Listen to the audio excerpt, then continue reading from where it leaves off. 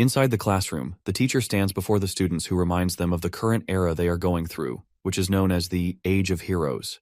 It has been 5,000 years since the hero record first appeared in the world, and the lower world has undergone many changes in that time. For example, the Royal School of Dalan has been chosen to host this year's Lumine entrance examination. The teacher is filled with excitement, confident that among the students, some have the potential to become heroes. However, not everyone shares the teacher's enthusiasm. One particular student, seated in the last row, appears completely uninterested and is instead catching some Z's. This student, of course, is Leo. The teacher is frustrated by his lack of attention. He reasons that if Leo isn't paying attention, it must mean he already knows the material and sees no need for instruction.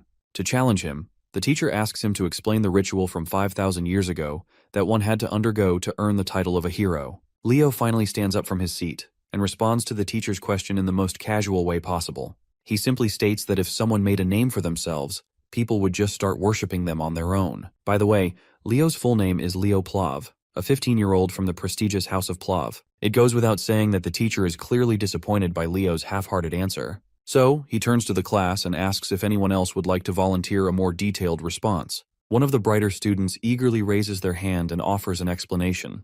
This student explains that in ancient times, there was no direct way to gain the gods' recognition. Instead, only holy rituals were used to choose who would be considered a hero. A prime example of such a ritual is the ritual of blood. The teacher is thoroughly impressed by the depth of the answer. He's certain that this student, Gullivan, will become the greatest magical genius in the kingdom. Gullivan hails from House Tratton. Anyhow, it seems like Leo is getting pretty tired of the usual nonsense he deals with on a daily basis. From his perspective, meeting the gods was nothing special back in the day, as it was just a part of life. After all, the gods once gifted the lower world with a miracle to celebrate the great heroes who fought against Erebos, the hero record. But for some reason, Leo can't understand why he's the only one who's been completely erased from history. Almost 5,000 years ago, humanity was brought to its knees by Erebos, a being known as the genesis of evil. To rid the world of this darkness, 4 great heroes united. In the end, all of them perished in battle, leaving only one man standing, Kyle, the last hero, who represented human side. Thanks to his friends' sacrifices, Kyle defeated the incarnation of evil and saved humanity. But that was 5,000 years ago. In the present day, history tells a different story, one where Kyle is completely erased from the record. Everyone is taught that it was Lycinus's sacrifice that brought about the defeat of Erebos, the genesis of evil. This has gone unquestioned until now. The real twist comes when Kyle, reborn in this era, learns of the tale of Erebos' defeat and realizes his name is nowhere to be found. We will follow the story of reborn Kyle, who, after discovering his absence from history, enrolls at Lumine Academy, the hero academy that houses the hero record, determined to reclaim his place in the world. Years have passed since the reincarnation of the hero Kyle. No one seems to acknowledge his role, and it's starting to get to him. Later, the students gather around the windows, all eager to catch a glimpse of the Zerdinger clan as they march through the corridor. At the front of the group, there's a lady, Celia Zerdinger, a name that piques everyone's interest and curiosity. An announcement rings out, requesting all students to gather in the auditorium for a mandatory assembly, as the Zerdinger clan is visiting the school. As Leo begins to leave the classroom, Gullivan calls out to him. He asks if Leo plans to try and get noticed by the Zerdingers, but Leo, uninterested, simply shrugs it off. He has no desire to get involved in whatever spectacle this is. He just wants to go home. This nonchalance only fires up Gullivan. He can't believe how casually Leo is walking away from such an opportunity. In order to look just as cool as our boy, Gullivan explains that he himself does not care about Zerdingers either, but he's definitely going to check out Celia, especially since he considers her a fellow rival. Well, we can tell that this is just a lie, as he is definitely looking forward to being recognized by Zerdingers. Later, we find Leo in the dojo, visibly worn out after tirelessly swinging his practice stick. He eventually grabs his sword and heads for the exit. Just as he steps outside, he's ambushed by a woman who charges at him with the force of a runaway train. Leo, though startled, manages to block her strike with his blade. It's clear from their interaction that this isn't the first time these two have crossed swords. They have a shared history, one where such exchanges are far from uncommon. The lady is looking forward to sparring with him after so long, and declares that this match to be his final test before she grants him permission to attend Lumine Academy. As it turns out, this formidable woman is none other than his mother. In an instant, she lunges at him again, and their swords clash once again.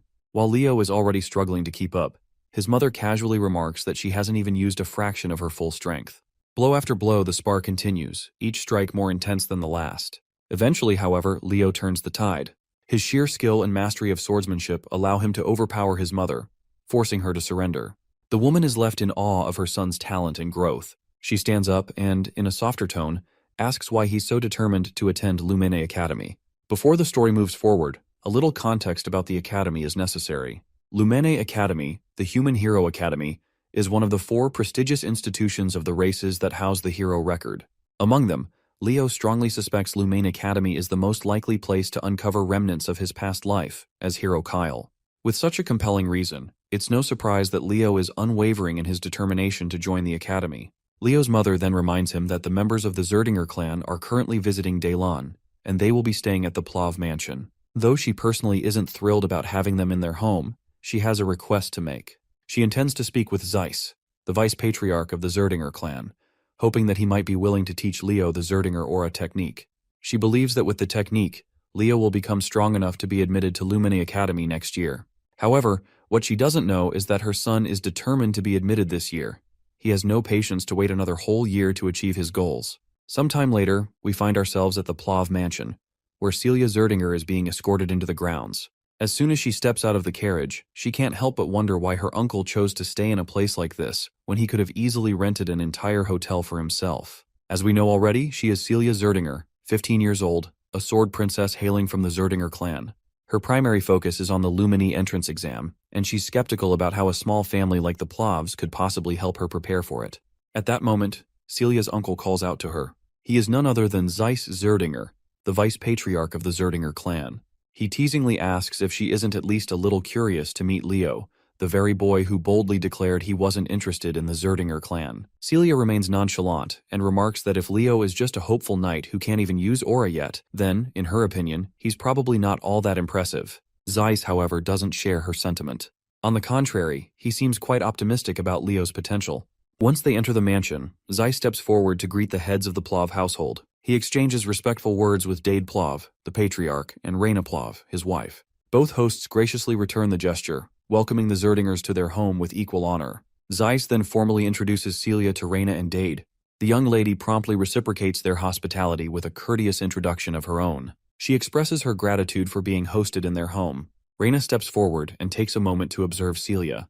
She notes that Celia closely resembles her father and uncle, both in appearance and behavior. Celia, in turn, takes note of Reyna's striking black hair and red eyes.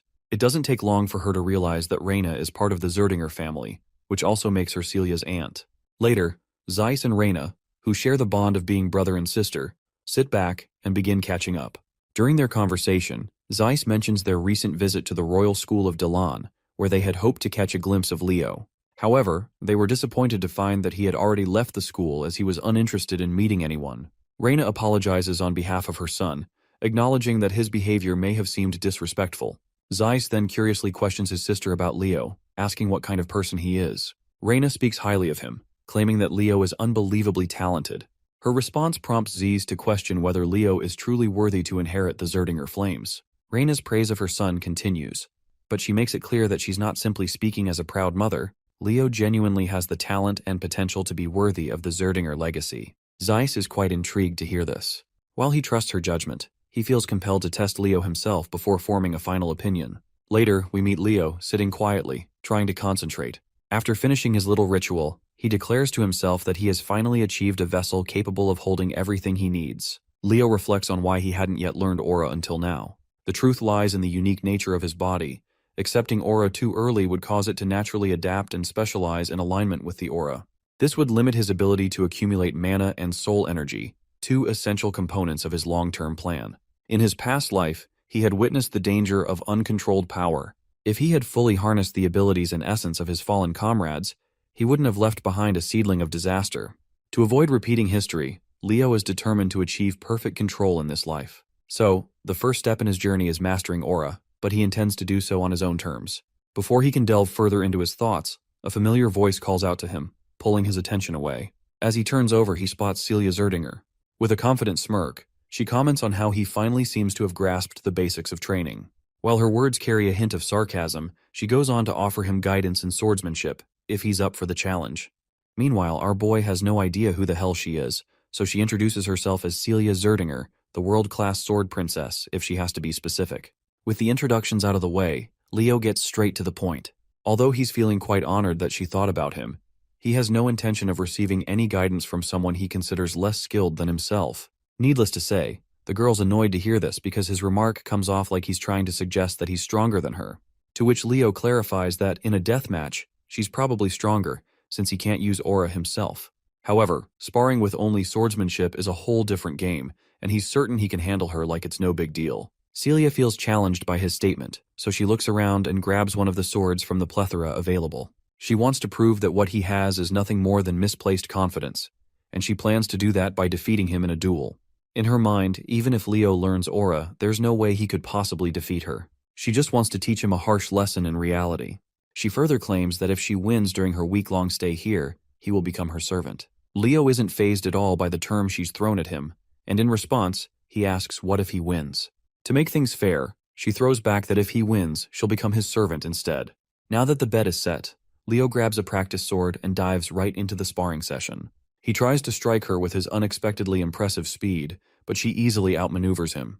However, she can't help but notice that his speed is actually quite concerningly good. However, Celia is sure that this won't be enough for him to win. As they both charge at each other again, Leo lands a brutally heavy strike, and the sheer strength behind it overwhelms her. She quickly steps back as the force becomes too much to handle, and when Leo's sword collides with the ground, it shatters instantly. But he doesn't stop there. He charges at her once more. The once arrogant lady is already starting to regret challenging Leo, and she's certain she can't possibly block the incoming strike. So she braces herself and takes the hit head-on. But, to everyone's surprise, she didn't take any damage, because she had used an aura armor in the last moments, even though this wasn't part of the spar, because this spar was purely meant to be about swordsmanship. This arrogant piece of work doesn't own up to the fact that she couldn't dodge his attack. Instead, she makes an excuse, claiming it was just a reflex. But Leo declares that he's already won, and it doesn't matter. Of course, this leaves her in disbelief, as she's not ready to hand him the victory that easily. Leo had expected this, so he throws off the magic weight bracelets he was wearing to hold off his physical strength. In the next hit, he literally shatters her barrier, leaving the girl completely boggled. Meanwhile, Leo shows her no mercy and gives her a taste of his full strength. Later in the courtyard, as Leo walks around, he stumbles across his mother, who promptly introduces him to his uncle Zeiss. Leo quickly bows his head to pay his respects, and Zeiss reciprocates, introducing himself as well. The two gentlemen then shake hands. His mother then asks if he's met Celia yet, to which Leo recalls how she had fainted after their battle due to fear. Before Leo can explain to her what happened, a knight approaches Zeiss with a report regarding the lady. Zeiss is fascinated to learn that Leo defeated Celia with a body that hasn't even learned aura yet. He personally expresses his admiration for Leo, saying it's nothing short of impressive. But Leo claims that she just underestimated him. Zeiss then questions what Celia lost in the bet, to which Leo happily responds that the loser was supposed to become the servant of the winner, so basically, Celia is his maid for the next week. As much as Zeiss dislikes this idea, he understands the importance of keeping one's word. Still, he makes it clear that Celia is from the Zerdinger house, so he can't possibly order her around to do maid's work. He hopes Leo will rescind the promise, and in exchange, he offers to personally reward our boy with something far more valuable. But Leo refuses the offer right away. He lets his uncle know that this was a wager between Celia and him, and as long as she retains the Zerdinger name, she needs to take responsibility. The uncle then questions him if he's also willing to let go of the opportunity to learn the Zerdinger's aura breathing method. Leo once again responds with a sassy jab. He believes that an aura breathing method given with the objective of preventing a niece from being humiliated holds no value in being learned. Since Zeiss has no other way around this predicament, he decides to get a little offensive. He questions the boy directly, reminding him that he just declared he would use the direct lineage of the Zerdingers as a servant, and that the Zerdinger aura breathing method is worthless. Leo remains unhinged and unafraid of the consequences about to surround him, simply claiming that what his uncle just said is indeed true. Out of the blue, Uncle's mood softens, and he politely questions our boy if he does not think that what he just declared is impudent and impolite. Leo once again makes it clear that he had no intention of insulting the Zerdingers.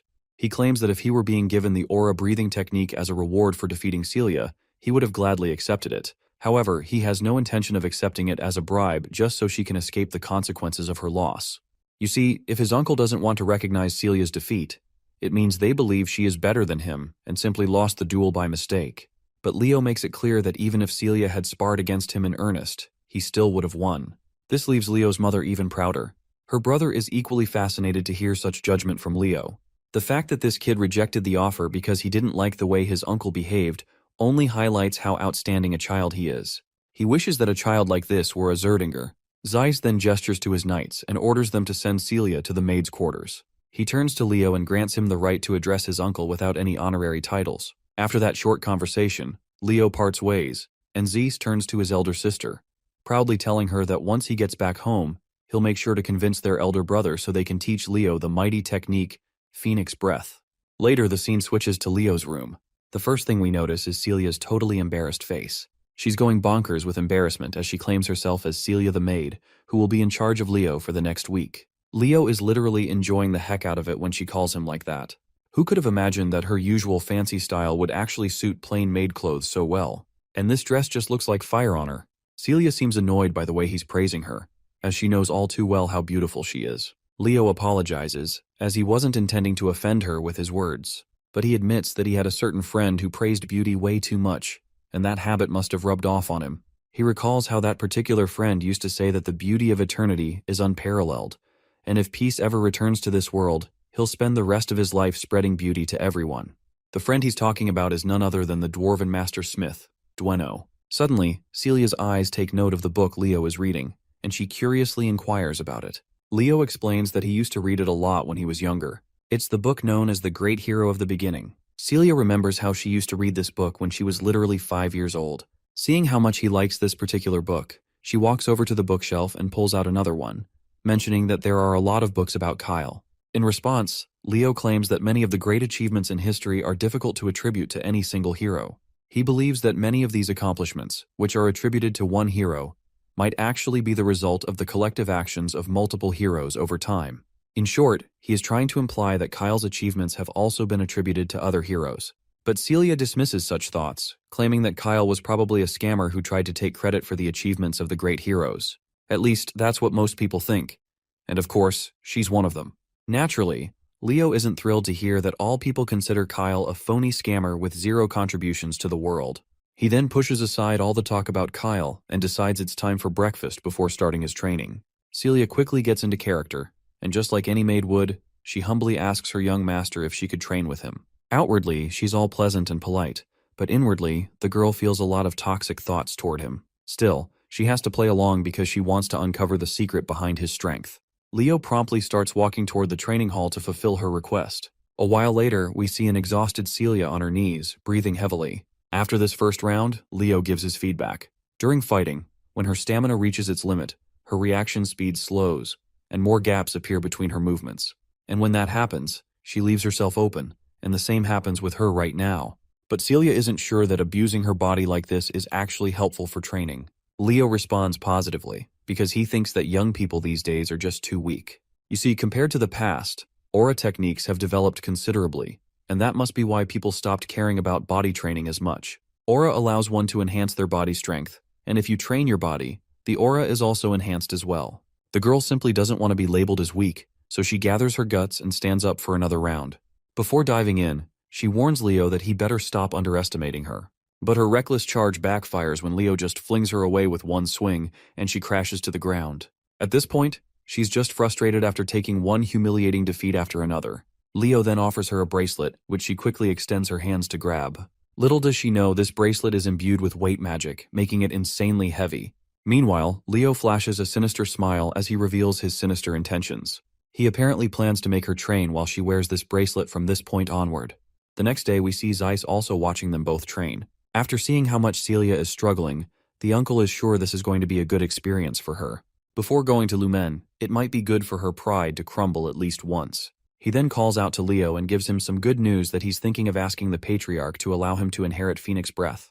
The mention of Phoenix Breath catches Leo off guard because, as far as he can recall, that's basically the Zerdinger family's origin for the aura technique. He's heard that only people who are recognized within the family can inherit it. Celia also raises her opinion that her father won't allow it that easily.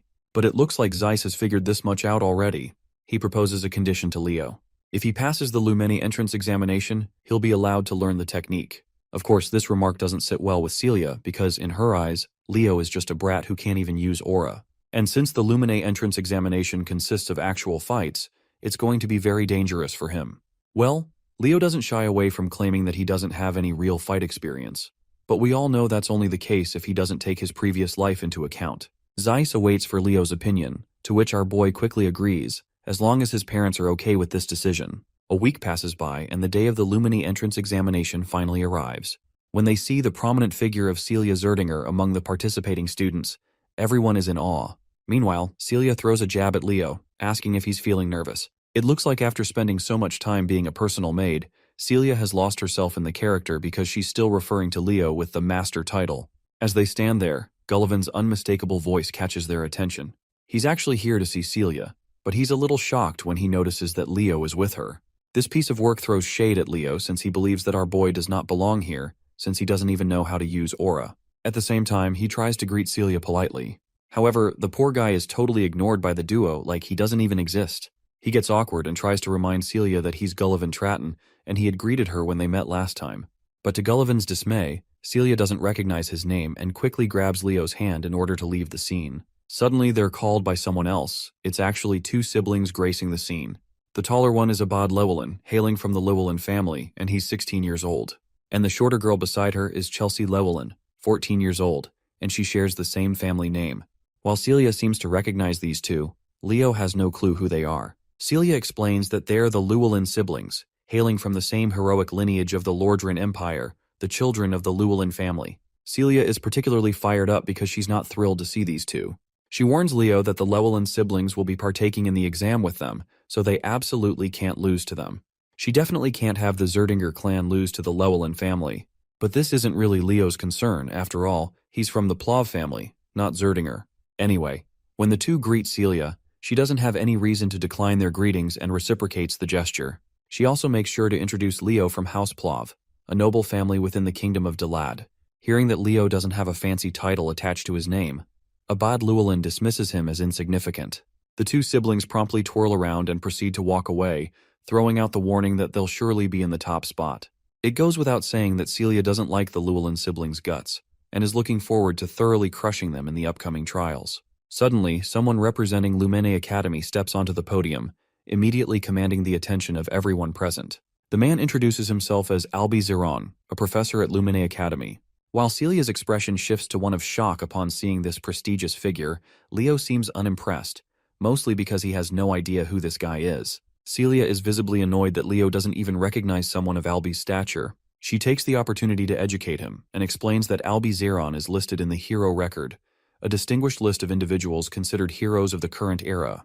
Leo takes a moment to observe the professor carefully and notices something peculiar: immense mana concentrated in Albi's left eye. Professor Albi then proceeds to address the gathered students. He begins to explain the format of the entrance examination. According to Albi, the trials involve two main components: one-on-one combat and monster subjugation. Traditionally, participants would take turns completing these tasks. However, Albi immediately clarifies that he finds such methods tedious and wastes no time proving his point. In an instant, he burns the sheet of paper he was holding, as if discarding the conventional exam structure entirely. And up next, he pulls out a thick, ancient-looking book. As he opens it, the teacher summons forth the first chapter titled Prologue, The Wild Forest. In that moment, a massive enchantment circle begins to glow under the feet of the entire student body. The scene is set, and no one has a clue what the professor intends to do next. But one thing becomes crystal clear, which is that Albi Ziron despises inefficiency.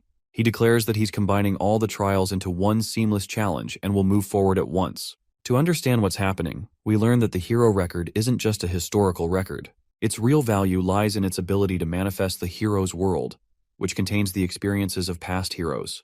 By accessing this world, one can inherit the power of a previous hero. Simply put, it's almost like a hero training system. All the students have been transported into this hero's world, known as the Wild Forest. The professor announces that their one and only objective is to survive. Whether they join forces or eliminate each other, they can do whatever it takes to stay alive. Those who want to quit can break the orb they're holding and return. That's all there is to it. After looking around for a few minutes, it doesn't take our boy long to recognize the place.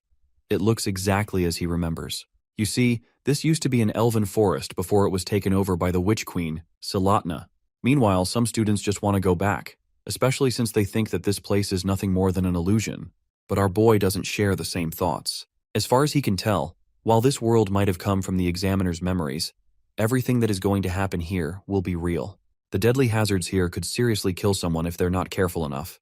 With the mention of danger, Leo notices someone's presence and is soon attacked by an arrow that literally shatters the ground beneath him upon impact. Thankfully, he's safe. But when he looks in the direction of the arrow's source, he sees it's the girl from the Llewellyn family, Chelsea. It looks like she has mistaken him for a member of the Zerdinger family, and because of that, she's determined to eliminate him. But Leo quickly makes it clear that he's a member of the Plav family. Chelsea, however, becomes more aggressive, thinking he's lying since she had seen him with Celia earlier. Without hesitation, she casts her magic windsickle. Leo seems impressed as he watches her chant a spell that didn't exist in his past life, but he also notices that the basics of this spell are not much different. Meanwhile, Chelsea is frustrated by how calm and composed he is while facing her. To shake him up, she unleashes her impressive ability at him, but Leo just effortlessly blocks it with a single swing of his sword, and the mana blade she sent at him simply falls away. This leaves Chelsea unsettled. From what she can tell, he didn't even use aura, so how has he blocked her attack so easily? Our boy just rubs salt in her bruised ego by casually claiming that her attack was too simple. He invites her to form an alliance as it will be beneficial for her. He reminds her that the one who survives the longest earns the most points, so as a sorceress, she should at least try to pass one test before getting eliminated. I don't even have to tell you what her response is. She quickly fires back and boasts that she is not your typical sorcerer, she's a battle mage. She's offended by his comment where he called her attack simple. Feeling the sting of his words, she channels all her power to crush him on the spot, just so she can prove she's not the weakling he thinks she is. But all of her attacks end up being pointless, as Leo isn't even standing in the direction where the blades are heading. What's worse is that she can't feel a trace of mana anywhere, so she can't even spot him where he is. But her eyes soon meet Leo, who's right in front of her with his fist balled up. We don't get to see if that punch lands on her terrified face or not, but one thing is clear. Her knees lose the strength to hold her up, which is a clear sign of victory for our boy. Leo, however, once again reminds her that the offer to join forces is still on the table if she changes her mind. Before we can hear her response, the scene cuts to the faculty of Lumine Academy, who are watching the show through a digital window. They're thrilled to see that the battle is finally heating up. Back to Chelsea. It looks like she's getting no mercy. Leo has tied her to a tree trunk, and the look on his face clearly shows he's not exactly having good intentions for this poor girl. He also makes sure to start a small bonfire since the night is settling in. The fire intensifies, and flames begin to crawl toward the damsel in distress tied to the log. Seeing the flames causes her to panic. But she could avoid this fate if she agrees to cooperate with Leo. But well, this lady is as stubborn as they come and refuses outright. She makes it clear she needs no one to ally with her except for her brother. She tries to use some wind magic, but her efforts prove futile because Leo has already placed a skill that restricts magic. Though inwardly, he reveals to us that he doesn't have enough mana to maintain this skill, so it won't last much longer. The lady finally relents, thinking she doesn't need magic to get herself out of this mess. But that's exactly why Leo is here. He's more than ready to keep a close watch to make sure she's not trying anything tricky. Without hesitation, he cranks up the intensity of the fire, and soon the flames begin to catch on her. Even her clothes start to burn. Well, that's the last straw. The girl finally concedes and agrees to form an alliance with him. But of course, a few words aren't enough to convince Leo. He tells her to swear on her family's name. The girl quickly fulfills his demand, swearing on the Llewellyn family name that she will cooperate. Finally, Leo releases the ropes that were holding her, but before she can fall into the scorching flames, he cradles her in his arms. The scene transitions back to the teachers, who are diligently watching the students perform. So far, Albie Zeron has not seen a student who can live up to his standards. To think that most of the students chose to compete and fight each other seems utterly foolish and ridiculous. The only ones showing real strength to the point where it's noticeable are Celia Zerdinger and Abad Llewellyn, who are working closely together. At least this gives him some reassurance that there is still hope for the students. Then, his attention shifts to Leo and Chelsea, who are also working together. His eyes are particularly fixated on Leo. Although the fire stunt he pulled on Chelsea was pretty immature, getting Chelsea Llewellyn to cooperate at least earns him a passing grade in Albie's eyes, especially since he doesn't possess the power or grace of Celia and Abad. However, it seems this is where the teacher is utterly wrong, because our boy took down Celia without even breaking a sweat. Regardless, Albie Zeron considers Leo an unexpected dark horse in this competition. After slashing down a few monsters in their path, both Leo and Chelsea decide to move forward. It seems that Chelsea has finally started to realize that forming an alliance with Leo wasn't such a terrible decision after all. She then asks him what aura he's using, as she hasn't detected any mana from it. To her surprise, Leo casually drops the bombshell that he doesn't even know how to use aura. Unsurprisingly, this shocks and surprises her. While they're going back and forth, a monster is lurking behind the bushes, keeping a close eye on them. But Chelsea quickly notices the presence of the monster and fires at it instantly. Not gonna lie, this attack was way too overpowered for such a feeble monster. Even Leo admits that she does indeed have impressive strength, but the way she uses it is completely wrong. Suddenly, Leo senses something strange and tells her to halt her movements. He's noticed something odd in the sand. When he crouches down, he notices dry ground and decayed dead bodies of people. Out of the blue, an explosion erupts, but Leo quickly jumps away while carrying Chelsea in his arms. The sneaky bastards who had set the trap finally emerge from hiding. It turns out it's Gullivan and his partners.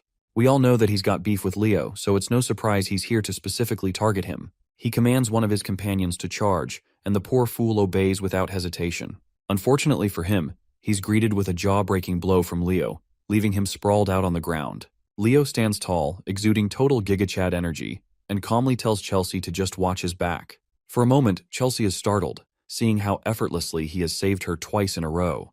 But she quickly gets up and positions herself behind him, ready to face the remaining goons. Meanwhile, Gullivan does what he does best, runs for his pathetic life. He abandons his crew, desperately trying to put as much distance between himself and Leo as possible. The only thought crossing through his mind is to find a partner fast. As fate would have it, Celia spots him from a distance. Instead of chasing him, she calmly walks into the direction he's running from. When they finally arrive at the scene, what they see is jaw-dropping.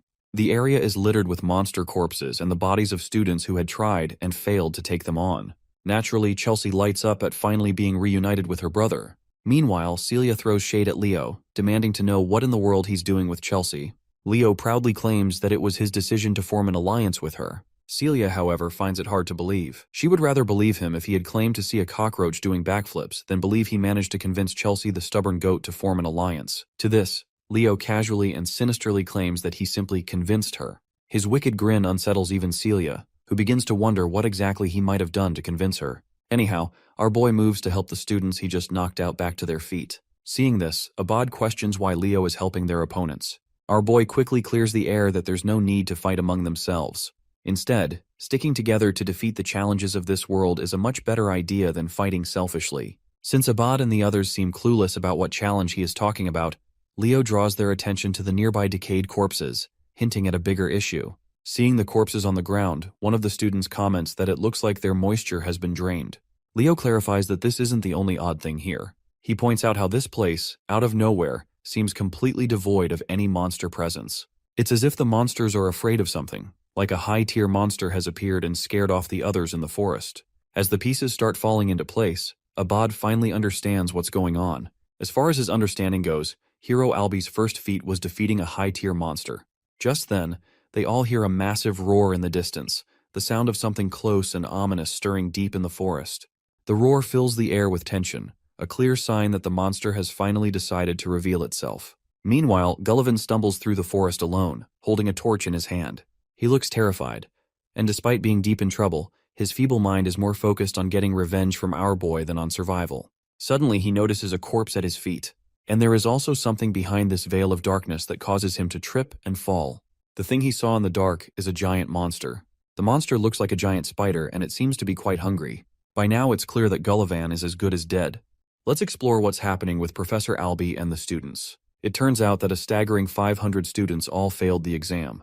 The real problem is the fact that the selection process requires the selection of at least 100 students, but there are only 50 of them still left in the test.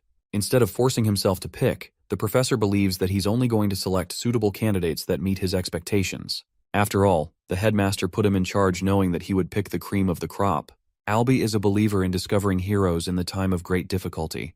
He has gained an interest over Leo Plov, a dark horse with unexpected talent. The question is, will this dark horse be able to overcome the harsh exam? Going back to the scene of the students in the exam, they're fast on their feet and have trouble navigating because of the dark atmosphere. Celia illuminates her blade and claims that she's seen something up ahead. Her sword's red shimmer reveals the face of the terrifying spider who is currently devouring its prey. It strikes fear into their hearts as Abad rushes to use a mage spell to take down the threat. However, Leo is quick to stop him and advises Gullivan to break the crystal. Of course, Gullivan is out here becoming breakfast between the spider's teeth, so he can hardly move. He decides to smash the blue crystal, sending a wave of electricity inside the creature's mouth. With their preparations ready, Abad charges his Windfang spell and releases it upon the menacing creature. His attack manages to wound the monster, but fails to deal the killing blow. The four of them are horrified to comprehend the level of threat they're up against. This creepy crawly is the Spider Princess Tarantula, and she's not cute. One student foolishly lunges in with the hopes of a melee attack. He's humbled too soon with a single strike to his body, sending him crashing to the ground. Next up is Celia, who is arrogantly assuming that she'll end the fight with a single attack. Activating the Prominence spell, she releases a sharp yet destructive beam of red, piercing the creature's body and sending it waves of pain. However, the spider is as durable as a tank and quickly recovers, making Celia's approach useless as well. Abad uses this moment to talk her down, claiming that a mage and a knight's destructive power is incomparable. He releases a wind spell, Raphael, to slice the spider in an endless spiral. However, by the end of his attack, he's terrified to find the creature alive and well, staring him down. Sensing that her brother is in imminent danger, Chelsea casts her Windbreaker magic to help him out. Still, Abad suffers a cut from the spider's claw, though his sister's attack cushions the blow with her magic. She comes to check on him after he barely made it without losing an arm.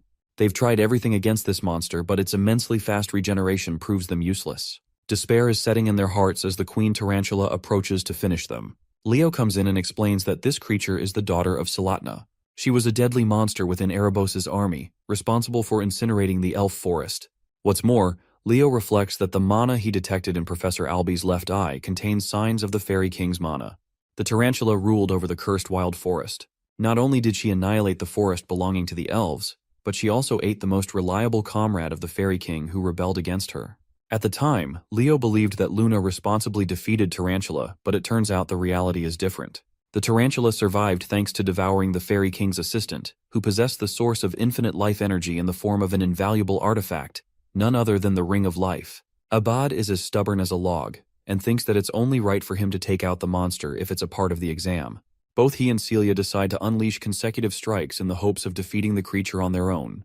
The tarantula endures their wrath, but Leo thinks it's all useless since the creature will just keep regenerating to no end. In fact, they'll be the ones to run out of mana first. In a last-ditch effort, Celia asks for his opinion on how they should handle the monster. Leo explains that it requires the teamwork of two, but his suggestion is immediately met with disagreement by Abad, who is selfishly hoping to overcome the monster on his own. The same goes for Celia too. With both of them acting like children, our boy comes and gives them a dear reality check, that if they don't work together to defeat the monster, they will all fail. His words finally get through. Abad amuses the possibility of them working together, and thinks that it will still consume some time to initiate a joint strike that kills the creature in one go. The thing is, since no one apart from them can stall the monster, it's going to be hard. Deciding to step up and contribute in their struggle, Leo expresses that he can buy some time for them. Celia thinks he's become a nutcase and reminds our boy that he can't even use aura yet. Leo confirms that he can hold out no longer than 5 minutes for them in his state. The magician Abad is afraid that their coordinated attack might still fail by then. However, Leo is absolutely certain that it will work and picks up a weapon from the ground. He adds that both fire and wind elements share a great affinity with each other, so it will be sufficient. Despite their differences, the Sword Princess and the Great Magician become allies, while Leo looks up to the ugly spider as a good challenge and a reminder of his past life. The fight begins with our boy impressively slicing off the creature's limb with a sharp swing, shocking the other two students. He goes on to annihilate the creature's face, and finds himself satisfied to find the monster of Tartaros. Exploring a flashback of the past, we see an elven child running in frightening tears. Unfortunately, the monster Tartaros captures him with its webbing. With the boy completely immobilized in the creature's net, there's just no chance of escaping anymore. The spider quickly arrives, ready to consume him whole.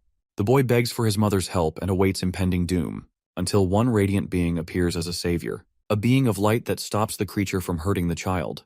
Luna felt infuriated with the creature wreaking havoc on her homeland, and going as far as to devour the contractor responsible for being the right-hand man of the elven forest.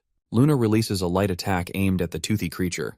Her magic attack enveloped Tartaros, caging the creature before sending down a column of thunder. Luna wasn't expecting Erebos' army to have come and conquered the elven forest as well. At the time, Leo in his original life became responsible for freeing the kid, helping him escape the webbing net. Let's explore the current scene, where he's standing with an axe in hand, ready to buy time for his teammates. Still, he can't do much without his aura. Requesting Chelsea for help, Leo instructs her to use elemental magic, targeting him with her weapons. He evasively dodges a strike. Because of his immense speed, Chelsea is concerned that he might get caught up in the attack at this rate. However, Leo emphasizes that he's going to be just fine so long as she hurries up. Chelsea activates her magic, ready to mold any kind of weapon for him. Leo is fine with anything as long as it works. She manifests a weapon for him, while he guesses that she's preparing a scimitar and a bastard sword. With both weapons in hand, Leo unleashes his fury of slashes, cutting down on the spider. With each weapon breaking, Chelsea sends another one in his direction. He catches a dagger and a battle axe. Leo's shocking and overwhelming physical capabilities have shocked Chelsea to the core, so much so that she thinks he's an expert in martial arts. Even Abad can't help but think of him as strong. Still, it's not like he's invincible, as a sharp cut grazes his face. Leo thinks that if he can't even stop a stupid spider here and now, then his friends will never stop mocking him in the afterlife. He ramps up the intensity and cuts down the spider, requesting for another weapon. Unfortunately, Chelsea is all out of weapons in her disposal, which comes as a shock to him. Thankfully, however, Celia has already finished preparing her ultimate strike. She unleashes a roaring spiral of fire, incinerating the creature and defeating it at once. The ring of life drops is cleared from its body, and the monster is subjugated at last. Celia drops to the ground, thankful that everything is over now. Still, she can't help but focus on Leo's inhuman performance to hold back Tartaros for 5 minutes. Celia tries to praise him, but Chelsea is even faster with her words. She's become his #1 fan and thinks that his performance just now was comparable to the heroes of the legends. Leo doesn't think much of it, but this chick is going crazy for him as she wants to become a battle mage specialist. She pleads to learn from him. Funnily enough, Celia is hoping for Chelsea to receive exclusive training from him to get a taste of what suffering truly looks like. Anyway, our boy proceeds to grab the Ring of Life, which manifests Prince Silid as a fairy. He rekindles the prince's memory by saying his name. Hearing that, he goes back into the ring and accepting Silid as the Fairy King. This is all thanks to Professor Albie stumbling upon the Eye of Mana. The countdown for the testing ground is starting. Clearing Tay stage has earned them the reward of the Fairy King's pledge. Before they're transferred, Leo recognizes someone from his past life. Fast forward to Kalian Badian, the principal of the academy, who is reviewing the exam report of the Western Territory. His assistant wonders how many students Albie ended up passing because of his strict requirements. The headmaster is rather surprised to see 40 students coming clean from the exam, which still isn't a high number. The headmaster isn't too disappointed because this dude thought he'd only see 10 students passing at most. This is still a great achievement. Celia and Abad seem to be the top candidates in his expectations. The headmaster heard that there was someone who was recommended as the representative for the year. It's shocking enough that Albie of all people recommended a student. They're almost certain it has to be either the Zerdinger or Llewellyn candidate. But as it turns out, this candidate is someone that no one's heard about before, a name that exceeds both Celia and Abad in performance. We come to Professor Albie's side of things, who is sharply assessing the boy's abilities. He recommended the student Leo Plav as the representative of the Night Division. The headmaster expresses shock for the professor to speak highly of this brilliant student. He specifically described this candidate to boast the talent of a hero. Now that the examination is all done and settled with, our boy is enjoying a hot sauna all to himself, relishing in its warmth. The reward for clearing the exam is the Fairy King's pledge. Now when it comes to clearing a hero's living world, there isn't supposed to be a typical reward, but strangely, he was given one as the exception. Leo doesn't understand why and sees his mother standing in front of him. She confronts the boy, questioning if he knows why she was expelled from the House of Zerdinger. In an effort to rescue an ally, she ended up losing control and unleashed the flames of Zerdinger. But she hasn't come to regret her decision, not even now.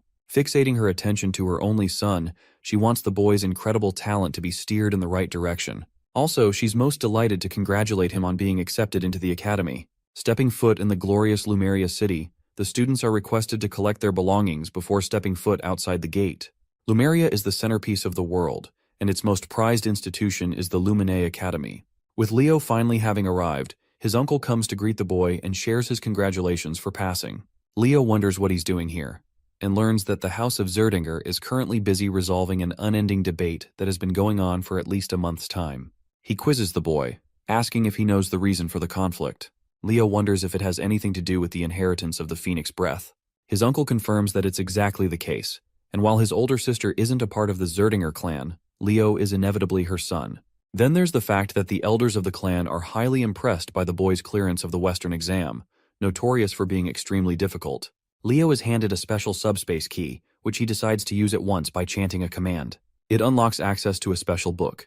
His uncle then instructs him to stain the pages of the book with his blood. Leo follows his instructions, biting his thumb and releasing the splattering drops on the page. Now that he's shared his blood, he has access to the information inside the book. No one else will be able to know. And while it isn't easy to master the techniques of the Zerdingers, his uncle is confident in the boy's talent and believes he will get used to it in no time. With this, he officially welcomes him to the House of Zerdinger. After their meeting, Celia requests to meet Leo in an unknown location. Suddenly, a girl randomly bumps into him, causing the both of them to crash. Glasses girl over here quickly gathers her books, apologizing for her careless rushing. She goes away when Leo notices her card. He picks it up and learns about Chloe Muller, who is a freshman at the academy. Leo opens the door to find an annoyed Celia, who reminds him that they've got a lot of things to shop for and he's already late. He apologizes, as he unexpectedly ran into his uncle before coming here. Beaming with joy, Celia curiously asks what happened. To answer her burning question, the boy commands the flames of the Zerdinger family, questioning if he's doing things the right way. Seeing this, she's in utter disbelief. The confident Leo managed to master the secret technique in less than a month. His incredible achievement causes her to fall in shock and leaves her wondering if he's even human. Later that day, the Sword Princess and the Forgotten Hero are spotting a ship docking nearby. Professor Ain Elandieu introduces himself as the instructor of the night class. He wants the students to board the ship immediately, as they will be leaving for Lumen soon. The journey begins with the students leisurely enjoying their time. Leo and Celia look like a couple, which causes a confident young fellow to release a comment that gets on Celia's nerves. This an alchemist from the kingdom of Moira, and he's a merchant with everything to sell. He attempts to do business with the couple in case they need supplies at the school. Leo introduces himself by his student identity and explains that he belongs to the kingdom of Delad. Thomas is noticeably surprised to hear this, because that kingdom took the difficult Western exam. Leo wants to address the elephant in the room, as he's finding the whole setting a little too strange. It seems too peaceful, even though Celia thinks that this is the standard treatment the freshmen should receive after clearing the exam. The boy turns his attention to their instructor, while Thomas agrees with Celia's understanding of the situation. All of a sudden, the ship shakes as a gigantic tentacle rises from the ocean. It nearly crushes Thomas, while the rest of the students are begging for their instructor to intervene. Casually sipping his wine, their teacher mocks them for ever even asking for help. He reminds them that the students of the Lumen Academy are expected to perform their best in the time of danger, so this is a challenge for them to overcome on their own. They're up against the ugliest of the uglies. A giant kraken stares down at the students. Even in this tense situation, the Forgotten Hero maintains his composure and slices the creature's tentacle with his blade. Celia's also doing fine on her own. Experiencing the fiery attack of the Sword Princess, the kraken reacts with a water spray, causing Celia to get drenched. The monster grabs Thomas, who's shouting his mouth off. Seeing this, both Celia and Leo come rushing full speed to slice the creature down. With the alchemist's greed, he offers his shock. He was expecting the Sword Princess to do well on her own because of her reputation, but he wasn't expecting another student to be just as fierce. Poor Thomas nearly gets crushed by a frozen tentacle and shouts at the person who could have killed him just now. Chloe, the glasses girl that bumped into our boy, is commanding ice magic and holding the monster off on her own. She talks down on the alchemist, who is needlessly becoming a burden in the fight instead of staying behind. Thomas confesses that people like her don't give a damn about those weaker than them trying to help. With another piece of tentacle crushed, we get to see the dynamic duo of Abad and Chelsea rising to the scene. They're still not done with their rivalry between the two clans. Still, the battle mage has her eyes set on our boy despite being enemies.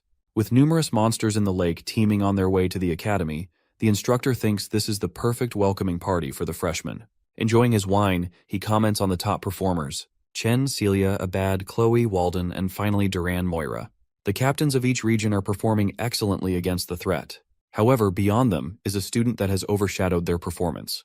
An unknown freshman with no commanding dominance in any region. His swordsmanship is the definition of perfection, and he's reacting as if he's predicting every attack. The instructor is glad that he's going to see the boy unleash his full potential in his classes. Anyway, the useless alchemist is quick to run out of his potions as they finally arrive at their destination. Hopping off from the ship, the instructor expects the students to get used to the monster treatment, since they're going to deal with it a lot. It's time to explore the glorious entrance hall. The Lumini Academy's training grounds are extraordinary. Many spectators are hoping for the freshmen to put on a good show. The entrance ceremony is soon to begin. The night division is grouped by their instructor, who wants the captains to come to the front of the lines. The headmaster of the academy oversees the announcement, expecting great things from the hero candidates of this year. Kalian emphasizes to the students that if they ever want to become strong heroes, they'll have to risk their lives and always be expected to surpass their limits. Slamming his fist to the ground, the headmaster believes that if they can't do the bare minimum of what he just mentioned, then they don't belong to the prestigious institution. And then a second later he melts into a grandpa, acting like he didn't just intimidate the crap out of them. Kalian points out and asks why they've all gone quiet all of a sudden. His radiant reputation and image as the brilliant swordmaster slowly gets tainted by the day. Next up is a speech from the freshman representative, a name that the first years are looking forward to. It's not Celia, Abad, Chloe, or anyone else. Only Leo Plav's name is chanted, coming as a shock to even him. He quickly turns to the professor and realizes that he must have recommended him. Leo approaches the podium and addresses the professors and seniors with his speech. While this is going on, many students are bickering about the talks of this unknown student.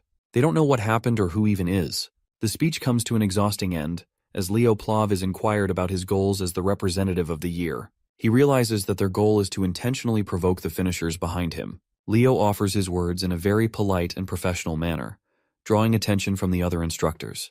They think it's going to be a very reserved ceremony, until our boy goes crazy and openly declares that he's ready to accept any of them challenging him for the position. This hostile and bold announcement provokes the top rankers, but Leo doesn't really care about who it is he has to go up against. With the announcement settled, the students go to their dormitories.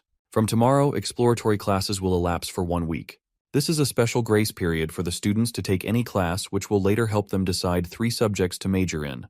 The students are promptly advised to rest up so they don't face a first-day late class. Leo's room is designated right next to Thomas, who is excited for his first class tomorrow. They exchange a goodnight greeting and Leo collapses on his bed. His mind is busy wondering what he's supposed to accomplish in the academy. Seizing his place in the best institution, he desperately hopes to find his long-lost hero record. The next day at the cafeteria, Thomas wants to share a seat with our boy who doesn't really care and approves the request. Leo receives an annoyed visitor, someone he isn't familiar with. This guy is Duran from the Central Region, and he's here to confirm if the challenge he stated in the announcement carries any weight. Leo understands that his speech was provocative in its fullest. After all, it invited a stranger to take him on in an aggressive manner. Duran thinks he's some hotshot of the Central Region, but Leo simply doesn't give a flying fuck and continues drinking his fruit juice. Pissed for being taken lightly, Duran lashes out by releasing a thunderous kick, sending the table flying. However, Leo's inhuman speed helps him rearrange the ingredients and reform his perfect cheeseburger. This man is the definition of class as he made a meal out of the occasion. Leo provokes him, stating that he just couldn't ignore free food to waste away like that. Duran, on the other hand, is in the mood to kill this guy with his every word. He thinks the freshman representative is much weaker than he is, which his ego can't stand. Intervening the fight, their instructor casually rests both his arms around the 2 students. He politely mentions their ranks as the representative as well as the captain of the region. The instructor is hoping they're prepared to receive due punishment for engaging in a fight on the first day. You can just see both their faces crying for help. Let's jump ahead and visit the first exploratory class of the night department. For some reason, Celia is concerned why Leo isn't around. He emerges at last, completely exhausted for breath. His condition invites Celia's attention, because she thinks he fought with someone. Leo decides not to say anything for the time being. Class is about to start. Ain introduces himself as the instructor of the first-year night classes. Thomas notices that Duran is on bad terms with Leo already, while their teacher Ain talks about the 3 main powers derived from mana. The first being magic energy, the second is soul energy, and finally we have aura. Of the 3, aura is deemed the most difficult to handle. Celia adds that it's because aura requires losing mana fluidity during the conversion process. Her answer is spot on, as magic and soul energy tend to use mana in its natural state. But aura, on the other hand, absorbs the mana and converts it to suit the body. He demonstrates what an aura looks like and wonders if any of them knows how to use the processed aura from their bodies. Collecting her thoughts, Celia fails to come up with a reasonable answer. The freshman representative breaks his silence and explains that utilizing an aura's power requires the burning of mana. He's reached the right conclusion as pointed out by the instructor, which then makes him ask about the most crucial aspect of the process of burning mana. Leo quickly responds, stating that it is stamina. Impressed by the boy's understanding of aura, Ain asks if he's ever studied the concept before. Turns out he hasn't, which is yet again another impressive feat. A person who hasn't even studied aura somehow extensively managed to grasp its true essence. Deciding to put an end to the theoretical explanation, Ain thinks it's about time they do a little exercise. Using his aura, he casts a wave-like platform called the Aura Step. This fundamentally relies on concentrating one's aura power into their legs. Ain descends to the ground and excitedly mentions that the applications of aura are practically endless. Some of the other students experiment and spar with each other, while Celia teases our boy. She's ready to teach him how Aura Step works, so long as he calls her sister. Leo doesn't feel the critical need for her help, as he's fine with knowing the principles of aura.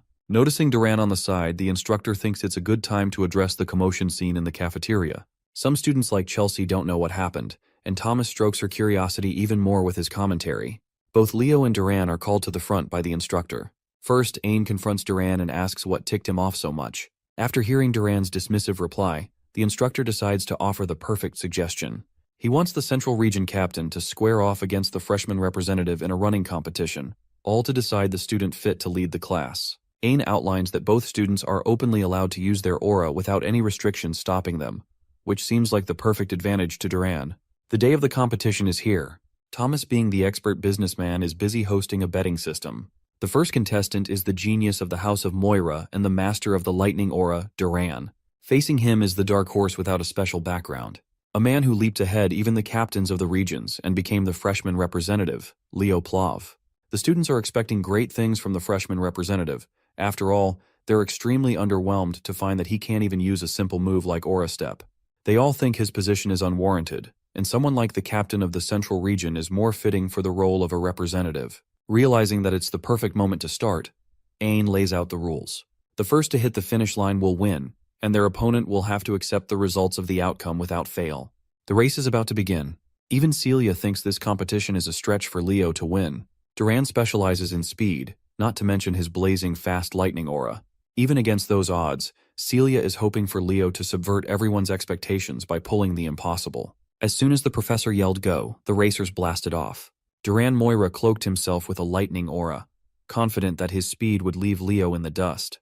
With impeccable running form, our boy was unfazed by the weak trash talk near the starting line. As the crowd expected, it looks like the cool representative of the Central Region is going to make quick work of the track. On the other hand, the freshman representative is lagging behind. Leo started infusing a bit of aura into his feet to kick it up a notch. The audience quickly labeled him a bastard who scammed his way into getting the representative role. In the midst of the crowd, which unanimously opposed him, a lone flower is cheering on Leo. Chelsea Llewellyn's passionate shout of support stood out. Focused on crushing the opposition, Duran continuously lived up to his family's signature attribute.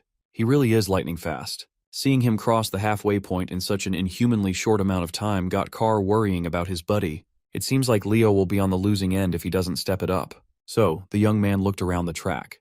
Much to everyone's surprise, he did not push to go faster but decelerated instead. Once his momentum was dead, Leo started running out of the track and into the walls. While it's true that Celia Zerdinger believes in him, there's just no logical explanation for his actions. He looks like an idiot. As everyone watching was puzzled, confused, and lost, Leo was focused on increasing the aura density in his feet. With multiple successive inhuman jumps, he fully went off track into the grass and finally leaped up into the stands. He turned around and watched nonchalantly as Duran stretched his lead with consistent speed. Leo's aura density reached its peak, the fiery force in his feet cracking the stands he was standing on.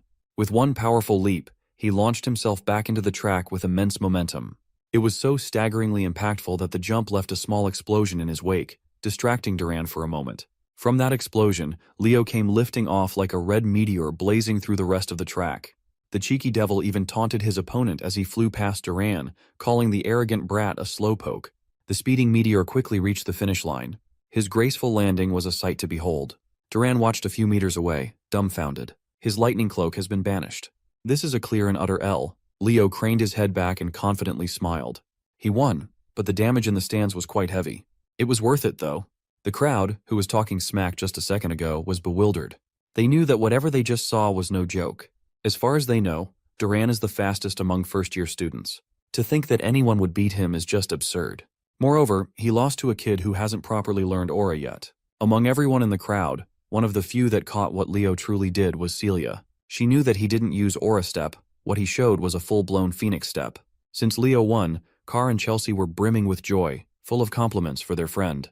The professor quietly deliberated what he had just seen. Duran used his specialty, lightning aura, and increased his speed. That was already expected, but the speed that the boy displayed was still mind-blowing. Meanwhile, Leo Plav was significantly slower in the traditional sense, but he was far better at handling aura. He gathered and focused his fire aura on his feet to blast off. He created a single formidable aura step in the process of doing so. It was a flawless application of a simple concept. Being the sportsman that he is, Leo came up to Duran and offered his hand while telling him that it was a good match. He even admitted that if this was a long-distance race, the results would have been different. Still salty about his loss, The brat refused to shake his hand, and even bumped his shoulder out of the way. The professor is positive that among the current generation of disciples they have, a formidable hero might finally be born again. As soon as Leo reached the corner of his friends, Chelsea immediately showered him with compliments. He was so cool that she expressed her desire to train with him. Carr asks Celia why Chelsea is so into Leo and not him when the answer is so blatantly obvious. Since the class was over, Carr invited everyone to the cafe, even offering to treat everyone. Leo apologized as he couldn't tag along for leisure. Without saying another word, he quietly walked away from his clique. When asked where he was going, he simply answered that he was going to listen in on summoning classes. Confused, his friends asked why a night student would sit down in a summoning class. As usual, the reason is for research purposes. There's still something Leo can't wrap his head around. Why did the Fairy King give him the pledge as a reward? As far as he knows, the rewards of the hero's world are connected to the world owner's power. The reward he received is seemingly related to summoning, but Professor Albie is a pure magician and not a summoner.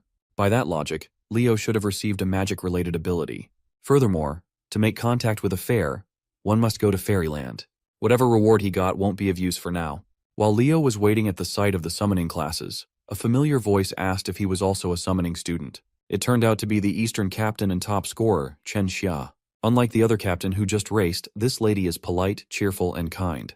They exchanged pleasantries, and she insisted that he just call her Xia from now on. She was sure that Leo was a student of the Night Division, so seeing that he also had an interest in summoning was very unexpected. He asserted that he's simply interested in spiritualism. If that's the case, then they are going to see each other more often in a lot of classes. When asked what spirit she made a contract with, Xia summoned a beautiful water sprite out of thin air. Unfortunately, Leo hasn't made a single contract yet. As kind as always, Xia insisted that if he ever needed help with spirit summoning, he should feel free to call her. Leo is not one to turn down help and connections. Then he made the mistake of asking a lady how old she was. Xia smiled and answered that she was 17 years old. She also knows that Leo is younger than her at just 15. In Leo's mind, he was thinking of how young Xia looked. She looks even younger than Chelsea. Sina noticed his brief pause and confronted him if he was thinking of something rude, which Liao denied. That's right, boys. Always deny. Anyway, she just came up to him to say that she was deeply impressed by his race against Duran. She was actually in the crowd while it was going down. The sight of him blazing through the track has been imprinted in her mind. With determination, she asked him to accept her challenge to one of these days. Amused, Leo smiled and didn't back down. After meeting all sorts of bombastic characters, it's nice to finally meet a normal person. And so, the Summoning Division's exploratory class has officially started. Right from the get-go, their venue was unusual. Instead of a classroom, they are out in the fields. A few notable figures are present. These two have faces and white hair, so they must be real characters instead of extras. Leo scanned the area and saw a very low number of students congregating. She already expected as much. Summoning isn't a popular choice after all. Just as he was wondering why the class was being held outdoors, the answer came flying down from the skies. A massive, scaly body with wings that covered the sun flew over the students' heads. The creature landed, displaying its fearsome figure for everyone to see. It was a black wyvern. Some of the students with paltry willpower lost strength in their knees as soon as they saw the beast. Then, the woman riding on top of the wyvern smiled and asserted that her wyvern seemed to have taken a liking to this class. She jumped off her mount and introduced herself as Yura Marin, the summoning teacher who's going to teach the freshmen for the entire school year. Yura is a grade A beauty with her long white hair, toned body, and devilish features. The hormonal students just wanted to become their teacher's summon at this point. Leo reckoned that if Pervy Dueno had been here, he would have lost his mind at the sight of a woman with a different type of charm than Luna and Lysinus. He would surely be inspired to make more cultured art. Going right into business, Miss Yura addressed her little greenhorns. The fact that they are in this prestigious program must mean that they have some talent in the field. The freshmen answered affirmatively. Miss Yura liked how confident they were. So they will be moving to the practice area immediately. She called in Carlo, the first-year summoning class associate professor, to bring out the griffins. Miss Yura explained that they would be riding together in groups of 2. They have enough griffins to accommodate everyone's asses. The problem is, this is everyone's first time handling something as finicky as a griffin. As soon as she heard a complaint, Miss Yura's eyes turned hostile as she asked if they wanted to listen to her lesson or not. Jumping on top of her black wyvern, she announced that those who think they can't ride a griffin should just quit and go back. Her scaly beast mirrored her intensity. It roared and flapped its wings, taking off while establishing dominance. While everyone was shaken, a long student stood proudly and unbothered. Associate Professor Carlo interjected lightly, telling the kids to hurry and follow the professor. Once they got over their initial fear and uncertainty, Most students found out that the griffins were gentler than they thought. Some of these four-legged birds are very tricky to deal with, though. It's just the luck of the draw. Leo and Zia partnered up for the activity. She politely asked if she could hold the reins, and Leo gladly gave way. And so the students were lifted off the ground 2 by 2. Those who adapted quickly caught up to the professor's pace, bypassing the sea by taking to the skies. They were not expecting to be allowed to do something so bold as to ride a griffin on the first day. As expected of Lumine's top-notch programs, everyone's uneasiness regarding the griffins is practically erased. Some students were even bickering as to who should hold the reins. Xia and Leo were breezing through the sky with Xia as the driver. She was a bit worried, but the griffin they got is a real sweetheart. But it's still best to be careful. Griffins are difficult to control for first-time riders. Seeing that everything was going swimmingly, Miss Yura decided to shake things up and pulled out a whistle. She blew on it with strength, emitting an imperceptible sound that only the griffins could hear. As soon as the four-legged birds heard the tune, it was as if something primal awakened inside of them. Their talons protruded in full display, and all of the birds started behaving erratically. The weak-willed students turned to the professor for help, not knowing that she's the reason why the beasts are going out of control. Miss Yura reckoned that those who can't even handle an out-of-control griffin should not call themselves a student of Lumine Academy. Even Zia, a reasonably experienced young summoner, was struggling with their bird. While she was trying to wrestle the bird with the reins, Leo grabbed her hand and waist to stabilize her seat. He warned her that griffins are prideful beasts. Trying to overpower them with strength will only make them act out even more. He was gentle with his touch. Leo finessed her fingers in subtle ways to keep the rampaging mount in control. Taking over from behind, he shifted gears and made the griffin fly faster than ever. They were going so quickly and steadily that they eventually passed the professor and her associate. Miss Yura praised his control over the beast. She turned to Carlo and confirmed if the first-year representative was an applicant for the Night Major. According to the records, that should be the case. He's riding so good that she wonders if he has a personal griffin back home. However, according to Carlo's records, Leo is not from a noble household that can afford one. That must mean he's operating purely on talent alone. It's still early in the class, but Miss Yura is optimistic that she might have just found a hidden little gem. After that sky debacle, every student eventually reached the island of summons, every summoning major's practice grounds. A lot of the kids were throwing up on the beach after such a nauseating wild ride. On the other hand, Leo is just roaming the white sandy beach in search of a suitable fruit. When he finally found one with the right size and ripeness, he motioned to pluck it off the tree and saw a burnt feather. His mind started racing with possibilities, but he kept it to himself for now. After grabbing the ripe fruit, he fed it to the griffin as a sign of gratitude for bringing them to the island safely. With everyone accounted for, Miss Yura called everyone to gather up. From now on, they will be taking a practical exam on the first day, no less. Some of these kids just wanted to check out the exploratory class period, but now they're facing an impromptu exam. Miss Yura explained that compared to the other two majors, the path summoners must walk goes much further. Everyone should already be aware of that. For summoning, just having control over mana is not nearly enough. In order to make a proper contract with a suitable spirit, one needs the proper spirit affinity. To command your summons adeptly, adequate taming ability is a necessity. The path is hard and complicated. That is why the number of summoner heroes is vastly lower than that of the other two traditional classes. However, compared to other heroes, summoners who rise to get the title accomplish much more than the vast majority. Great summoners have deeply etched their names in history. That is the allure of being a summoner. Every student here wishes to become that sort of legendary figure in their own right. Eliza Hergen, from the renowned summoner hero family of the North, the Hergen clan, stepped up to the challenge and asked the professor what sort of exam they must face. Miss Yura explained that, as the name suggests, the island of summons is full of beasts and spirits. Since a summon is considered a form of weapon for summoners, the exam will test every student's taming ability. With that in mind, the contents of the test are simple. They just have to tame a summon in the forest and bring it back to the beach. After taming and making a contract, they are free to keep the summons. The students erupted in celebration. It's not every day that they get an opportunity to tame their own beast. While everyone else is rabidly running into the woods, excited to find their new pets, Leo just calmly walks into the forest. Surprisingly, Eliza followed him from the entrance. The rumors of his victory over Duran have quickly spread. Seeing him in the summoner class, she can't help but say hi. The other prominent students in the class took note of this interaction. Leo waved Eliza off and nonchalantly insisted that he was just doing the best he could. Seeing him dismiss her like she's some random commoner infuriated Eliza. Observing her students from afar, Miss Yura can already see the key members of her freshman class. A few minutes later, quite a few students had already started the process of taming their chosen beasts. None of them caught Leo's attention, though. Some of the students noticed that the freshman representative was going a bit too deep into the forest. Some were praying for his downfall, thinking that he'd fail to tame a summon, receive a 0, and run back to being a barbaric knight major. Unbothered by all the hubbub, Leo followed the trail as deep as he could. His guiding light is the feather he saw from the orange tree earlier. A few minutes ago, its tip was burnt badly, but now it's back to pristine condition.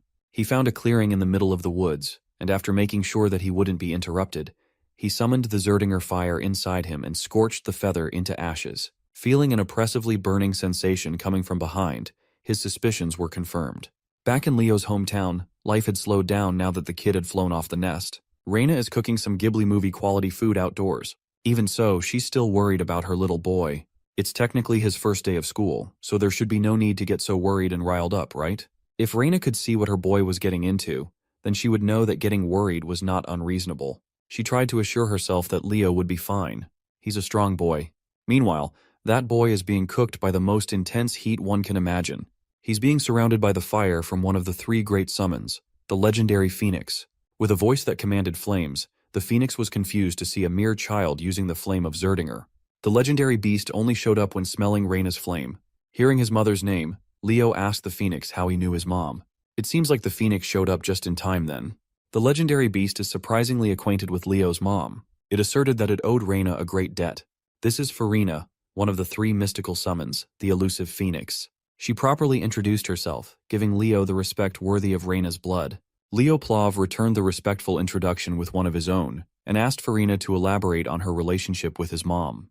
The Phoenix confessed that Leo's mom saved the life of Farina's summoner, Ellen Lunda. Hearing the name made him jump in fright. Ellen Lunda is a proper hero. The incident happened while Ellen was clearing a dungeon in Siren. She had lost all her comrades and was in danger of losing her own life at that time. Then, Reina Zerdinger came in scorching hot to save her. She was a dignified knight, but in the process of saving the hero, Reina lost her blazing aura. If it hadn't been for that event, Reina would have surely reached the coveted seat of the heroes. It's Leo's first time hearing the whole story, but his mother always said that she did not once regret what she did that fateful day. Farina laughed, knowing that Reina really was that kind of knight. Changing the subject, Leo asked why a legendary phoenix would be in Lumen. Unfortunately, she can't tell her the reason. Farina was also confused as to why a little knight would be on the island of summons. When he professed that he was also taking summoning lessons, Farina was prompted to take a closer look at the boy. After seeing such a rich aura inside of him, almost as though he's not a child, Farina roared in laughter, deeming their meeting as fate. She can finally repay the debt that she owes his mother. Farina urged Leo to reach his hand out and hold her flame. The fire danced around his palm and eventually took the shape of an egg. Inside was the child of a phoenix. Farina hopes that one day, when he becomes a great summoner, Leo will make a contract with her child. It's unfortunate that the summoner was arranged to receive the egg, but Farina prefers Leo. When the young man asked if it would be possible to hatch and tame it now, the phoenix almost dropped to the ground in surprise. Before she could stop him from trying to initiate the process, a fiery light had already appeared around the boy's body. Farina tried to warn him that it was far too early to do this. If things go wrong, he might even lose his life. With unshakable concentration, Leo reached the point of no return. Farina was forced to accept that his willingness to challenge the impossible without even flinching is a trait he got from his mother. All she can do is bid him luck. In the process of hatching the egg, it was as though it was only him and the fire inside it existed in the world. Leo reached his hand out, enamored by the beautiful blaze. As soon as his palm touched the little fire, it grew into an unstoppable wild flare. Leo panicked and pulled his hand away. The heat is starting to make it impossible to breathe. This is the caliber of Phoenix Flame. This trial must be a way for him to experience what the mythical beast goes through. As a result of burning their bodies to emit powerful flames, a phoenix must endure unbearable pain every day. They live with burning flesh for an eternity while continuously regenerating at a monstrous rate. Even if just a little, Leo can understand their pain now. So he stopped fighting the pain and accepted the fire. It swallowed him whole as he joined the phoenix in its pain. The blaze reached its tipping point, rampaging all around his body. Suddenly, the egg in his hand started to crack and shatter. Leo opened his eyes, a newfound wisdom and acceptance for the agony imprinted in his soul. The fire that burned his flesh slowly coalesced around the egg, hastening the hatching process by a lot. Farina curiously asked if he had succeeded, and he confidently replied that he did. She smiled and stamped him into a true genius for pulling off such an insane move. If a phoenix tells you that you will be the world's greatest summoner, you better believe that shit. Before the egg can completely hatch, Farina is already congratulating the young man for making a successful contract. The eggshells burned to ashes, and what remained was an adorably tiny little chick named Fiora. Farina was so excited that she transformed into her human form as she entrusted her kid to Leo. By all accounts, Fiora just looks like an ordinary red chick. She's really cute, though. By midday, the majority of the students had already returned to the beach. Almost all of them brought back inoffensive summons that can be easily found in the outskirts of the woods. Miss Yura turned to her associate, Carlo, and asked how much time the rest of the students had left. Well, those who haven't returned only have 5 minutes remaining to do so. And as she expected, the only ones left were the 4 standouts she singled out. From deep in the woods, a rumbling can be heard. A giant fucking bear came running out, bulldozing the trees and everything on its way. On the back of the cuddly predator was none other than the scruffy Chen Xia. She managed to tame an aqua bear cub as a prospective knight. That is an impressive feat. Her entrance was quickly overshadowed by the shadow cast over her tamed beast. The quiet dude bagged a shadow crow as his summon, and is now aura farming by riding one of its talons all the way to the beach. Even famous summoner families would find taming a shadow crow difficult. He only managed to tame one but hasn't made a contract yet. He is up to par with Miss Yura's expectations, though. He has done more than enough. A minute later, the students started freaking out at the sight of a flawless white serpent crawling onto the beach with Eliza riding on top. Eliza haughtily asserted that she went ahead and contracted this Gorgon snake just because they don't have one in their family yet. She's just farming for the Pokedex. Carlo finally called time, signaling the end of the exam. Thankfully, the last student reached the beach at the last second. Compared to the previous grand entrances of the other 3, Leo just casually strolled onto the beach with a little chick nesting on his head. If his classmates inspired fear and awe, his image simply exudes cuteness. His dumbass mediocre classmates burst out laughing at the sight. They reckon that he tamed a chicken after sensing his incompetence in summoning. While everyone else was chortling, Miss Yura felt a chill running down her spine. She could not help but curse out. This son of a gun just brought in a phoenix for the first exam. By sunset, the freshman summoning class had officially ended, and the students were escorted back to the academy. While everyone else's day is over, Leo still has some business to discuss. He fixed his tie and knocked on the office door. A sweet voice beckoned him to come inside. As he opened the door, he was greeted by the sight of Professor Yura in her casual fit, the light of the sunset highlighting her features. She immediately set what she was doing aside and invited the young man to come and take a seat. Miss Yura confessed that today was the first time she had ever seen a baby phoenix. In fact, she didn't even know that there was a mystical summon on the Summoner Island. A freshman forming a contract with a phoenix is no joke. That is an unprecedented achievement in the entirety of the Academy's history. Miss Yura closed in on the young man, trapping him in the hair, and with an inquisitive look, she tells him that she knows what he really is. Leo nervously swallowed. Maybe he flexed too hard and unwittingly revealed his real identity. But his worries dissipated as soon as Miss Yura pulled him into a tight hug and called him an unprecedented summoning genius never seen before. While she wants to praise and acknowledge what he achieved, the professor thinks that they should keep his contract with Phoenix a secret for now. If such a massive piece of news is revealed, things will get very noisy very quickly. For now, she wants him to make sure to choose summoning as his main major the very day the exploratory classes end. In her eyes, this young man has the raw talent to become a summoning hero who will be remembered for ages. By the way, I know what you think, guys, but reality is harsh and there's no way for you to become her summon. The next day, Lumine Academy and its residents woke up to a beautiful morning. Chloe walked through the halls, still sleepy and yawning from not getting enough rest. Carr caught her yawning and teased her about her mouth being torn if she kept it up. Chloe feels and looks tired since she's been staying up late reading magic books. Seeing the girl that he bumped into a few days ago, Leo pulled out Chloe Mueller's ID from his pocket and returned it to the owner. She thanked the freshman representative for saving her the hassle of applying for a new one. What she found odd was the fact that Leo was also going to listen to magic classes. He reasoned that since they're still in the exploratory period, he might as well attend as many lectures as he can. Chloe, on the other hand, is only interested in magic, so the only classes she attends pertain to the subject. Carr quietly whispered to his buddy that this Chloe chick, this ice woman, was aiming for the top of the magic division. You see, Carr's mouth doesn't have volume control, so Chloe Mueller heard all of that. Carr immediately noticed the temperature drop as soon as she stared at him. Just as he was about to wriggle his way out of trouble and move to the back, a massive ice pillar stood in his way. It was a perfect crystallized pillar that nearly locked Carr inside the iceberg.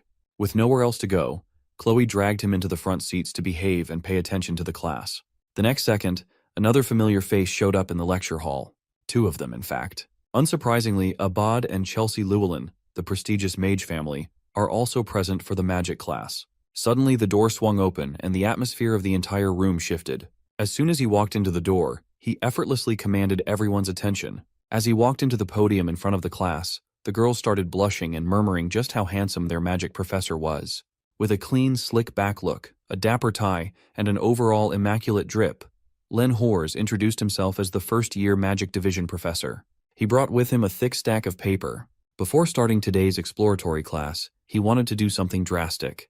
With a flick of a finger, the stack of paper in his desk flew all over the room and eventually found themselves neatly arranged on top of each student's desk. For introduction, everyone will take a magic theory exam right from the get-go. Of course, everyone was surprised to find that they were being tested in magic theory before a single lecture.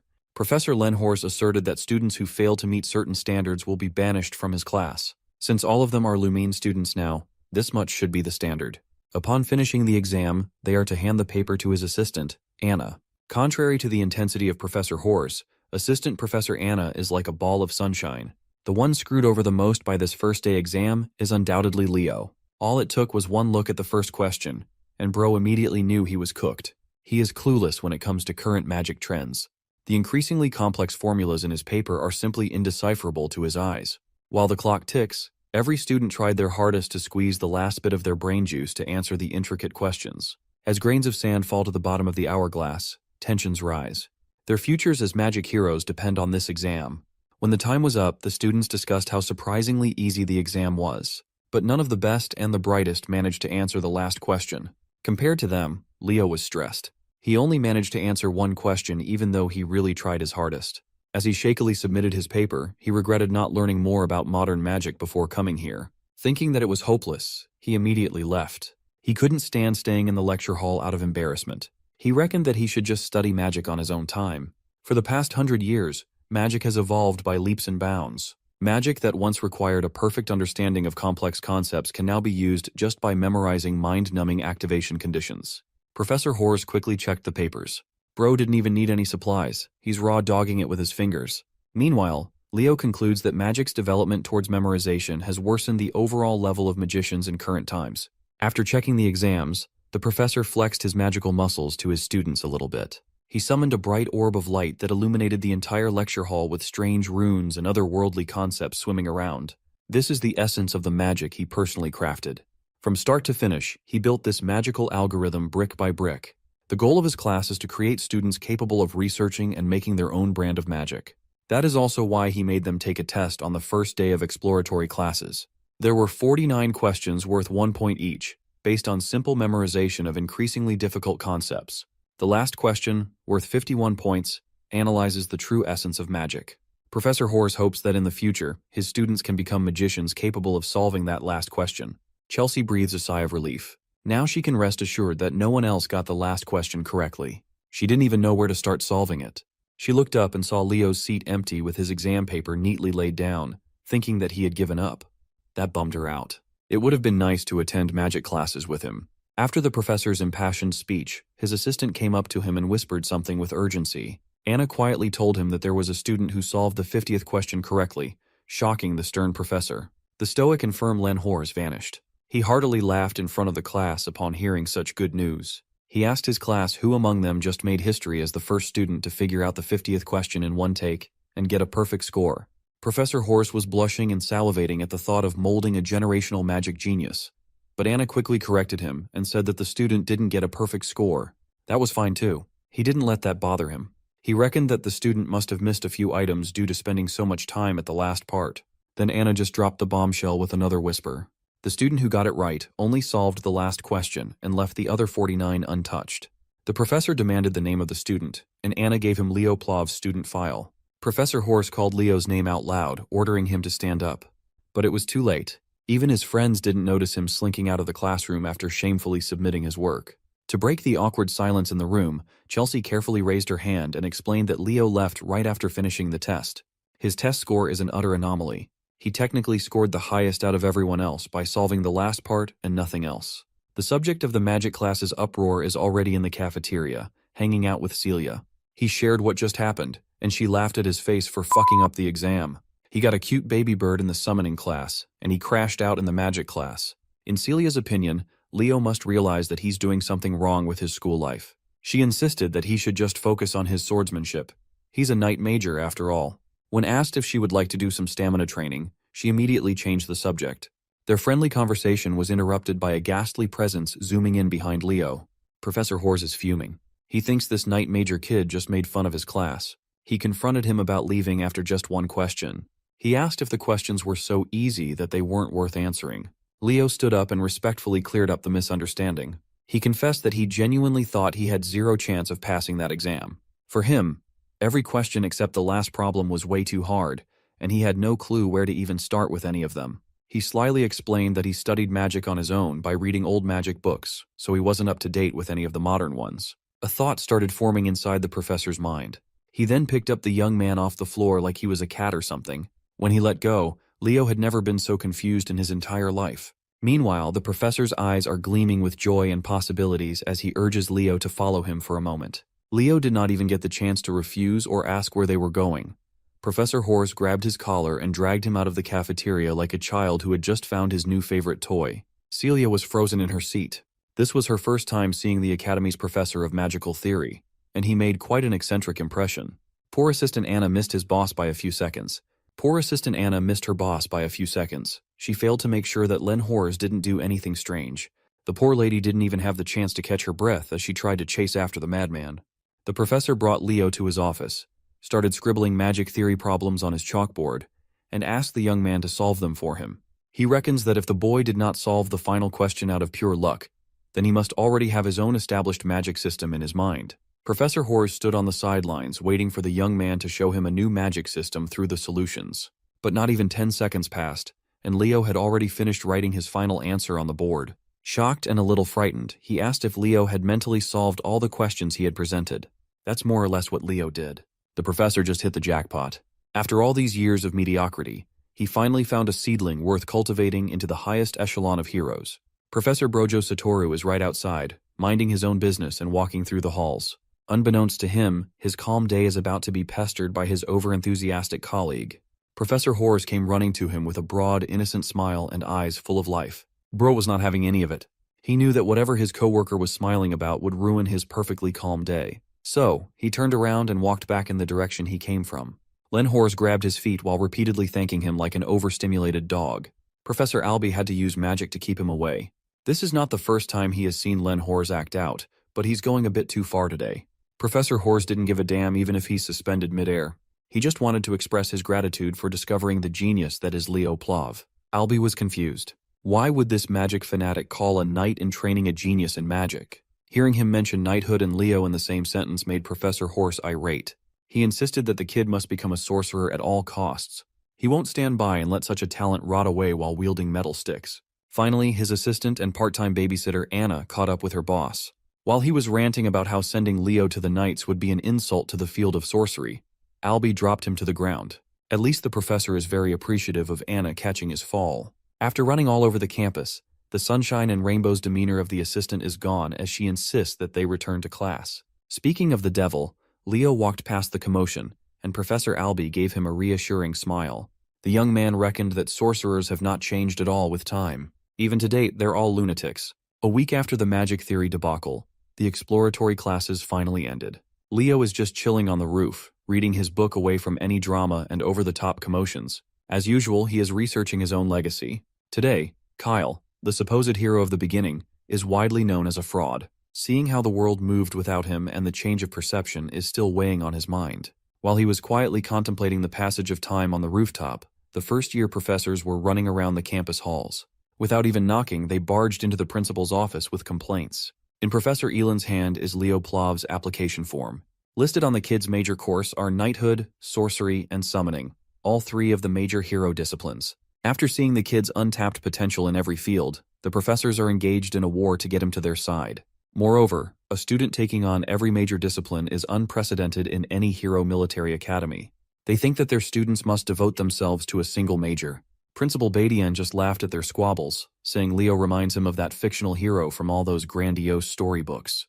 Hearing the principal made the professors pause their chaotic debates. Principal Badian cited that the fifth great hero, also known as the hero of the beginning, Kyle, is the only person who allegedly mastered all classes in history, Meanwhile, Celia and Chelsea are currently panting in exhaustion as they run around the track.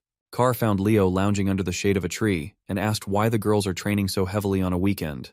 Chelsea asked Leo to train her, and he obliged. That doesn't explain why they're just running circles, though. Leo simply answered that, above all, even more important than weapons, a hero must possess unlimited stamina. This cardio exercise will enable that. Even Chelsea has completely bought into the idea that stamina is the most important aspect of a battle mage. On break, the girls flocked to Leo as he handed them water bottles to hydrate. Surprisingly, Chelsea seems to like training her stamina on the weekend. She wants to run with Leo.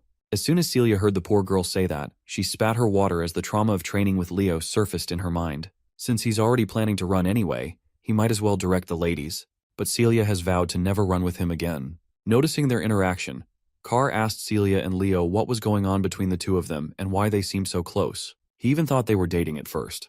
Celia ended the confusion by dropping the bomb that they are nothing more than cousins. Leo is her paternal aunt's son. The revelation that Leo has Zerdinger blood running through his veins utterly shocked Carr and Chelsea. Leo finally got off his ass and started stretching to join the ladies for the next round of hellish cardio. Not one to waste his time training, Carr made his exit. He's planning to explore Lumeria City a little bit more. Celia tried to tag along with him in the blissful city, but Leo had already grabbed his cousin by the hair. Today is a training day. Carr could not help but think that every noble in his circle doesn't have an ounce of dignity. Time passed, and the much-awaited class assignment day finally arrived. Leo walked to the classroom he was assigned to, namely Class 1-5. Inside, he saw Carr sitting down, calling his buddy over to the seat beside him. The sly businessman was the first one to arrive since he already knew what class he was going to be assigned to. Say what you want about Carr, that boy is good at gathering information. There's another familiar face in their class. Chelsea is in her seat. It's hard to tell if she's dead or alive after the hellish weekend of training with Leo. Carr asked what kind of hell Leo put the girls through, and he answered that they just went over the basics. Suddenly, a pair of lowly extras peeked through Class 5, also known as the Class of Anguish, and mockingly wondered how many of their pitiful juniors would remain after the first semester. A lazy voice interrupted their jeering. He asserted that these two seniors mocking the freshmen are much more pitiful in his eyes. The pair of extras turned around and immediately felt their blood run cold. A man with uncombed dark hair and an unkempt beard stood before them. His aura was suffocating and overwhelming. He is Herod Edmund, homeroom professor of Class 1-5, also known by his nickname, the Wailing Wall. This dude told the extras to form a chair with their bodies, and they did it out of fear. He sat on his human chair and addressed his students as worthless dregs. Class 1-5 is the class for failure, which scored the lowest among the incoming students. Professor Edmund is pretty sure that the kids have already heard rumors about him. He asked his class if anyone knew why he chose to assign himself as the advisor of this cursed class. Carr carefully raised his hand and answered that the Wailing Wall must have stepped in to help everyone improve their grades. The professor already knew Carr Thomas by his full name. His answer is fitting for someone ranked dead last in the academy. Professor Edmund changed the question and asked if anyone in this inferior class understood the duty of a Lumine Academy student. Chelsea bravely raised her hand and answered that it's their duty to capture the hero's world through practice missions. That is the correct answer. But all the professor can see are the faces of kids who would die a few minutes after entering the hero's world. So, wouldn't it be better if he just expelled the pathetic bugs who would only hold their comrades back? This is precisely the reason why he took over Class 5. That is also the reason why he is widely known as the Wailing Wall. While he was scaring the shit out of his students, Leo stood out as the only one unfazed. The professor quietly assessed that this kid would probably be fine if dropped into a hero's world right now. He then ordered everyone to change their attire to exercise clothes and head to the drilling grounds afterward. It's the first day of classes, so it's time for some combat studies class. Class 5 followed his directions and quickly assembled on the track. While his students were exposed to the harsh sunlight, the professor set up a huge umbrella, a lawn chair, and even some tasty drinks to relax on the sidelines. It's time to fix the rotten mindsets these kids have developed since joining the prestigious academy. He asked another question. He questioned what would save them in the real world, where life is so fragile when push comes to shove. Nella Carvin, a timid knight major with a rare healing attribute aura, meekly answered that she would be saved by her fellow comrades by her side. That's the wrong answer. Professor Edmund asserted that their only saving grace is their own ability. Only when they hone their skills in the face of danger can they even begin to lend help to their comrades. As a follow-up question, he asked if anyone here is confident in their ability to protect their comrades. A jolly, fiery, and poised voice sounded out from the crowd, asserting that she was confident in her capabilities. To explore that answer, the professor asked the girl to create a fireball so they can see if she's an adequate magical knight. The girl in question is the spunky and upbeat Eliana Layden, a dual-class magical knight. After displaying her fireball, the professor wasn't convinced that she had what it takes. He even insulted its size and intensity, telling her that it's not enough to even kill an ant. Challenged by the professor's comments, Eliana injected even more mana into her spell, creating 2 fireballs while warping her surroundings into a pool of flame. Not only did she increase the number of fireballs, but she also doubled both of its sizes. Professor Edmund sarcastically called her spell impressive while sipping his juice box. He summoned a little orb of wind and asked Eliana to try hitting the little fella with such an amazing fireball. That orb of wind eventually turned into a wind spirit and swiftly flew in the air with its own will. It flew close to Eliana and mockingly laughed at her fire while touching her nose. The easily excitable young lady was naturally pissed. She started dishing out fireballs left and right, desperate to clip the annoying wind spirit. After wasting her mana with attacks that can't even make contact, the professor interjected, "What's even the point of increasing the number and size of an attack if you can't even hit the enemy?" This exercise is to make his students feel the thing that they lack most, the ability to use their skills effectively in practice. They must hone their skills and push past their limits. That's the hero's way. The Wailing Wall smiled and announced that the class would not be dismissed until one of them caught his wind spirit, Sylph. Leo is just listening quietly. The professor's words may be harsh, but he can confirm that all of it is true. Maybe he should try this class a little and try catching the Sylph. While his entire class is running around the track, Professor Edmund's eyes are fixated on Leo Plov. With all the conversations around the kid, he is determined to sniff out if he's just full of shit like the fictional hero Kyle. Unfortunately, even with the whole class participating in the hunt, the Sylph is simply running circles around them. From a distance, Leo emitted his aura, controlling and directing it to focus on his feet.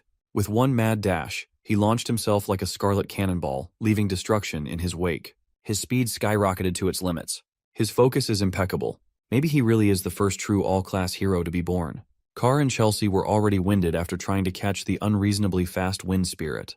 Then came our boy, his feet and body clad in a burning aura. Using the enhanced concept of aura step, he made his way to the skies, the blind spot of the unruly Sylph.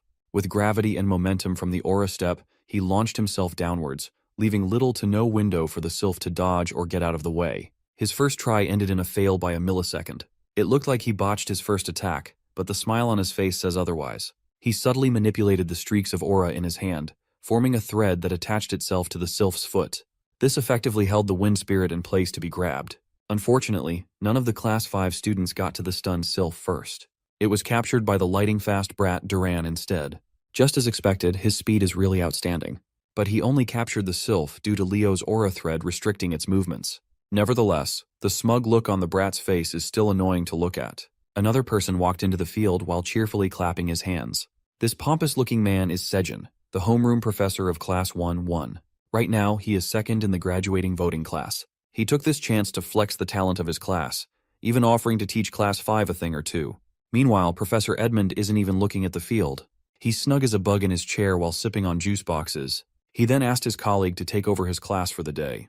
While Professor Sejin is number 2 on graduating class voting, this chill guy is consistently bagging number 1 every year.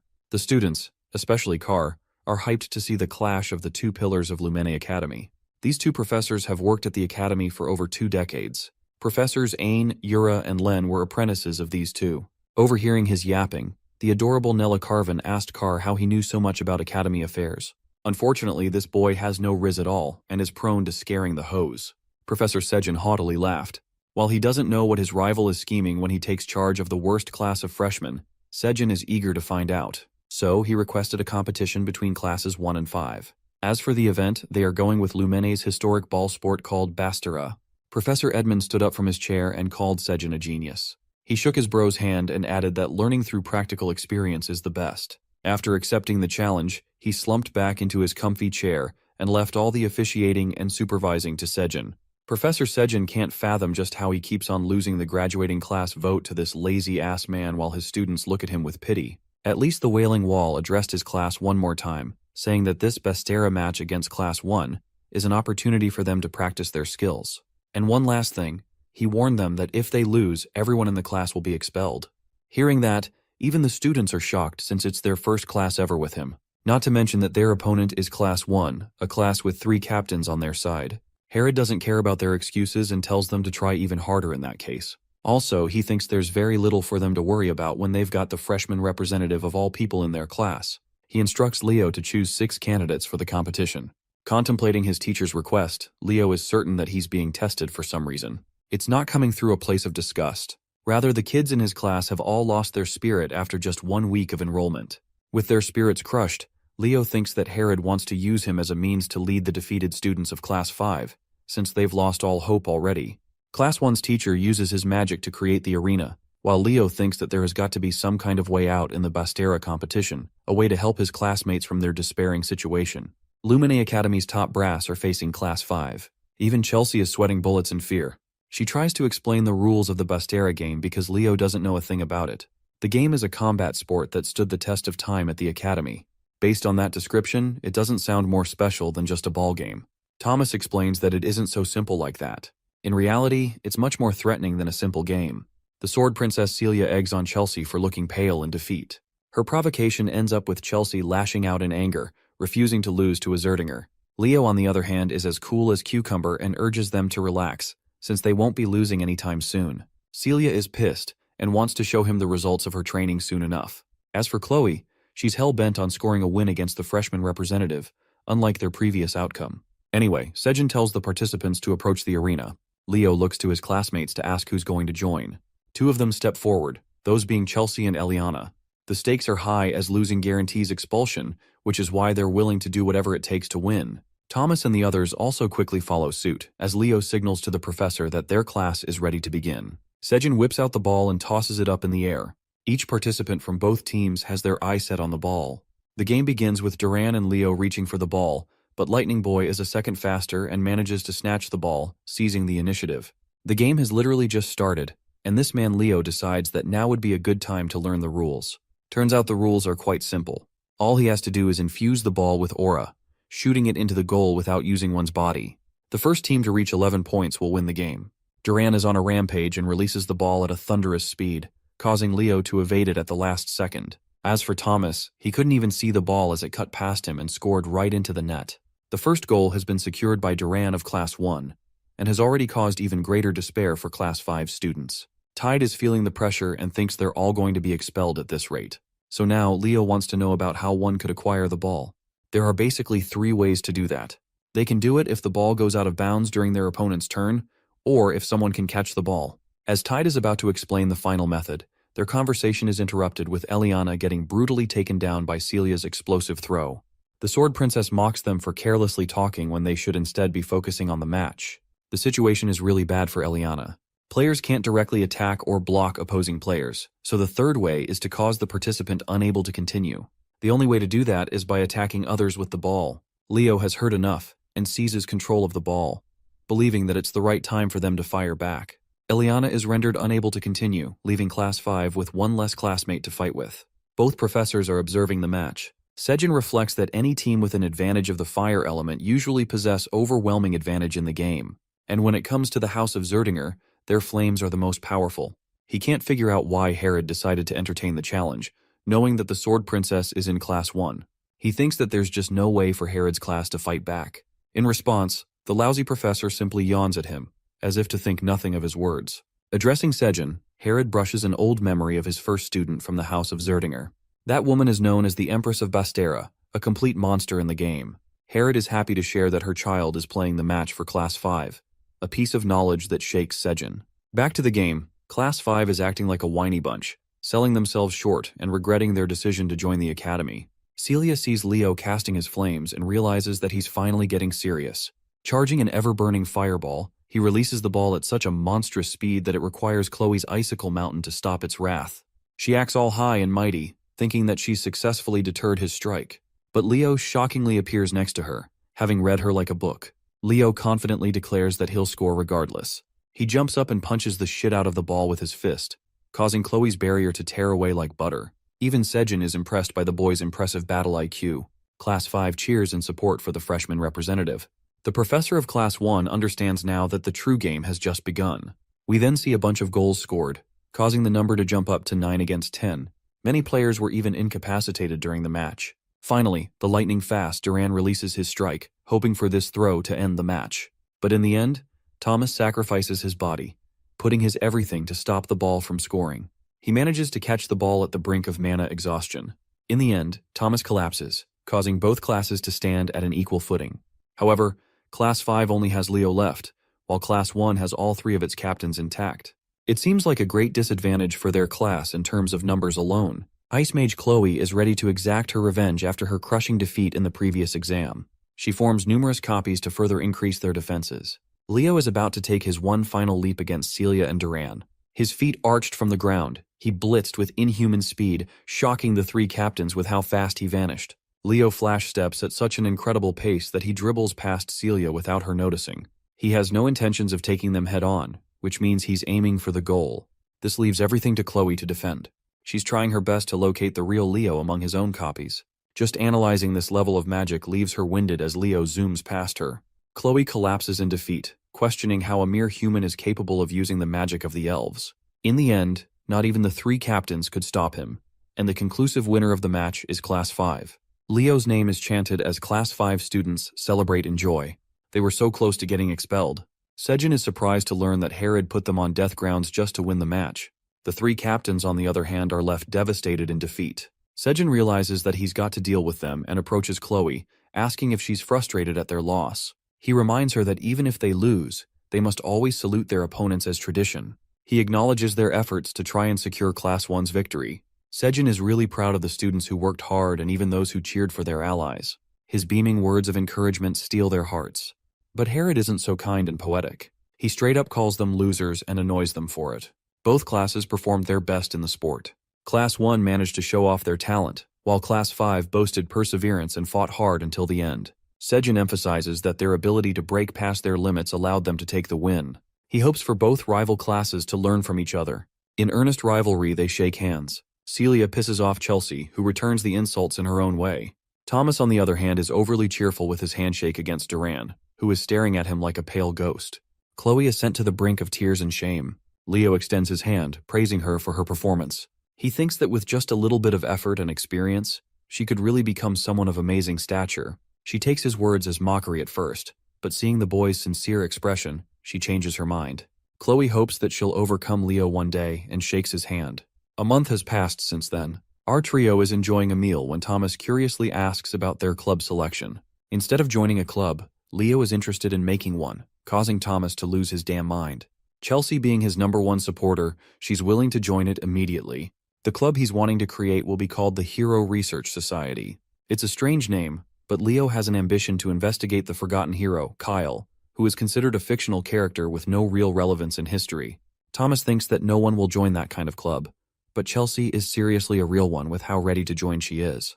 There's some kind of commotion going nearby, which makes Thomas suddenly remember the special thing about today. Today is the day the 5th-year senior classmen mark their return after clearing the dungeon. Since the fragments of the hero record are scattered across the world, occasionally, they are responsible for creating dungeons on their own. These are called the hero dungeons. The senior students of the academy clear the hero dungeons and retrieve the fragments. They're supposed to leave for at least 2 weeks, and oftentimes even months. Leo thinks that his mother must have gone through similar dungeon raids before. Chelsea sees the senior classmen and realizes that they're the best of the best in the academy. Introducing the muscular Easterner, Lee Jamua. The southerner beauty next to him is Torua Yan, and finally the comfort clothing enthusiast is Ulta. Still, one guy seems to be missing. The strongest person in the academy, the council president Reese. Thomas is about to explain about him when all of a sudden, our boy is nowhere to be found. The feds took him for being too OP. Just joking, Celia hurriedly rushed him outside. It turns out that Reese, the council president himself, has requested a private meeting with our boy. Leo is perplexed and asks why he's being asked to meet him all of a sudden. Celia thinks he's a dumbass when it comes to anything school-related. She thinks he'll understand why when he gets there. So he goes there, sitting in a place that strikes odd to Celia. And then we see the Sword Princess jumping to hug her brother. Yeah, you heard that correctly. Reese is her brother and thrilled to meet Leo, who is aiming for all class. They share a dumpling meal together, but for some reason, Celia is nervous because she's never tried them before. She takes a bite and finds herself delighted by the taste. The big brother has been meaning to take her to this restaurant ever since she came here. More importantly, he's intrigued to meet Leo, whose mother used to boast a high reputation in the family. He also remembers how Leo's mother was known to be famous during her school years. She was a student who did way too much to achieve legendary status. For example, she confidently talked shit about the desserts served at the academy. She once gathered all of the students to invade the principal's office. Celia is shocked to learn about her involvement regarding the famous incident. The brother-sister duo talk to each other in joy, while Leo is impressed by Reese and thinks that he's worthy to be called the best of the best at the academy. Before long, this guy is destined to become a hero. Reese thinks it's time for them to have fun with dessert. He tells them to go out while he's finished paying. As they're leaving, Reese is surprised to find a strange object in his blazer, not knowing why he found it there. The scene cuts to Herod's class, where Eliana is dying to ask him a question. This guy straight up calls her question pathetic before even hearing it. He's got no chill. Eliana wants to know why they've yet to choose a class representative for Class 5, since the other classes have already decided. Herod thinks lightly of the suggestion and casually admits that he forgot about selecting one. Being the lazy asshole, he literally just tells Leo to become the representative. Eliana and Tide have to remind this clown about the democratic selection process. However, they quickly learn why it's for the best to stay shut. Herod wants the chosen class representative to take care of all the notes so he doesn't have to work. Through a transmission, the students are told to take the Hero Studies joint class. The first-year students are requested to go to the auditorium at once. Leo asks if they should be leaving immediately, and his suggestion is approved by the teacher. They meet at the auditorium where Leo and Thomas stumble into an exhausted Chloe. This girl is looking like a zombie and begging to purchase some recovery potions from the alchemist. The purchase is made and she receives the only potions he has. Leo thinks she might be doing too much when it's only the start of the year. Chloe chugs the potions and refuses to accept Leo's advice. Since she's the top student in magic theory, she's extremely anxious about her position. After all, it's only a matter of time until Leo learns modern magic and quickly bulldozes her in that exam too. Thomas, being an idiot, doesn't get what's so bad about being second place. Chelsea has to remind this dumbass about Chloe's position as the tower magician. Battle mages don't ever have to worry about falling behind in theory, but for Chloe, it's everything.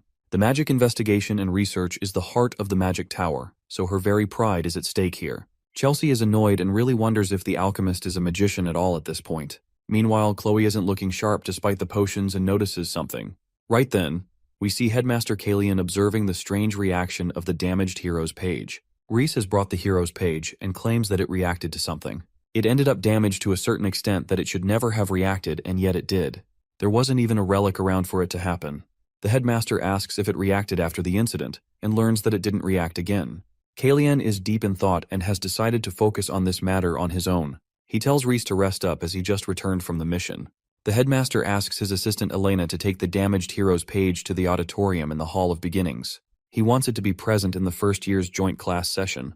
We come to learn that fragments as small as this are capable of reacting if the person mentioned in the hero's record comes in contact with it. In this case, it's Leo, but none of them know that yet. In the Academy's auditorium, the first years are sharing their first joint class session together. There's too much noise, which is why the cute Professor Artian has to request them to remain silent. Ignoring her warnings, they still bicker about carelessly. Artian is fed up and releases her fiery rage, reminding them with a shivering warning to shut up unless they're looking to die.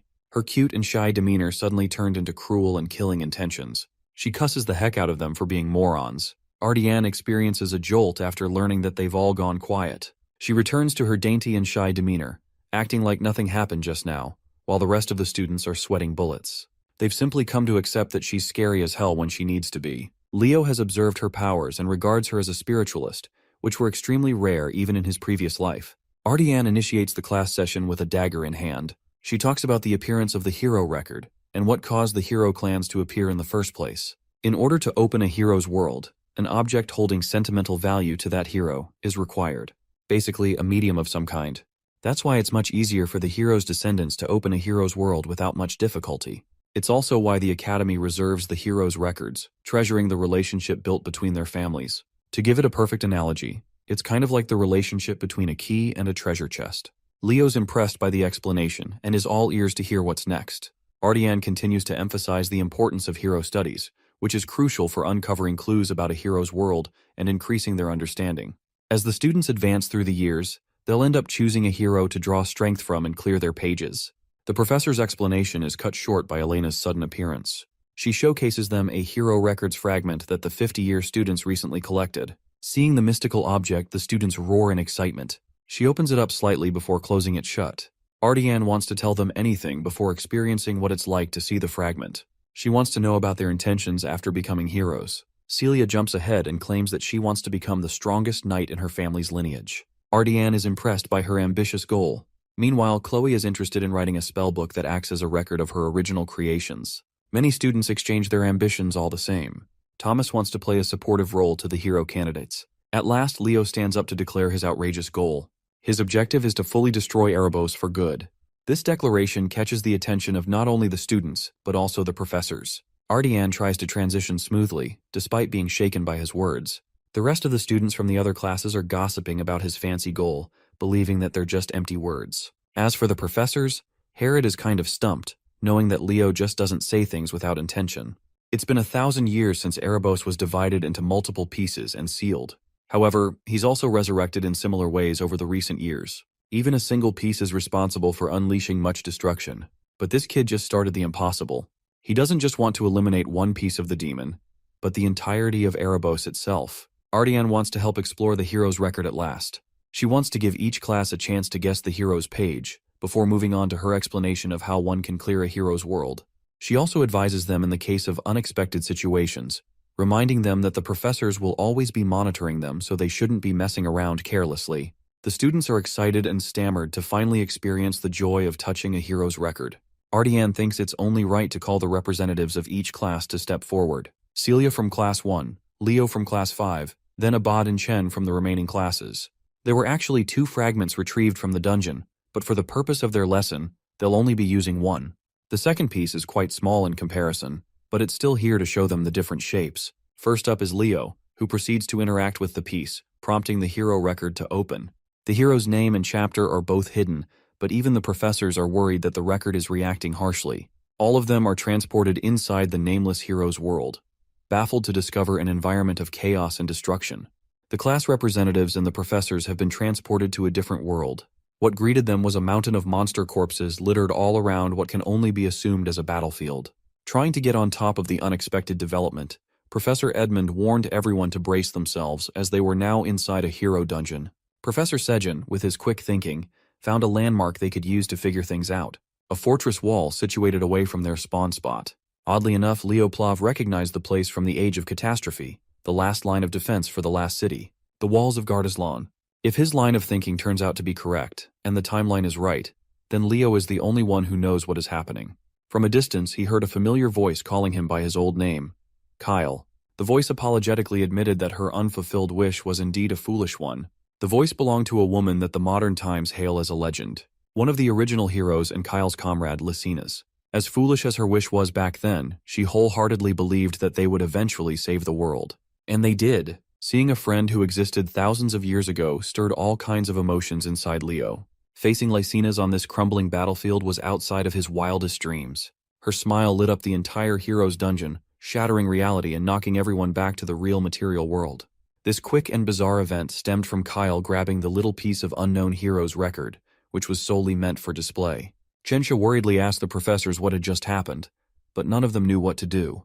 With an exasperated look, Professor Edmund hurriedly declared that classes were suspended.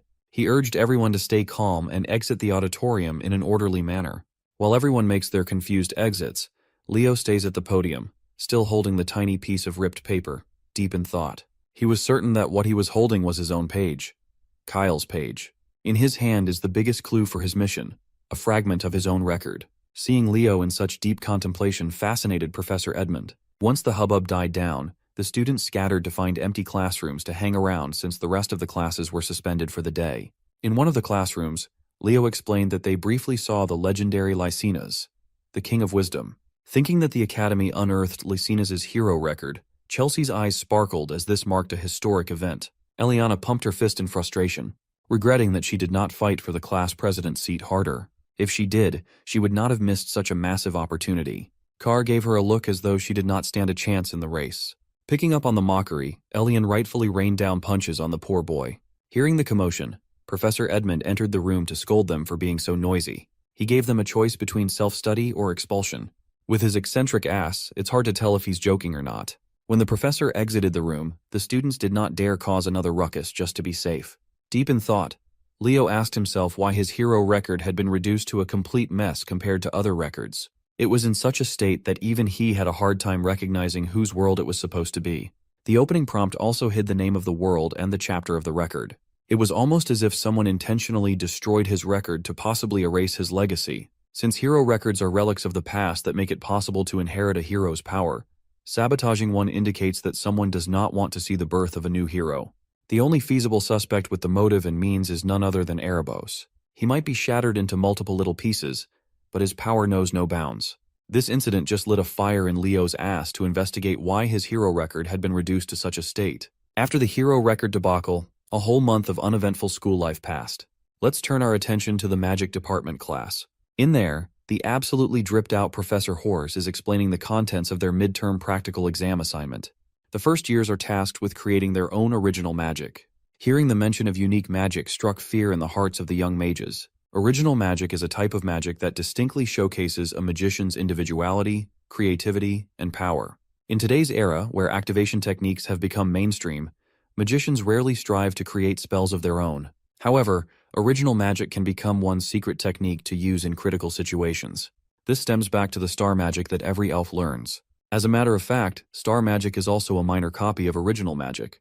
There had only been one person in history who wielded the true and complete power of star magic. That is none other than its creator, the founder of Nebula and one of the founding heroes, Luna. Hearing the professor emphasize the importance of the upcoming midterms made Chloe lock in. Sitting beside her, Leo could not help but notice an odd book on her desk. Simply being near the book gave him the heebie-jeebies. It emanated an oddly dark and familiar feeling. Seeing Leo taking an interest in her book, Chloe hurriedly hid it away inside her bag. If he's not mistaken, that was a grimoire. As if on cue, Professor Horse dismissed the class and wished them luck with the formulation of their own spells. As the first years slowly trickled out of the classroom, Leo ran after Chloe and grabbed her by the hand. Surprised, she shot her with an indignant look. Leo smiled and invited her to have lunch together. Of course, he did so with ulterior motives. He saw how sketchy she acted when she hid that grimoire, and he wanted to know more. Forcefully swatting his hand away, Chloe turned his invitation down, citing that she did not have time for such nonsense. Her mind is preoccupied with the thought of beating Leo in the upcoming practical exam. Just in time to diffuse the tension in the air, Carr interjected with his upbeat energy. He called Leo a rascal for daring to challenge the top spot in the Ice Queen's magic studies. Chloe is still taking her loss against Leo in terms of techniques. However, when it comes to pure magic, she refuses to let anyone surpass her spot. With clenched fists and commanding determination, she vowed to win the midterms no matter what. Leo knew that if he backed out or phoned it in, it would be disrespectful to Chloe's convictions. So, like a true sportsman, Leo offered his hand and gracefully accepted the challenge, promising to prepare well. Chloe shook his hand with an empty look in her eyes. I've never seen anyone more locked in than the Ice Queen. Goofball Carr was watching from the sidelines, absolutely in awe of his boy's natural technique to trick a girl into holding hands. Before the sunset, Leo found himself in the massive and monolithic Tower of Heroes. He's been told that somewhere in this gigantic place, Lumeni Academy's forbidden library can be found. If he can get into that place, he might find some clues about the mystery of his lost hero record. As he ascended the stairs, some seniors were charmed by his aura. Halfway through the top, someone called him by his full name. It was a senior with tanned skin, curly hair, and big round glasses. Dare I say, an absolutely baddie. Blowing her bubblegum, she asserted that she's been hearing a lot about the young prodigy from Professor Len Hors. This baddie is Torua Yan, a 5th year in Lumine's Department of Magic. Leo politely bowed and extended his greetings, not thinking much of the interaction with the senior. He tried to continue walking up, but Torua extended her long legs, stopping him from going any further and asking what business a first-year student could possibly have at the Tower of Heroes. Leo truthfully answered that he was simply here to meet with the student council president. Seeing his confidence, Torua's interest was piqued. She insisted that if he joined the magic department exclusively, he'd have plenty of opportunities with regard to the tower. She was quite pushy, even though he was already taking classes in the magic department. Torua finally stopped messing with him and moved her leg away. Leo continued on his way and thanked her for understanding. With a hint of threat, she reiterated her desire for Leo to declare magic as his main focus before the semester ends. She made herself clear, and it's up to the boy how to interpret her words. Leo responded with his perfectly polite smile. Once he reached the top of the stairs, he ran into a few more seniors heading even higher in an elevator. He joined them inside and pressed the 9th floor button. Much to his embarrassment, the button refused to activate no matter how many times he pressed down. He continued pressing and pressing, and the faulty lift continued to test his patience. Leo would have been stuck on this floor if it hadn't been for a friendly voice explaining to him that the buttons only activate when mana is channeled into it. The manly voice belonged to another senior who recognized Leo. This one sounded a little more upbeat and polite than Torua. This kind-looking big man is Lee Zamua, another fifth-year student in the night department. He flashed the rumored first-year class representative a toothy grin. Once more, Leo gave a polite bow to his senior and returned the greeting. Like Terua, Lee asked him what he came to the Tower of Heroes for. Upon saying they had some business to discuss with the student council president with a smile, Lee's interest was piqued. It is rare to find a freshman in the entire academy who is not even a bit scared of him, let alone someone bold enough to barge in straight into the student council president's office by himself. Impressed by his solid mental fortitude, Lee proposed that Leo should seriously consider joining the night department as his main affiliation. Tired of having the same conversation over and over, Leo just dryly laughed. Finally, after various interruptions that drained him before the main topic even began, Leo reached his destination. He knocked on the door, introduced himself, and asked President Reese if he could come in. A warm and welcoming voice from the other side of the door invited him in without a fuss. It looks like President Reese is knee-deep in paperwork, even though it's nearly sundown, but he welcomes Leo with a smile. Without wasting the president's time more than he already has, Leo got straight to the point. He asked to have access to the Academy's forbidden library. Hearing such a request shifted Reese's mood to become more serious. He knows that Leo is not the type to mess around, so he gladly explains the gravity of this request. You see, there are only two ways for an ordinary student to access the sacred forbidden library. The first and most straightforward way is to conquer a hero dungeon, which is easier said than done. Upon a successful dungeon run, it is customary for the conqueror to personally return the retrieved pages to the hero record stored in said library. Knowing that he was far off from getting access through that method, Leo asked for the second way in. President Reese leaned forward, and with a wily smile, he promised to spill the secret of this second method once Leo finally joined the student council. A few days after getting cornered by seniors and the student council president, the day of the night department's practical exam arrived. For the first day of this monumental practical exam held in the Academy's open track stadium, a lot of people, students and faculty alike, have come to watch. Being the natural businessman that he is, Carr brought out a whole popcorn cart to peddle his goods to the audience. His sales talk was pretty straightforward. One can't watch the upcoming matches without munching on some popcorn, right? Seeing their friend bust out the big guns, Chelsea doesn't know whether to be impressed or embarrassed. Eliana, on the other hand, felt like Carr would have already gotten filthy rich if he wasn't stuck in Lumani. Leo lined up with his freshman night department peers and scanned the audience. Sure enough, Chloe did not come to watch. Professor Ain stood on the track, mean-mugging his students to instill the seriousness of this upcoming assessment. Without further ado, he called on the first pair that will be sparring in the first and opening match. The first one is Class 1's Hall Snafe, a snaky-looking young man with eyes and a smile that cannot be trusted. His opponent is none other than our boy, Class 5's Leo Plov. The combatants stepped onto the stage, hyping the whole arena up. In the stands, Carr is busy looking for more customers, and his eyes are locked in Professor Sejin's direction. He cheerfully ran towards the grumpy professor, eager to earn some more dough. With samples in hand, he asked Professor Sejin if he would like to buy some popcorn and drink combo to go with the match that was about to start. Being the snob that he is, he harumphed as if the idea of eating popcorn was below him. He believes that only slobs like Professor Edmund Harlan would buy such a thing. Sensing that he was not going to break the professor so easily, he looked in Class 1's direction for an assist. Thankfully, Celia was there. One look was all it took for her to understand what Carr needed. Using her secret technique, she turned her cutesy charm up to 11 and asked if the professor was buying the whole class some delicious popcorn. With the trap set up, all that's left for Carr to do is egg on the rest of Class 1 to cheer for their professor's generosity. Seeing his kids chant his name with such vigor, Professor Sejin's defenses slowly crumbled. He might be a snob, but he's also a hard-working professor who just wants his students' affection. The great professor caved in and asked Carr to hand his students a popcorn and drink combo, but strictly limit it to one per person. While Carr is cashing in on his booming business, the combatants for the opening match have taken their starting position. With a confident, bordering on a cocky smile, Leo called his opponent lucky to be the first victim. Hall Snafe could sense that the first-year representative did not see him as a real opponent at all. He is determined to make Leo regret that. This snake boy, Hall Snafe, hails from the heroic family of the Snafe lineage.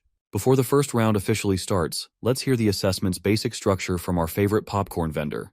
You see, midterm practical exams for the night department consist of a simple series of duels. Those who achieve 5 sparring victories will get a passing grade. An air of uncertainty filled the stands. Although they're all aware that Leo is the first-year representative, only a handful of them have seen him in action. Since Leo is also majoring in 3 departments, they believe that he should have a gap compared to those solely focused on just one. Not to mention, Hall is the third best in Class 1, behind the absolute monsters Celia and Duran. His weapon of choice is the spear, and his aura contains a sharp and toxic form. Brandishing his spear with impressive accuracy, Hall demonstrated his skill. In his mind, he only knows Leo as the arrogant guy who's always hanging around Celia. Professor Ain gave the final reminder that the one who renders their opponent unable to fight back will get the W and treat this sparring match as if it were a real battle. As soon as the starting signal was given, Leo was taken aback when he felt a dark aura that he had not felt in a long time.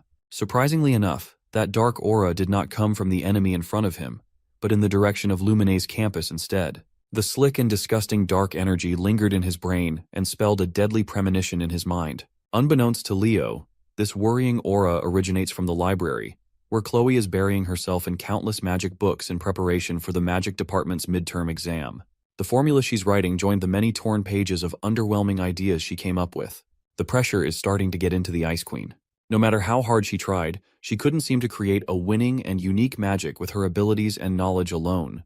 Reaching her wit's end, she took out her frustration on the books scattered all over her desk.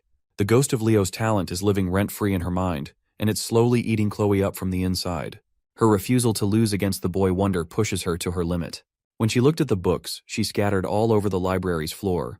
One stood out as if it was calling to her. It was the grimoire she had been carrying for a while now.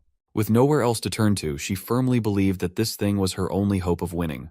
With her desire and need to retain the #1 spot in the department, her mind was left vulnerable and open to foreign influences. Her dilemma and the dark energy emanating from the grimoire were so palpable that they caught Leo's ability in the middle of his first match. Seeing that Leo was distracted by something, Hall took the opportunity to close the distance and punish the enemy's carelessness. He stabbed his spear, aiming for Leo's head. Thankfully, our boy regained his bearings and dodged in the nick of time. Pulling away, Hall presented his family's signature technique, turning his spearhead into a poisonous winding blade that reeks of toxicity. His snake spear moved in an unpredictable fashion, eventually finding its way closer and closer to Leo's chest. Maintaining his composure, Leo grabbed the spear with his bare hand without faltering or even blinking. Hall Snafe was taken aback. The power required to stop his attack must have been enormous. Making the mistake of being surprised, Hall lost the grip of his weapon as Leo pulled it out of his hands. Refusing to let go, Hall was dragged along with his spear. Not knowing what to do, he looked like an amateurish fool. Once he was pulled in close enough, Leo compounded the embarrassment by giving Hall a kiss on the cheek using his hardened fist. It sent the poor snake boy barreling through the track like a rag doll. He might have been distracted for a little bit, but a seasoned veteran like Leo would never make the mistake of being careless in a fight. Insulted by the embarrassing first exchange, Hall Snafe pushed his aura to the limits, filling the arena with toxic gas. He urged Leo to stop showing off as the real duel is yet to begin. Constantly pumping the green aura out of his body, the perimeter was filled with poison mist. Hall reckoned that since there are talks about how Leo can't even use aura, he can capitalize by leaning on his strength. Even if Leo is physically stronger, it's impossible to make up for a fundamental weakness. Seeing the green mist wafting in the air, Leo summoned his fiery aura while reveling at how rare poison auras are. As the mist tried to enter his effective range, Leo efficiently burned the poison without much trouble.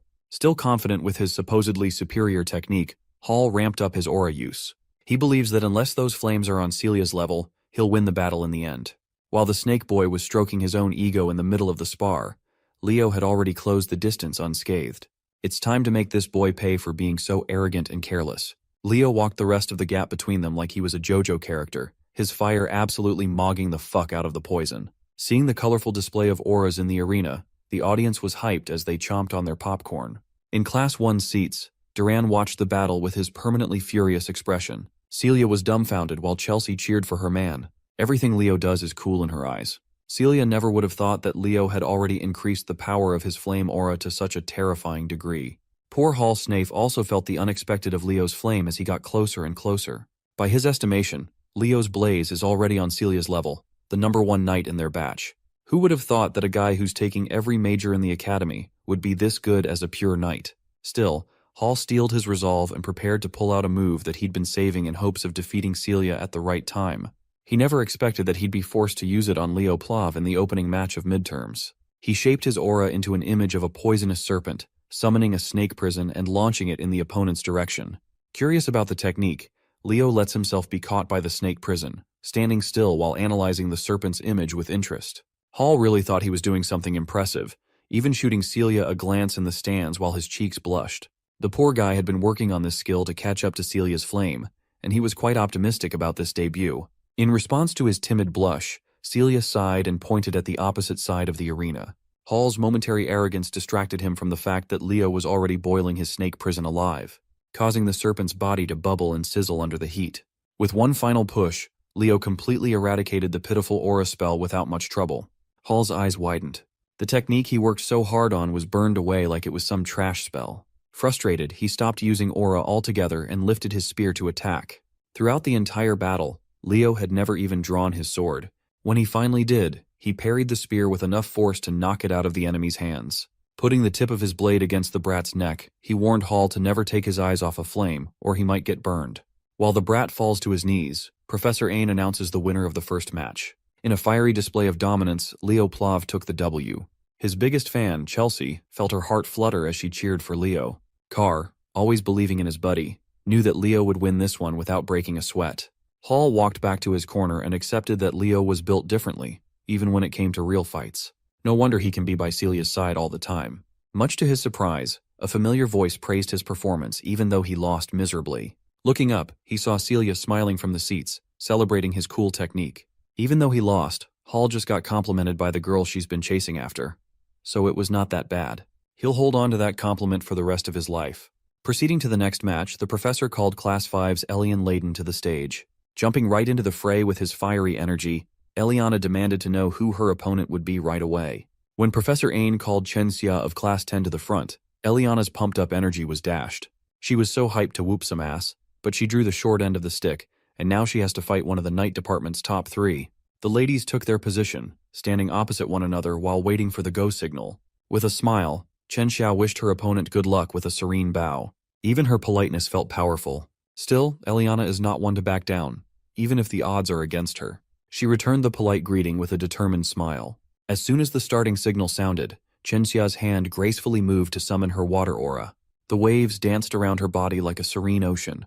In contrast to her vibe, Eliana's fiery will took the form of wildfire while she held a rapier in her hand. Leaning into the strength of her blade, Eliana pushed her speed to the limit with a stab. Chen Xia prepared to receive the attack by surrounding herself with a water sphere. Watching from the stands, Leo can tell that tanking that rapier would hurt like a bitch. But so is running at full speed and bumping into a solid shield made of water aura. Eliana was too hasty. She tried to end the bout in one attack and was punished quite heavily for it. Chen Xia's water sphere wasn't just a purely defensive skill, it could cook her enemies too. For the second match, her serene power grabbed the W handily. Eliana stood up and wiped off the pain of getting clobbered in one exchange. Despite the embarrassing loss, she believes that she didn't do too badly. Leo had already expected this result. It was a horrible matchup to begin with. Still, the battle could have lasted much longer, and it could have gone better for Eliana if she had fought with a level head. For the third match of the day, Professor Ain called the Night Department's leading figure, Celia Zerdinger, of Class 1. Much to everyone's surprise, the third match would be a blockbuster matchup that no one expected this early. Celia's opponent will be none other than Duran Moira, who will perpetually be in second place in Class 1. Celia looked at her grumpy classmate and smiled. She can already tell that this fight would be fun. Contrary to her smile, you can tell Duran is taking this spar with utmost seriousness. Back in the stands, Carr somehow managed to get a 3D glass while he got high on his own supply. He shoved the whole bucket to his seatmate, Leo, to share. Everyone's gaze was fixed on the stage. It's not every day you get to see the clash of titans. The vibe did not disappoint at all. The stage started heating up, and the energy was electrifying. Both of their offensive-oriented auras roared. With both blades drawn, the fight to determine the de facto top student of the Night Studies department is about to commence. As soon as the starting signal sounded, Grumpy Duran made the first move with his lightning-fast first step. His whole body and his sword looked as though they melded together in a thundering form. But Celia is a talented swordmaster in her own right. She had fast enough reflexes to parry the first few attacks without a problem. To most of the first years, this is their first time seeing the top scorer's combat power. Completely engrossed in the nail-biting battle on the stage, Carr asked Leo who he was betting on. Casually shoveling handfuls of popcorn in his mouth, Leo shared that Celia would lose if the bout continued at this pace. Carr was surprised by Leo's callousness. Still, he's not counting his cousin out just yet. Even from the stands, he can see the calm and collected look in her burning eyes. He reckoned that this girl must be hiding something up her sleeve and waiting for the right moment to dazzle everyone. Picking up the pace, Duran increased his speed to another level and continued his relentless assault. Caught off guard, Celia almost got nicked in the neck if her instincts didn't take over to move ever so slightly to the side. Confident that he could start overwhelming Celia, Duran entered a close combat showdown with his #1 rival. That was a big mistake. Celia raised her ornate blade and summoned a flame that eclipsed any blaze shown today. It burned so wildly and brightly that the arena's protective barrier started flickering, struggling to contain the power. Most of the freshmen had never seen a fight of this level before. Leo praised Celia's patience and timing in bringing out a brilliant move perfectly. Carr was confused, so Leo elaborated. You see, the freshman sparring field is fairly small and contained. Celia must have figured that since she can't keep up with Dura's raw speed, she can just turn the entire field into her own burning stage. Even the playing field. With home court advantage, she essentially forced Duran to a tough spot, forcing him to be more mindful of his movements unless he wanted to get burned by the blazing fire. On top of that, the heat will make it naturally harder to see. Celia was already a great fighter, but she had gotten even stronger and craftier in using her abilities. This lady just opened his domain expansion. With the heat slowly frying the grumpy blondie, Celia took advantage of the lapses in his defense and seemingly blinked behind Dura. Her fiery slash could have ended the fight if it wasn't for Duran's pesky reaction speed. Pushing himself to the limit, Duran gritted his teeth and brandished his sword in an act of desperation. Losing his calm in a spar against someone as competent as Celia is a death sentence. She completely neutralized his blade by grabbing it with her bare hands. Right when she covered the entire arena with her blaze, she's been absolutely dominating #2. Her immaturity and savagery showed by ending the bout with an unconventional attack. Instead of her blade, fist, or legs, Celia bashed her head against Duran's and knocked the grumpy blondie out cold. Dispelling her flaming aura, Celia Zerdinger won the third match of the day, and the crowd went absolutely bonkers.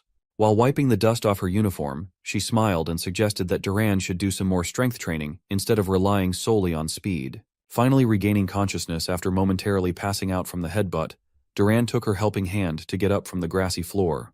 The Academy's press team and those that shipped the #1 and 2 reveled at the sight of the lovely pair. Leo was pleased to witness that his cousin's harsh training paid off. Suddenly, nosy-ass Professor Edmund spawned behind the boys while indulging in some popcorn of his own. As it turns out, he's been listening to his class reps commentating from start to finish. He found Leo's tasks insightful.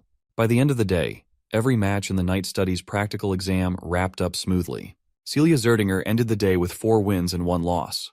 Duran Moira finished with the same record. So did Chen Xia. All of them had only 1 loss to their names out of 5 matches. Leo Plov, on the other hand, ended the day with a perfect 5-0 sweep, officially taking the crown as #1. A week after the eventful night studies practical exam, the written test for general linguistics wrapped up. Professor Edmund, looking disheveled as usual, praised his classroom's hard work for the past semester. While he waves goodbye and heads for the door, he warns them that some may still flunk out because of a bad score. As soon as the door shut, Class 5 erupted with various reactions. Eliana, as fiery and energetic as she is dreading expulsion herself. Meanwhile, most of the nerds gathered around Chelsea to see her answer sheet and how high she scored. As the nerds clawed at each other for a chance to see the golden answer sheet first, the class president was just quietly napping at his desk. Sitting in front of him, Nelia woke Leo up to ask how he did with the written test. He says he didn't do too badly, but his expression betrayed him. Nelia was amused that the all-powerful class rep could look like a normal student too. She added that if he has any aches or pains, she'll be 1 call away to heal him with her magic. Overhearing the generous offer, Carr interrupted, claiming that his shoulders and back had been feeling really stiff lately. Before he could scam his way into free healing, Chelsea gave him real pain to endure with a bonk to the back. After getting rid of the distraction, Chelsea turned to Leo to ask about his practical summoning practice. She heard from Tide that Leo hardly ever shows up to practice at the summoning field. Well, that's because Leo has been diligently practicing out of everyone's sight. Knowing Leo, it felt on character for him to do so. Chelsea eagerly asked what rank he'd be aiming for in the upcoming exam. That's a dumb question. If it's Leo, of course, he'll be taking first place. On the day of the summoning practical exam, a lot of seniors and faculty staff gathered to watch this year's traditional event. The biggest event of the first semester for all first years is the summoned creature race. Today, Rumba Tess, a third-year student from Lumene's summoning department, will comment live. Seeing all the pageantry, Celia asked her student council president's brother if this was really a test. He explained that the summoned creature race had become a long-standing tradition in the summoning department. Moreover, it's one of the chosen events during the interdepartmental exchange, making it a constant hot topic. If there's an event, Carr always smells customers and the possibility of making money. So he busted out his popcorn and cola business once more. The race hasn't even started, and he's already selling out like crazy. The crowd is making a lot of noise and having fun. This is a stark contrast to the unnerving silence on the stage where the participants are gathered. The summoning department freshmen already feel nervous, and the uproar of the spectators does not help.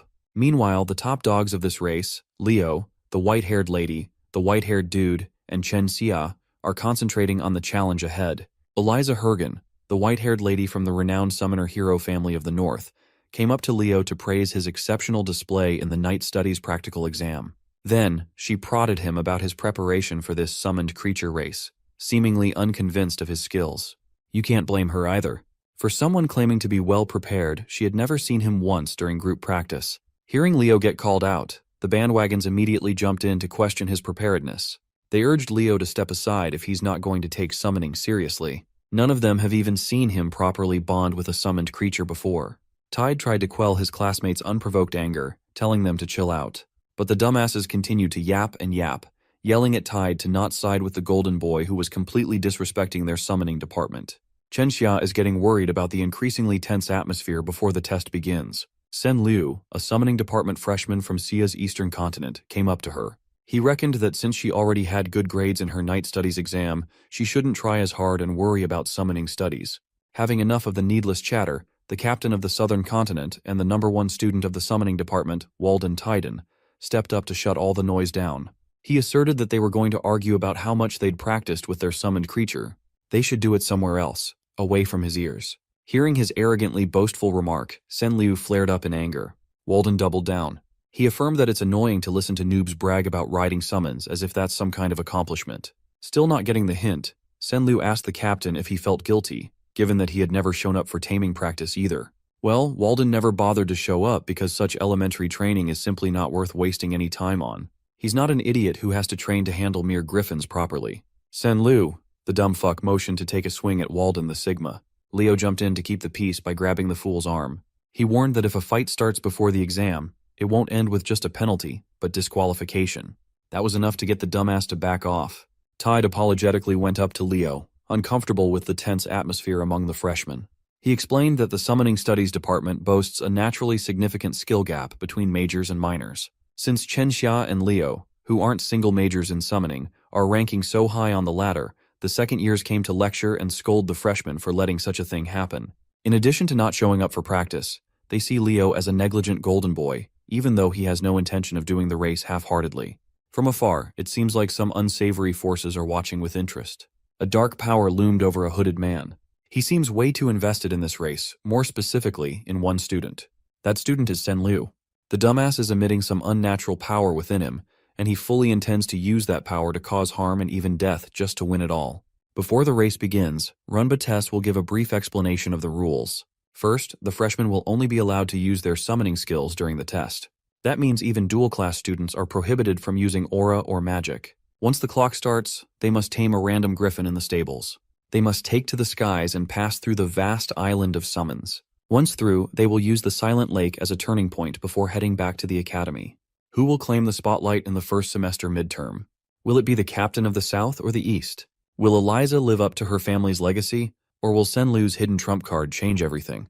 Or maybe our boy Leo Plav will scoop up yet another all-time banger of performance to cement himself as the top dog yet again. All the racers lined up at the starting line, waiting for the starting bell to ring.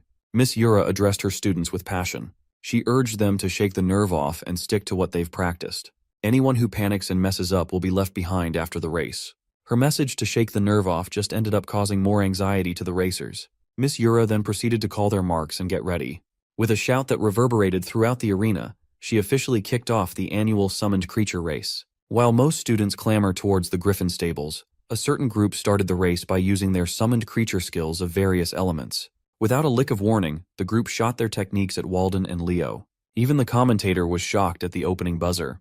The summoning students are turning on the crowd favorites. Leo yelled at Tide, saying not to worry about him and to go ahead, to focus on the exam. Heading his words, Tide stayed on top of his tamed griffin and left the class rep.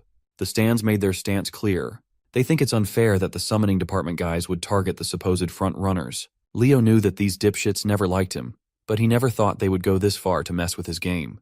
Runba Tess claimed that even while the crowd is jeering, this is still a somewhat valid strategic move. Moreover, Walden quickly dispelled the elemental magic by brute force in just a few seconds. With traces of elemental magic still lingering around his body, he calmly strode over to the griffin stables. He quickly tamed one without much effort and mounted the beast. He turned to Leo and offered help if he was having a tough time.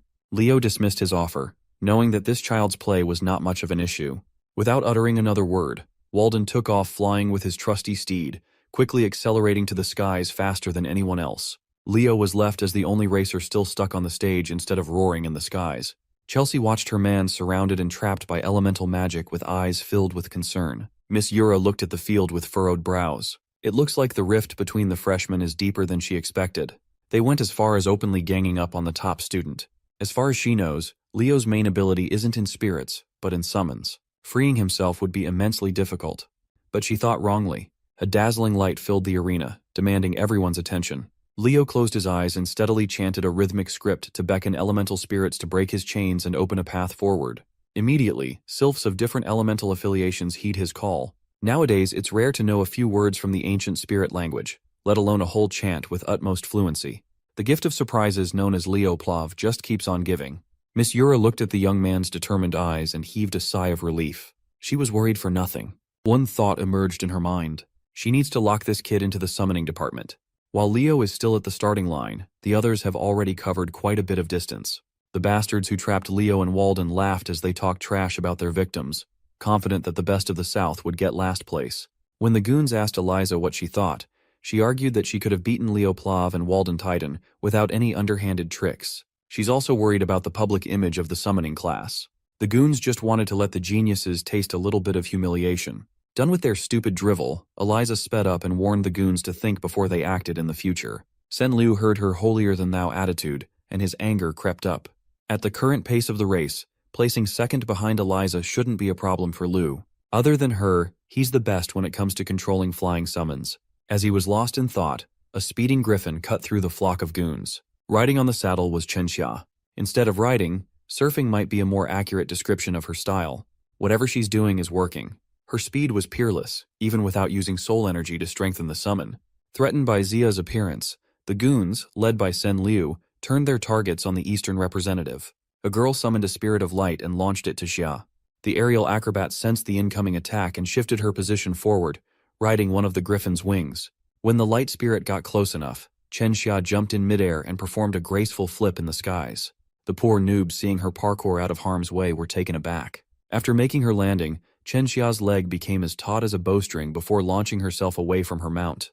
Her destination was the girl who attacked her with the light spirit. Using her momentum and body weight, she delivered a staggering kick. The girl fell from her griffin as she panically protested that Chen Xia must have cheated.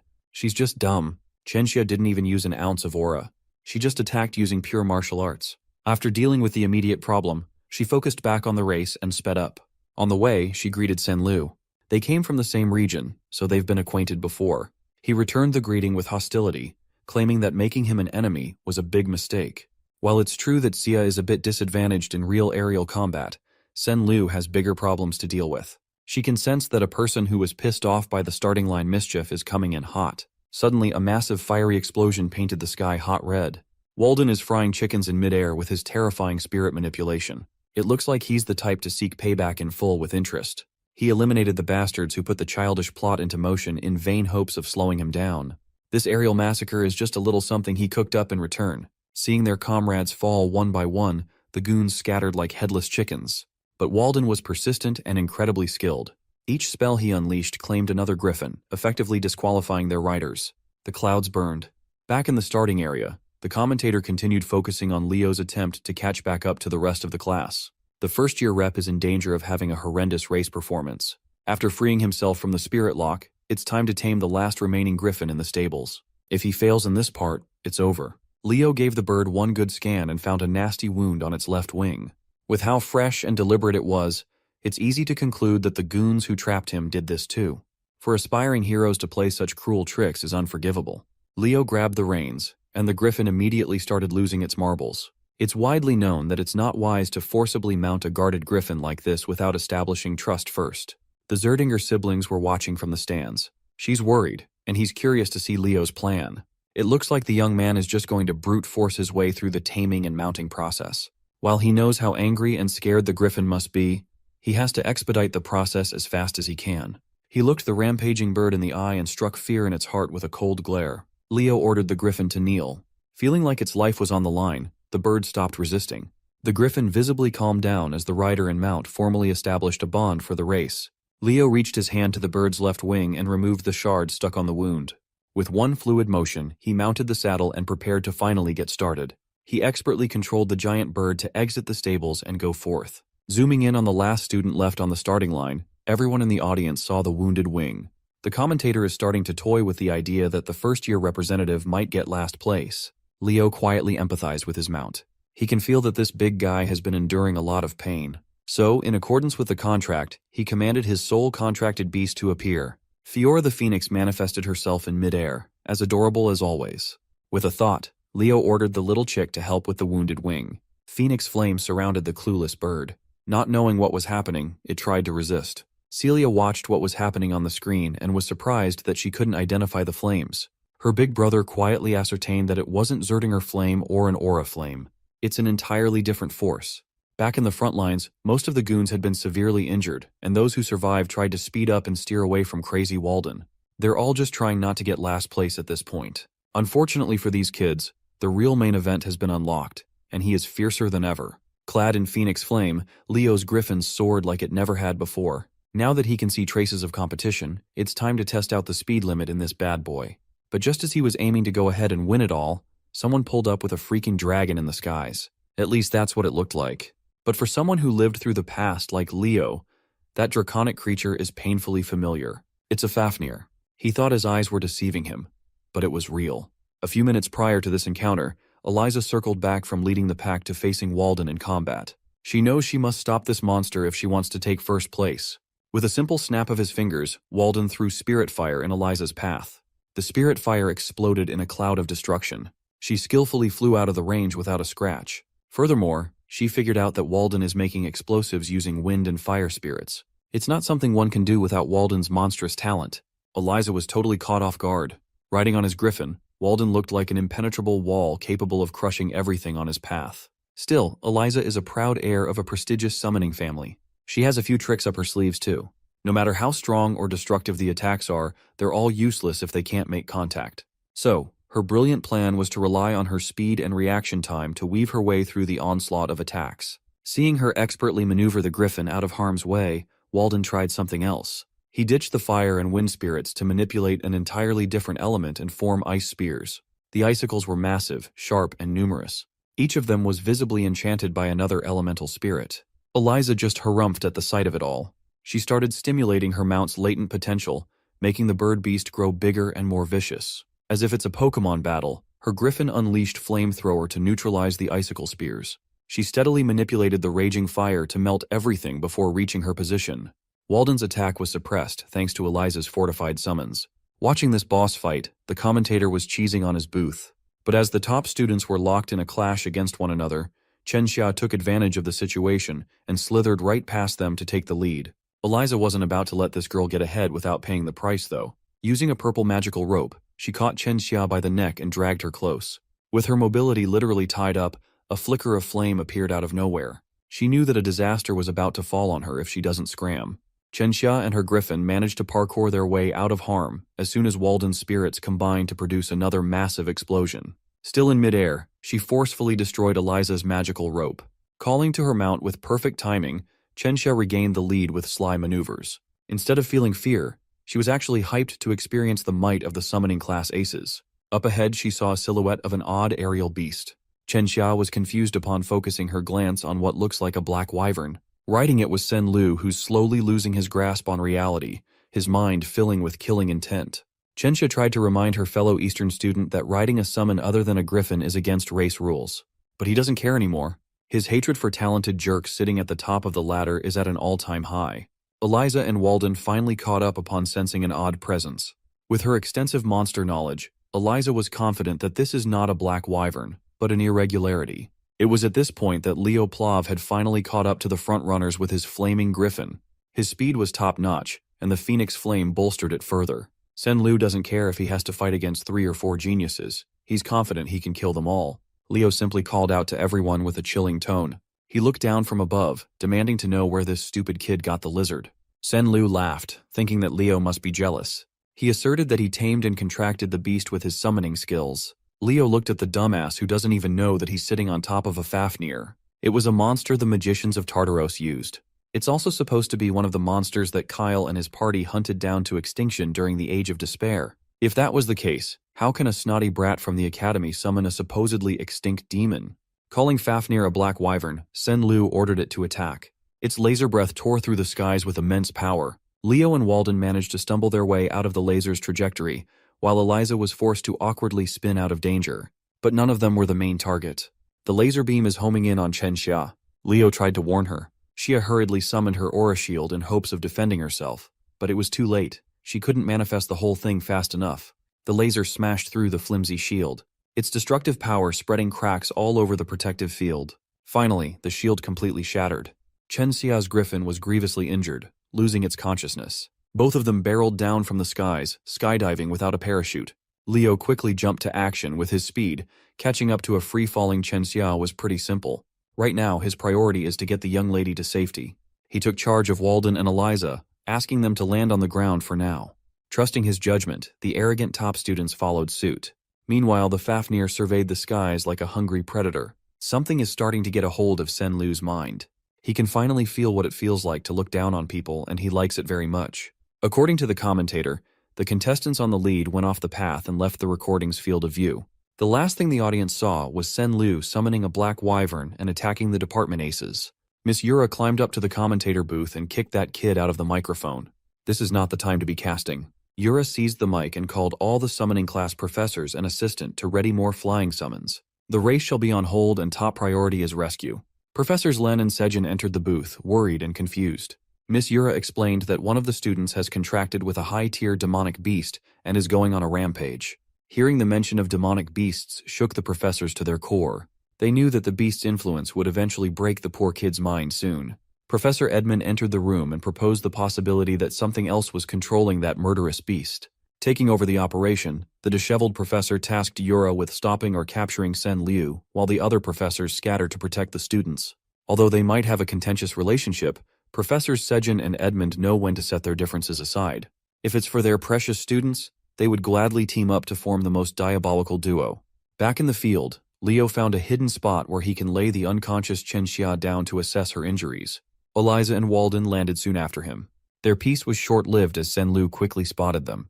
The Fafnir made its landing, eyeing the top students like a hungry predator, but Sen-Lu is under the false assumption that Leo is running away from him. He tried to explain to the dumbass that what he's riding isn't a black wyvern, it's not even a summoned beast, but the demonic beast, Fafnir. Hearing that put everyone on their toes.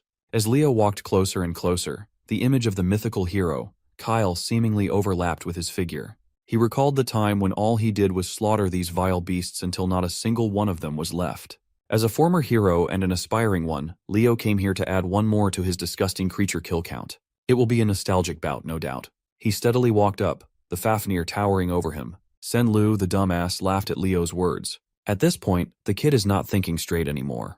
His eyes were strained, and his aggression was off the charts. His inferiority complex was magnified to the highest degree, and he was desperate to prove that he was not below the aces of the summoning department. Once more, he beckoned the Fafnir to unleash the destructive laser breath. Just as the devastating power was about to reach its target, a giant hand made of stone burst out of the ground. The hand then pulled itself up from the floor, revealing a stone golem that stopped the incoming laser using its body. Hearing Leo mention the slaughter of disgusting creatures is a goal that Walden can get behind. For once, he seemed enthusiastic. Seeing the attack getting neutralized by golem magic, Sen-Lu started panicking. Eliza formally teamed up with Leo too. She knows what's at stake and resents Walden for acting cool. And so, the three aces drafted their plan of action. They have to knock that bum off the demonic beast first. Walden's golem won't be able to hold much further.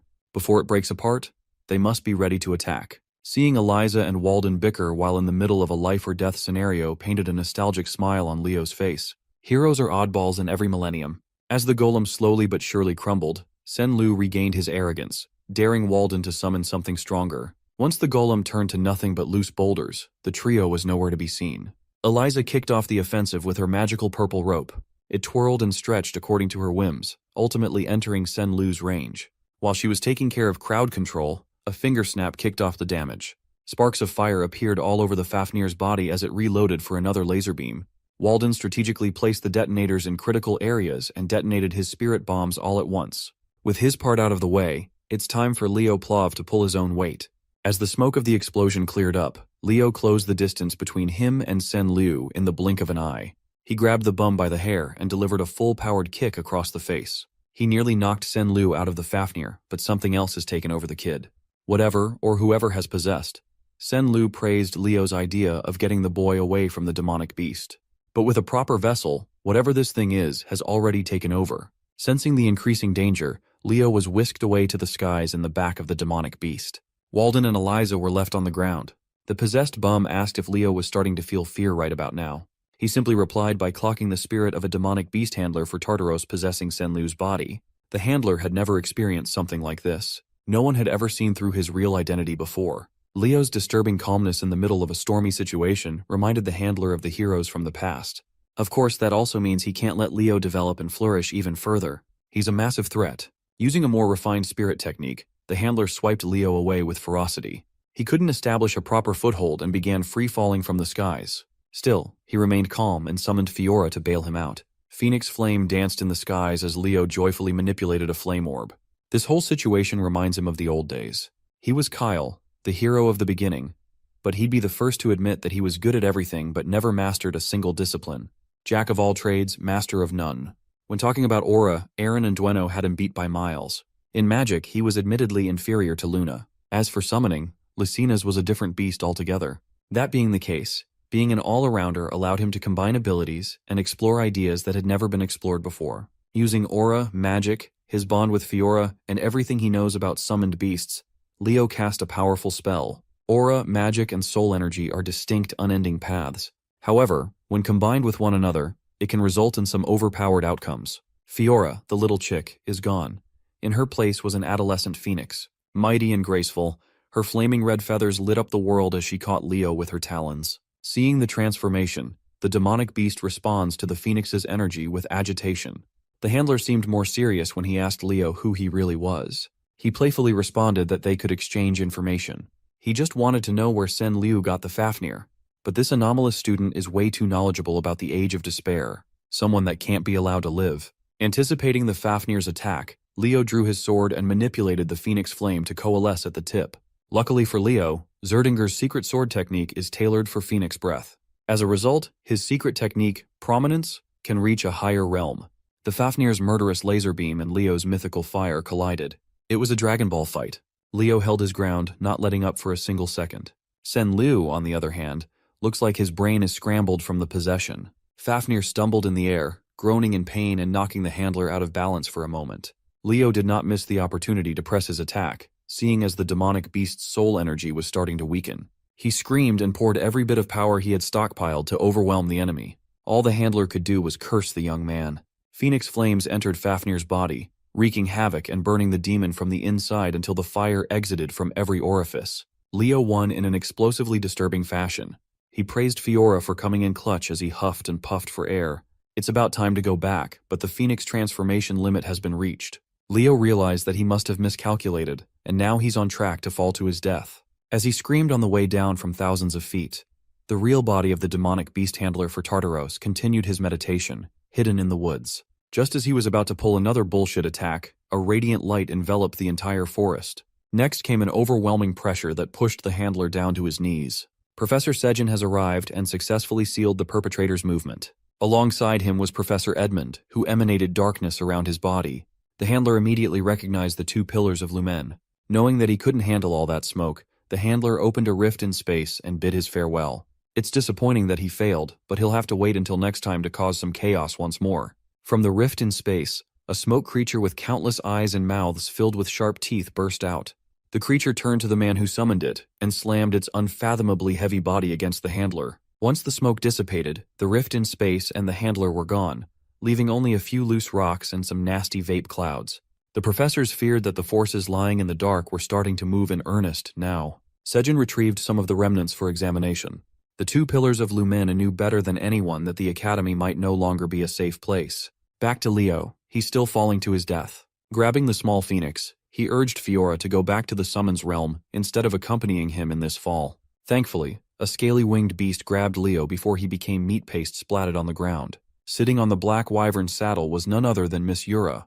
The smile of relief on her face was glorious. She thanked the gods that she had arrived just on time. They softly landed on a prairie, the black wyvern still holding Leo like a cub.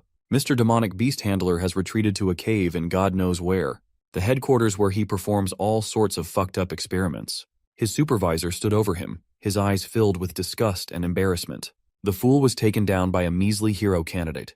The handler, clutching his wounds, argued that what he faced wasn't some normal hero candidate. Upon hearing that the kid had a phoenix as his contracted beast, the supervisor's ears perked up with interest. But upon hearing that the kid knew of Fafnir's true identity, transformed that interest into caution. With a sly smile, the handler's supervisor licked his lips, looking forward to what that interesting hero candidate had in store for them.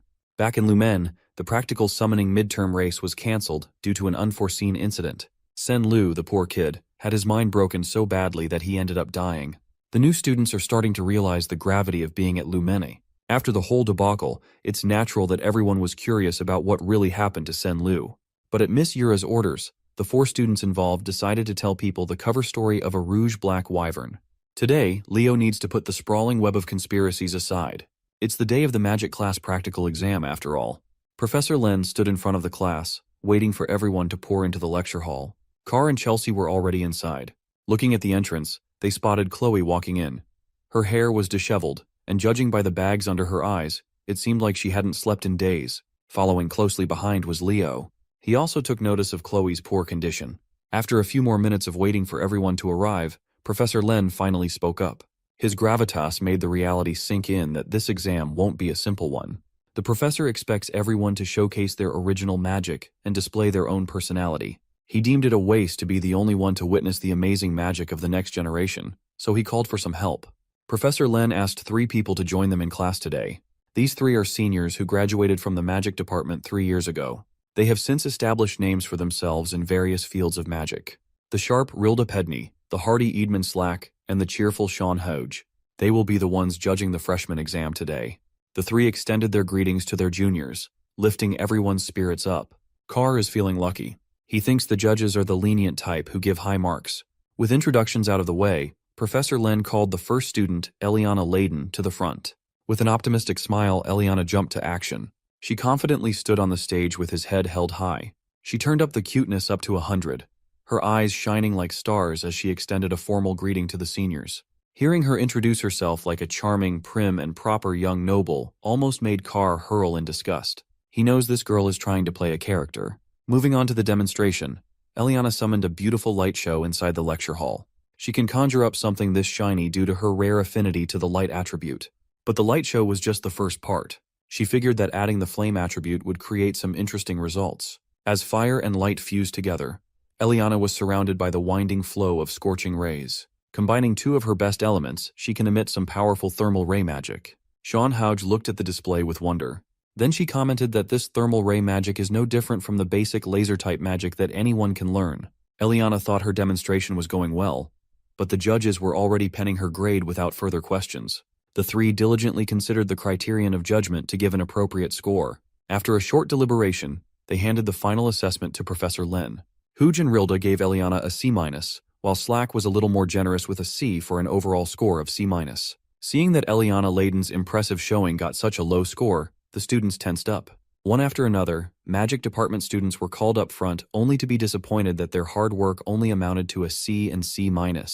There were some exceptions, though. Surprisingly, Carr Thomas scored a B+ thanks to his impressive display of manipulating metal and gold. As expected, Chelsea Llewellyn scored the highest thus far. She received an A for her breathtaking wind magic. The fox and the cat celebrated their back-to-back win. They were relieved that the exam was a massive success. Unbeknownst to the freshmen, the judges are actually quite disappointed by all the performances. Professor Len lured them to participate in this exam with the promise of remarkable students, but no one has stood out in the crowd just yet. Looking at the pile of papers, there are only 3 remaining students to be judged. Eidman Slack can tell that these 3 are the real deal, the cream of the crop that the professor arranged for last. Next up on the stage was Abad Llewellyn, Chelsea's brother. The moment he stepped up to the plate, the ladies couldn't help themselves. If they were judging, they would give him A+ just for his face alone. Contrary to the ones that came before him, Abad didn't start with a flashy performance. Instead, he went in-depth on the theory behind the spell that he created.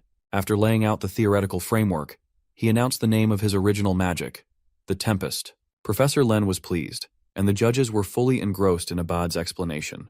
The magic genius claimed that once completed, his Tempest would reach an estimated rank of top class. You see, Abad has been preparing for this exam for a while now. Back in the Llewellyn family territory, he performed countless experiments, continuously refining Tempest. He had to enlist the help of family elders to create a protective perimeter in case something went wrong.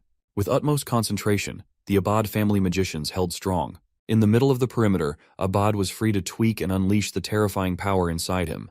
Launching his body off the ground and softly floating in the air, the initial stages of Tempest showed itself. With a bloody roar, he stimulated every bit of power in his cells to beat the wind itself to submission. The wild winds eventually coalesced into a destructive storm that can erase everything in its path. The Tempest held so much power that even the protective perimeter manned by 4 capable magicians couldn't contain it. When Abad opened his eyes, he saw the Tempest lifting an innocent animal up to the heavens. He panicked. He doesn't want his lack of control to endanger an innocent life. The desire to save that little animal gave him the last push to completely bend the will of the wind to his whims. Abad is a great guy, perhaps the most fitting hero candidate aside from a certain someone.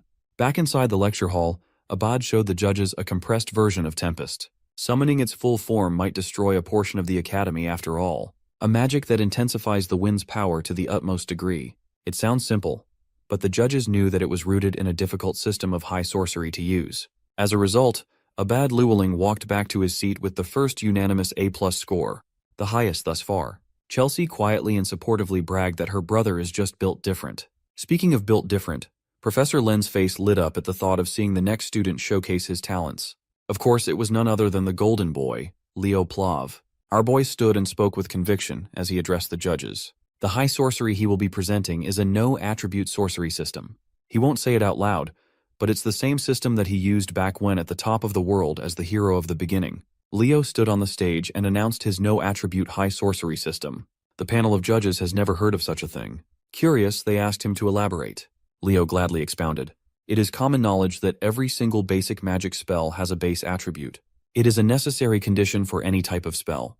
His thesis is simple. He created a high sorcery system that will streamline the entire spellcasting process to a higher level. Hearing this, the panelists had a mixed reaction. Some were skeptical and some were shocked. To clarify, they asked him if he was really going to create a whole new system for spellcasting. While the 3 seniors refused to believe such a ridiculous idea, Professor Len was practically smiling from ear to ear, his eyes shining like diamonds, overcome by the desire to recruit Leo as an exclusive mage. Idman Slack thinks Leo is just bullshitting and was disappointed. They are here to judge magic with sound theory, not to listen to fantastical stories. Contrary to his bitterness, Professor Len couldn't help himself and chimed in to beg Leo to write down the system's theory. Since the professor himself was enthusiastically open to seeing this through, the judges had no choice but to keep an open mind. Leo Plav picked up a chalk and started writing down the theory on the board. For a while, the room was absolutely silent, apart from the sound of chalk tapping and sliding on the board.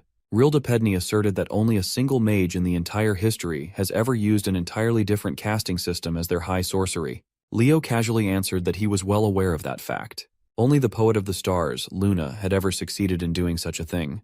Sean Houge wasn't happy that this little freshman was basically implying that he was planning to stand on the same level as one of the most celebrated heroes in history. Leo humbly dispelled that idea. Of course, he's not planning to do that. He can't ever compare to Luna when it comes to magic. He clarified that one does not need to be a monstrous genius like her to make a new spellcasting system. All the panel of judges have to do is look at what he wrote on the board to see how. Much to their surprise, every line of spell theory seemed airtight.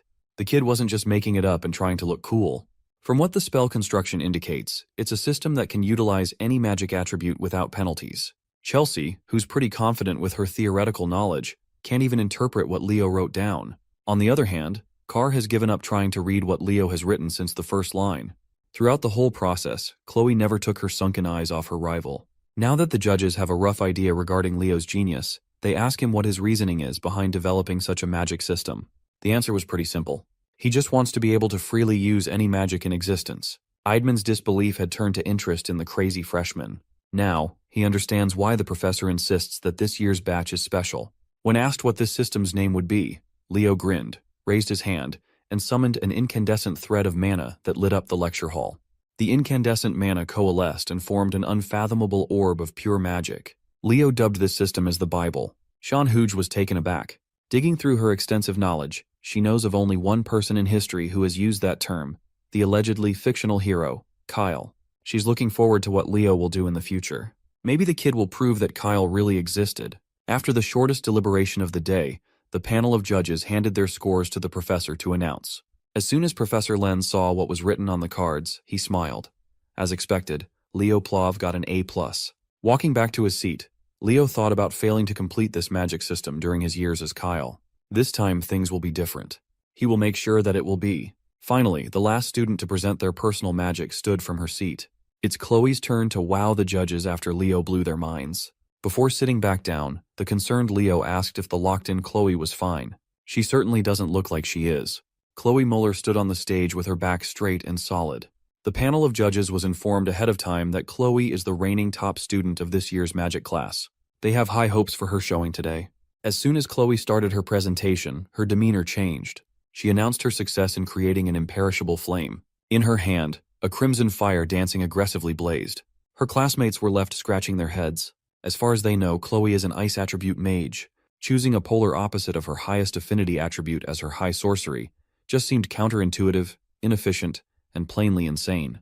While she stood on the stage, unmoving, the panel of judges was a little disappointed. Compared to the two previous performances from Abad and Leo, her flame seems awfully normal. If that's all she has to show for this exam and there's nothing more to see, she will score horribly. So, Chloe started the actual display of how valuable this magic really is by summoning water to dance in the air. With a flick of a finger, she made the water drop down like a waterfall that would extinguish any ordinary flame. But this is no ordinary flame. Abad was shocked, and Leo felt a bad premonition. There's darkness behind Chloe's eyes as she explains how she added permanence to the fire.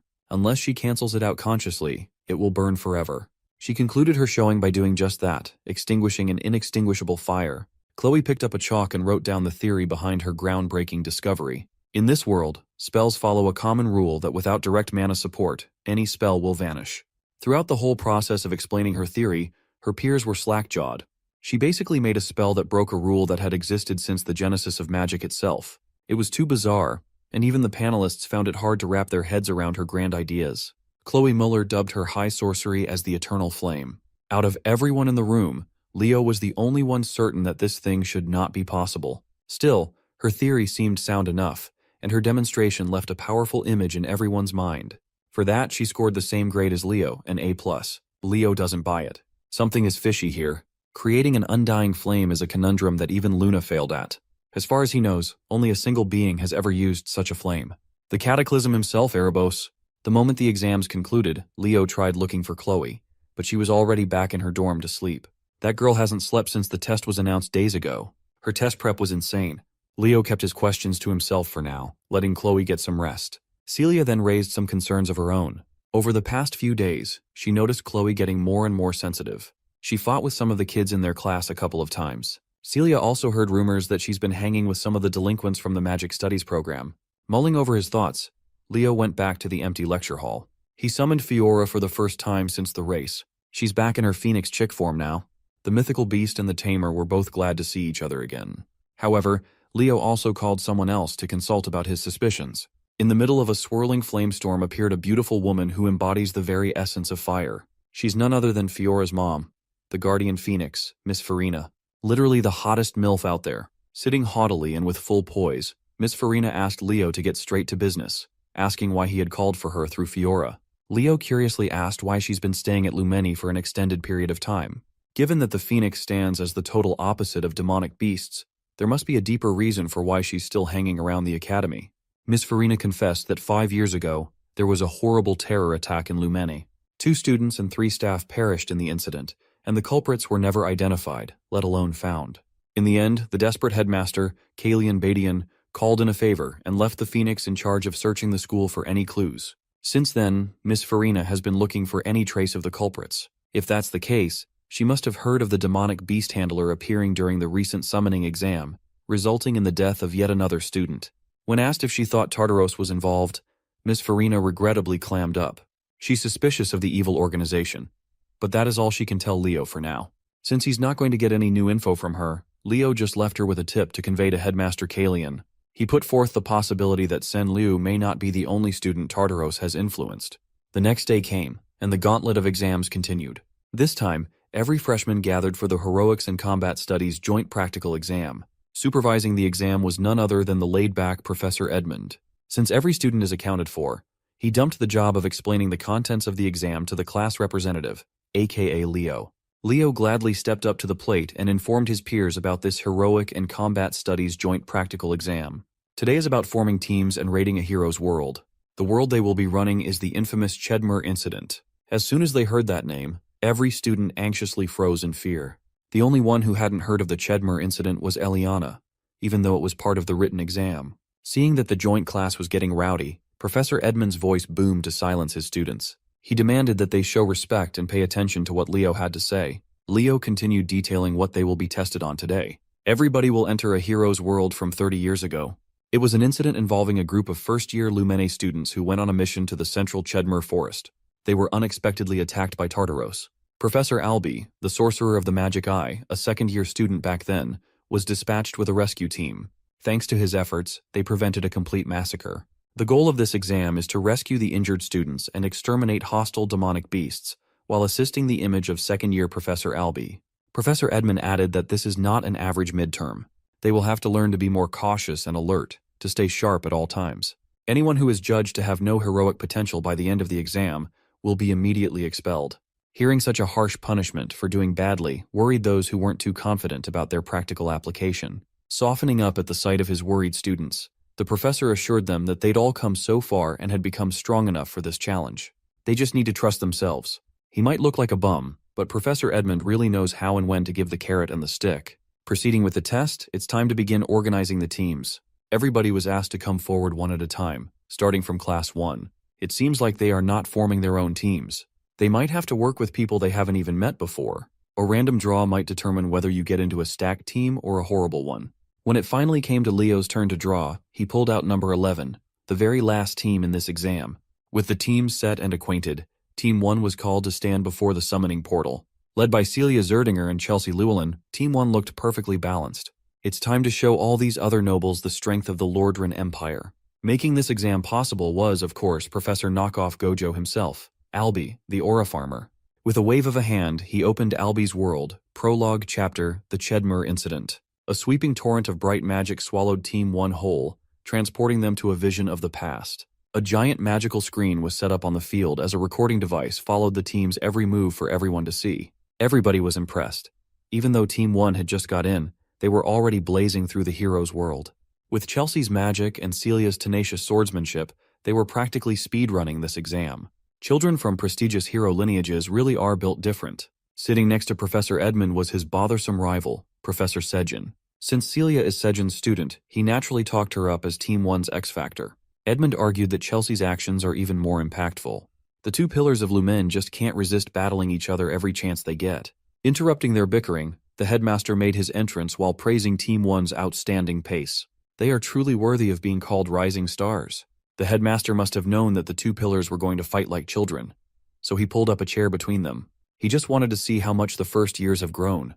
Turning to Professor Albi, the grizzled old man apologized for using such an unpleasant memory for the exam every year. Albi asserted that he should be taking Headmaster Kalian instead.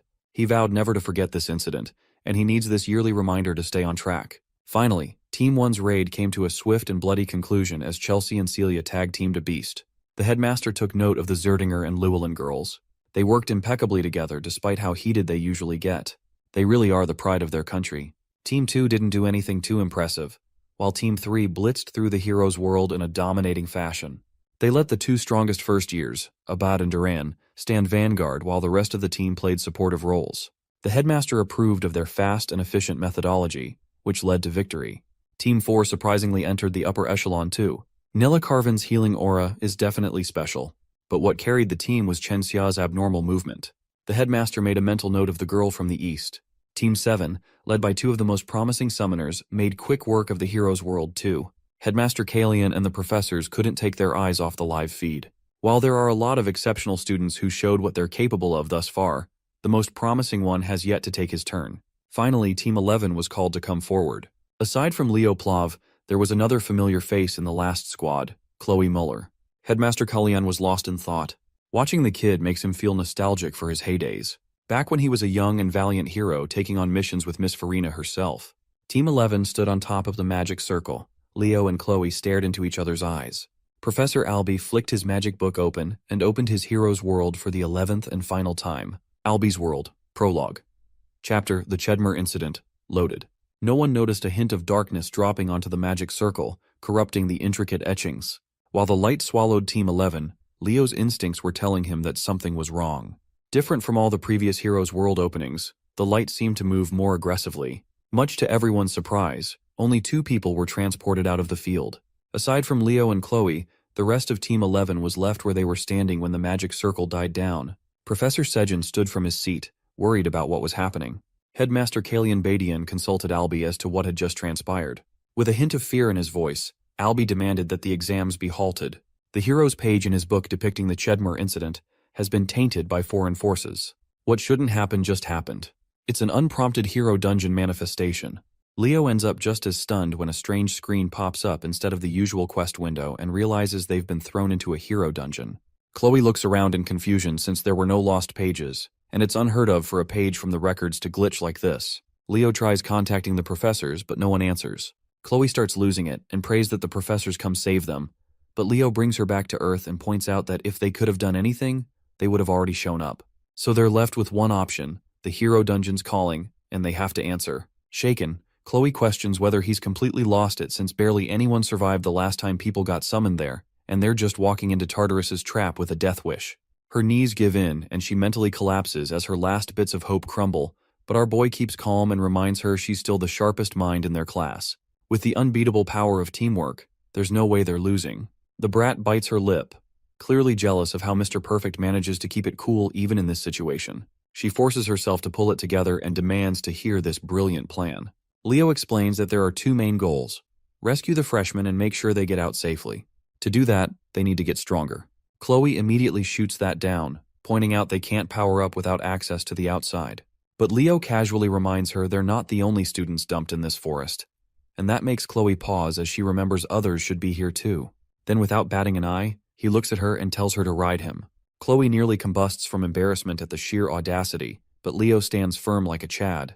They can't let their seniors confront Tartarus first, and mages like her seriously lack stamina, so there's really no other choice. At the same time, deep in the forest, a demon named Chubarn spies on the students through his creepy little magic cameras. He seems mildly surprised to see just a duo sent in as the rescue team, but he's not sweating it. He's fully confident he'll wipe out these wannabe hero candidates with zero trouble. That is, until his head whips around and his whole mood shifts. He spots that one of the rescuers possesses an all-class, and immediately drops the cocky smirk. His target switches instantly from the party of 4 to the guy who is a walking circus act giving a piggyback ride to his mage. Meanwhile, Leo notices his vision starting to fade the deeper they go into the woods, so he decides it's time to activate Aaron's aura farming technique. By wrapping his body completely in aura, he forces his senses to max out and heightens every instinct. As they push further in, he warns Chloe there's a pack of orcs up ahead, but she's already on it. She waves her wand once and sends a volley of icicles right into the pack, dropping them like bowling pins. Or so she thinks. One of them survives and pulls out a horn to call backup, nearly giving her a heart attack, but our guy steps in and slices the thing down before she can even blink. Chloe watches that and instantly feels the difference in their levels, wondering if she'll ever be able to outdo him. After that, the 2 of them stumble upon a bunch of demons surrounding a party of 4 students. Without hesitation, Leo darts into the middle of it all and yells at Chloe to support him like a good little mage. The girl up front scrambles to finish her spell, but the big bad demon easily outspeeds her and is seconds away from ripping her in half like wet paper. Before she can even scream, Leo appears right in front of her and slices it clean, leaving the rest of the demons frozen. The other students just stand there gaping like goldfish while Leo strikes a cool pose after saving the day. Impressed, the girl he rescued asks if he's here to save them, and Leo gives a simple yes while shifting his attention to another demon in the back. This one is already charging up his strongest spell and yells about getting revenge for his brothers. Suddenly, a storm of disgusting fleshy leech demons rains down from the sky, but our guy doesn't flinch. He turns around like he's some bootleg Diluc from Genshin, flames up his sword, and turns the parasites into grilled meat skewers. Once again, the students are left speechless at just how absurdly cool this guy is, but Leo doesn't let them slack off. He immediately tells the female student to use her spell. She charges up Arc Ray and fires it off to erase the demon from existence, not even leaving a pixel behind. Chloe stares at her in disbelief and instantly recognizes who she is just from the magic alone. As the sun starts to set, the girl thanks Leo over and over again for saving her, but Chloe doesn't even look at her. She just says there's something more important to talk about with her partner. The girl glares daggers at her audacious move, but Chloe ignores her and leans in close to Leo to whisper that the girl is Aaliyah Zeron, the younger sister of Professor Albie Zeron, who died in the incident 3 decades ago. And then Chloe reveals the part that's really bothering her. Since this party belongs to Aaliyah, it's destined to meet the same tragic end in this dungeon, no matter what. Chloe shares that Chubarn, a knight-ranked demon from Tartarus, launched an attack 30 years ago, and that Aaliyah's party was the first one to get flattened. After all, the core plan behind that operation was to wipe out Aaliyah, a genius among hero candidates, which led to her name getting sealed in the hero records for good. She tells Leo they should be focusing on survival now and fulfilling the dungeon conditions with a different party. Leo asks if she really means to just leave them behind, and Chloe fires back that she has no other option. This is a hero dungeon, and no matter how tragic it gets, the dead can't be dragged back. Still, our boy refuses to back down and says he won't abandon them, which immediately gets on Chloe's nerves. She screams at him with so much fury that even Aaliyah's group watches like they just got caught in the middle of Mom and Dad's latest meltdown. Steaming with frustration, she yells that she knows he's cool and powerful, but now's not the time for showboating. It's time to grow up and stop playing the hero. She breaks down in tears while Leo stays calm, reaches out, and gently pats her head to settle her storm. He says she shouldn't talk like that, because they're both hero candidates, and this isn't some game. It's part of the process for becoming the real deal. Then he reminds her they've already messed with the original timeline, leaving her more than a little lost. Leo explains that the sky turned dark long before they even crossed paths with Aaliyah's team, and by now, they were supposed to be long gone, hunted down by Chubarn. Seeing that honest look on his face, Chloe pushes down her conflicting thoughts and agrees to follow whatever plan he's cooking. He tells her they need to focus on getting out together with Aaliyah's group. From behind, Chloe watches Leo's aura shift, and that moment hits her hard that he's once again miles ahead of her. She clenches her fists, eaten up with jealous frustration, and thinks about pulling out her book. Meanwhile, the green-haired student named Teao wonders out loud why only 2 seniors were sent to help them. Dina and Belloc instantly start suspecting he might be a spy planted by Tartarus, but Aaliyah shuts that down and reminds them he literally saved their lives by slashing up demons like they were toilet paper. Then, she lets her actual thoughts slip and admits she finds the guy pretty attractive and very much her type, which earns her some serious side-eyes from the rest. Aaliyah doesn't get why Dina is that shocked. So Dina explains she thought only their senior Albie could ever match her impossibly high standards. Cutting into their girl talk, Leo tells the juniors to get it together and that they need to get out of this forest immediately. Teao doesn't see why they're rushing now that backup has arrived, but Leo throws a cold dose of reality, saying a knight-rank demon is lurking around here. That gets everyone's full attention. One of those monsters is enough to solo an army of 100, so the urgency suddenly makes a lot more sense. Leo repeats that avoiding a fight is top priority and staying alive comes first. Aaliyah quietly stares at him and thinks he really does feel a lot like her brother. With that, they all sprint through the forest like their lives depend on it. Though Chloe's still clearly bitter about the argument earlier, and Aaliyah picks up on her feelings fast, being as sharp as ever. Back at the academy, the staff scrambles through old records, digging for anything about hero pages turning into hero dungeons. The headmaster tells Professor Albie it's a good thing no outsiders have been able to interfere yet, and the blonde guy confirms that only 2 living beings are inside. The headmaster figures night must have set in by now since 3 hours have passed, and he asks Albie when he took down Chubarn last time. Albie says he finished off the trash demon around midnight. Right then, Elena bursts into the room to report a lead on whoever sold the demonic creature summoning catalyst to Liu. Before she can even finish, the headmaster's attention snaps toward a powerful surge of magic about to explode in the room. He sees Albie losing control of his emotions and quickly steps in to calm him down. But Albie jerks his arm away and says he needs to step out for some fresh air. Elena quickly figures out what's really fueling his rage. His hatred for demons runs deeper than Sasuke's grudge against Itachi, and it's no surprise since he lost his sister in that incident, and not even a trace of her body was ever found. The headmaster tells Elena to keep going with her report, and she adds that the black market seller who sold the goods had been active in the city for a while and was a hit with the freshmen. Hearing that, the headmaster suspects Tartarus managed to sneak in a spy, but Elena clears it up and says the man wasn't directly affiliated. It seems Tartarus smuggled things through him using backdoor channels. Stroking his glorious beard, the old man wonders what on earth they were after, until his eyes shoot open as he catches Chloe's name on the buyer list, right next to an entry for a black book. Without a second of hesitation, he tells Elena to send Professor Len immediately. After she leaves, his old battle-hardened instinct, which only comes from years of dancing with death, kicks in, screaming that something really, really bad is coming. Meanwhile, back in the hero dungeon, Leo and the others take a stop at the foot of a massive tower. Inside the hero dungeon, our boy keeps cutting down monsters left and right to clear the path, but it starts to wear him out since he's been running on super sense way longer than planned.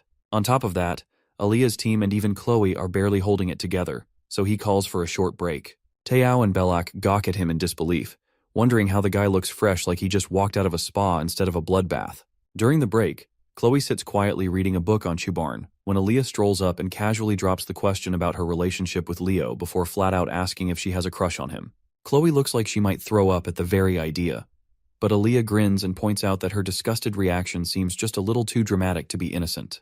Chloe sighs and glances at the so-called genius girl who supposedly existed 30 years ago, but looks no different than any high schooler in her own class. She flips the question right back and asks if Aaliyah is the one catching feelings instead, and without missing a beat, Aaliyah says he does make her heart go doki doki. That reply instantly irritates Chloe because not only is this girl a literal legend from the past, but she apparently fell for him at first sight too, which only proves how absurdly amazing Leo is. Still, Aaliyah admits she's not sure if it's romantic or just that weird fluttery feeling she gets when her brother struggles and finally pulls something off. Chloe asks if she's talking about Albiziron, and Aaliyah nods, explaining that her brother lives to take on insane challenges, the kind no sane person would ever try, like mining bedrock in vanilla Minecraft. That little detail only makes Chloe even more convinced that Leo's practically a copy and paste of the guy. Out of nowhere, she ends up blurting everything out, confessing to Aaliyah how she used to be a friend to Leo until jealousy messed everything up. To her surprise, Aaliyah says they're shockingly similar. The genius girl reveals she's always been jealous of her own genius brother, since he looks like a clown but still stumbles his way into making groundbreaking discoveries. She admits her own unique magic is really just a rework of a system her brother came up with since she kind of sucks at inventing original stuff. Then she stuns Chloe by laughing about the time she failed the entrance exam twice, which only deepened her complex and made her hate him more. Eventually, those toxic feelings turned into full-blown admiration, and Chloe realizes that's exactly what happened to her too. Before she can process it, Leo suddenly stands up and warns everyone to get ready since their escape route just got shut down. The terrified students grab their weapons and brace themselves, but our guy reminds them they're all future heroes, and fear's not part of the curriculum. Still, Aaliyah's party starts sweating bullets as a massive demonic figure steps into view and announces he's finally found the seed of a great hero, then fires off a blast of destructive magic right at Leo. As he dodges, Leo remembers that this guy was supposed to crush potential heroes before they could bloom, yet now he's using the word great for someone like him, which doesn't sit well with our boy. Even so, he calls out to Chloe, who already has a magic circle ready, and she summons a massive iceberg to block Chubarn's attack. In the meantime, our main guy charges his sword with magic, slips behind the Night Rank demon, and delivers a deep, satisfying slash to the vile monster's girthy neck built like an F1 racer. The girls hold their breath thinking it's over, but their hope dies quickly when Chubarn's disgusting flesh transforms and stitches itself back together like it's made of cursed jelly. Seeing that, Leo tells everyone to get back fast as the demon activates cursed magic that nullifies all attacks like a black hole called Void. Teao and Aaliyah start panicking, wondering how anyone's supposed to win against something so broken, but Leo stays sharp. He knows Void isn't absolute and there's always a limit on the user. Chubarn taunts Leo, mocking the idea that the remnants of a hero think they stand a chance, but our boy shoots right back that if he's so mighty, why is he losing sleep over a mere sprout? He calls for everyone to launch a coordinated strike, and while they all do their best, it's Aaliyah's unique magic that really hurts him as she rains down a cluster of stars on his head. Chubarn starts to believe his mistress Lady Salatna was right to order him to destroy the hero seeds before they grow too dangerous. Surrounded, he suddenly lifts his weapon and forces Leo to back off.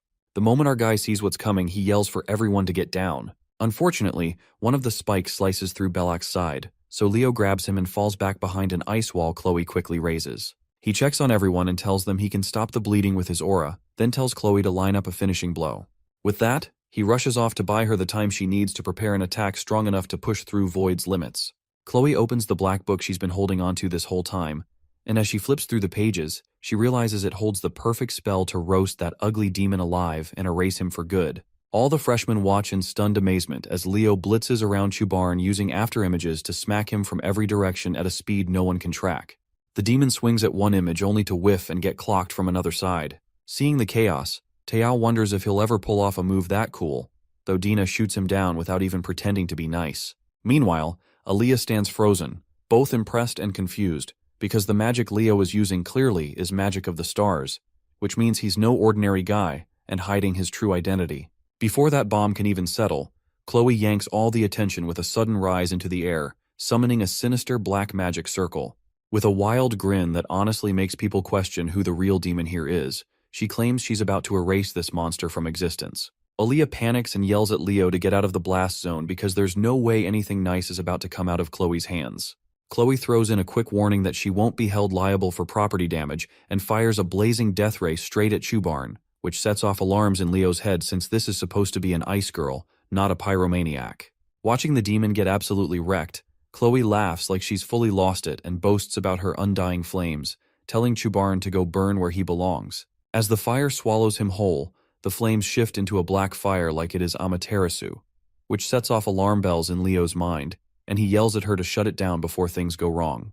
But she flat out refuses and insists trash like Chubarn doesn't get mercy and deserves to suffer properly. Seeing that she's clearly on the villain arc now, Leo charges in and swats the cursed book right out of her hand like it's the kind of book his mom found under the bed. A short while later, Chloe finally comes back to her senses, so Leo calmly asks her to be honest if she really created that endless flame magic, or if she picked it up from somewhere. She admits she's no genius and confesses the spell was straight out of that book, confirming as he suspected that it is a copy of the Flame of Erebus. Chubarn starts regenerating from the flames, so Leo quickly lets Chloe know that the spell she used is black magic, and the book is actually a disguised sorcery machine.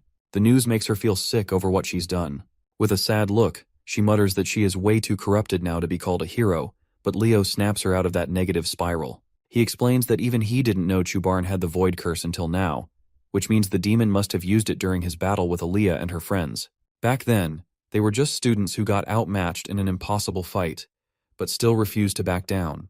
He reminds her that their academy's motto is to go even further beyond like Goku, and that's when it finally clicks. Chloe realizes she doesn't resent Leo for always being ahead. Rather, she admires him because he's got way too much swag to even compete with. After that, Aaliyah steps up and tells Chloe that she believes in her, giving the blonde the final push she needs. With the Void Curse now gone, Leo gets ready to end the fight once and for all. Just before that, he senses a powerful surge of magic, and it turns out to be Chloe, finally breaking her limits to become someone who can stand beside him without feeling like a shadow. Backed by a new waifu candidate, Leo's memories of his past life come rushing in as he recognizes her magic, which reminds him of the allies he once fought beside. The familiar light fills him with a fresh wave of courage. Chubarn suddenly lunges forward and smashes Leo with a finisher strike. Leo blocks the first hit, but the demon sneaks in a second blow that breaks his guard and launches him straight into a tree. As he struggles to stand, Chubarn saunters up and declares that it's time for the so-called remnant of a hero to take another nap. But right then, a snowflake drifts down in front of Leo, and the whole forest begins to freeze. His fear melts away as he stands back up and fires back that demons like Chubarn never beat him before and they're not starting now. The demon stares at him, confused what kind of high-quality copium he's smoking, unaware that Chloe is behind him and about to drop the biggest spell of the night. She silently thanks Leo for helping her reach the breakthrough she needed and unleashes her original magic, a spell called Ice World, that covers the battlefield in a chilling wave of pure power. With a wave of her staff, the whole field below her locks up in ice so thick it deserves all 3 seas. Chloe floats in the air and calls down massive crystalline lances meant to wipe out anything unlucky enough to stand below. But Chubarn doesn't even flinch, since he stays frozen solid like a cursed popsicle that forgot how to breathe. Leo walks up to the ice-covered demon, and the moment he places a hand on it, its soul fades into a pure black smoke. Right after that, he finds the black magic book, channels fire magic into his sword and drives it straight through, triggering a violent burst that scorches it to a crisp. System notifications roll in congratulating him for both saving the freshman mid-crisis and taking out Chubarn. But what really gets his attention is how Chloe totally stole the spotlight by pulling off a whole new magic type on the spot. It turns out to be field magic, which is something he wouldn't even think about copying unless he suddenly lost all survival instincts. To his surprise, Chloe says she's planning to come clean and wants to risk it all, even if it means getting expelled. He reassures her right away that someone as amazing as her wouldn't get kicked out over one mistake, and that she's more likely to end up as a full-blown hero. Aaliyah and Dina rush over to the duo and hype them up with praise for their insane rescue. not holding back on how heroic they both looked. He returns the love and compliments their fearless energy, while Chloe hands Aaliyah her staff back and thanks her for it, saying it helped her tap into her real potential. But then Aaliyah throws a curveball no one sees coming and tells Chloe to keep the staff as a reward for saving them, while Dina hands her sword to Leo as a solid thank you gift. Our guy takes it with zero hesitation, and just as things start to settle, they hear voices from a rescue squad calling out that survivors have been located. That's when Albie shows up out of breath, dripping with sweat and pure panic for his little sister. Chloe nearly breaks down when she sees her professor looking like her classmate, and both of them get slapped by the fact that they're just trapped in an illusion from 30 years ago. They watch the big brother lose it over his sister, and Aaliyah tells him about the heroes who saved her, saying one of them is almost as cool as he is. That's when Albie's version of the world starts flickering and slowly fading out, and Chloe stands there feeling proud she gave everyone a second shot at life. Aaliyah tries to show her brother the mysterious hero who saved her, but by the time she turns around, they're already long gone. The hero dungeon crumbles bit by bit, and right before it all disappears, Leo catches a system window telling him he scored a new reward. The last thing he sees before blacking out is a young Albie breaking down in happy tears, thanking him for saving his sister. The scene shifts to a hospital room where our boy finally wakes up and sees Albie again, this time the real one. Cool as ever, the professor gives him a heartfelt thank you for saving his little sister and tells him to pass the message along to Chloe once she wakes up too. With that, he strolls out of the room like it's just another day, and right after, the headmaster steps in. The sharp-looking old man asks Leo how he's holding up, and then moves straight to the point, saying he already knows about the black magic book Chloe had on her. Leo is low-key stunned that this walking relic figured it out, and the man explains he's got receipts from the place where Senlu bought the summoning catalyst, and where Chloe ended up retrieving it later. The headmaster admits he was floored to learn that a sorcery machine somehow slipped into the academy unnoticed. These cursed devices are forged from pieces of Erebus, originally meant only for demons, and when anyone else uses them, their mind starts to rot from the inside like they are watching Coco Melon. Leo decides to lay it all out and gives him a full rundown of what went down, which makes the Grandmaster start wondering whether the Black Book itself caused the whole mess. Leo agrees, saying the world snapped back to normal the instant he destroyed it. At that moment, Chloe suddenly bolts upright in bed, totally thrown off by the sight of the headmaster standing there. He tells her to stay calm and then calls for Elena. His ever-efficient secretary walks in carrying a big and long object wrapped in a cloth, which turns out to be the sword and crystal Dina had handed over earlier, as well as Aaliyah's staff. Chloe's eyes go wide as she watches Aaliyah's staff suddenly materialize in the real world, and the headmaster shoots Leo a suspicious look, asking how in the world he managed to receive a reward that shouldn't even be possible. Our guy realizes from Chloe's reaction that he was the only one who got rewarded, and remembers how this is just like what happened during the entrance exam. Normally, it's supposed to be impossible to receive an attack reward from the world of a hero who's still alive, and that rule has never been broken since the beginning of forever. Leo wonders if this whole thing ties back to the Fairy King's pledge. He openly admits that it was, in fact, an attack reward, but the old fossil presses him again, asking if he's absolutely certain it came from Albie's world. So, our guy throws together an excuse that sounds just reasonable enough to pass, blaming the entire thing on how the black magic transformed the hero world into a dungeon. The excuse holds up for a second, until the headmaster hits him with a follow-up question why Leo got a reward while Chloe didn't. Thankfully, the new best girl candidate steps in and says maybe the system recognized Leo's role as the most critical in the mission, so he got all the loot. The headmaster accepts the logic for now and announces that he'll be starting a quiet investigation behind the scenes. He tells them they can hold on to the rewards for now, but adds that they'll be returned to the rightful families once the investigation wraps up, all to keep the sorcery machine under wraps. Chloe looks confused and shocked at the same time, asking why he's covering for her, to which the headmaster flashes a smile with his majestic mustache and says that not every threat comes from outside the academy. After dropping that subtle bomb, he tells them to get some proper rest and takes his leave for the time being. As soon as he's out, Chloe's whole vibe shifts like a character flip, and she starts twirling her fingers like she's about to write a love confession in cursive. She nearly confesses her feelings to Leo right then, but Anime Jesus silences her confession with 3 girls barging into the room looking extra worried about him. To make things even more chaotic, the old geezer slides back in from behind because he apparently forgot to mention that there's a celebration party for the cadets tomorrow, and they better come prepared with some formal drip. In celebration of everyone making it through the midterm exams alive, the academy decides to throw a party for the students. The announcer looks like he's living his best life as he hypes up the arrivals, and wonders whether it'll be more pretty girls or charming guys this time. What shows up instead are the NPCs from Class 5, who start acting like royalty the second they step in and act like the midterms were a breeze. As the crowd builds up, more people start pouring in to enjoy the food, and just as quickly, the gossip starts flying around from every corner. The duo attacks the food like starving orcs, but then Carr pauses between bites and wonders why their class hasn't arrived yet. Right then, the announcer's voice blasts out again, revealing the next pair of heroes making their grand entrance, which catches the two completely off guard.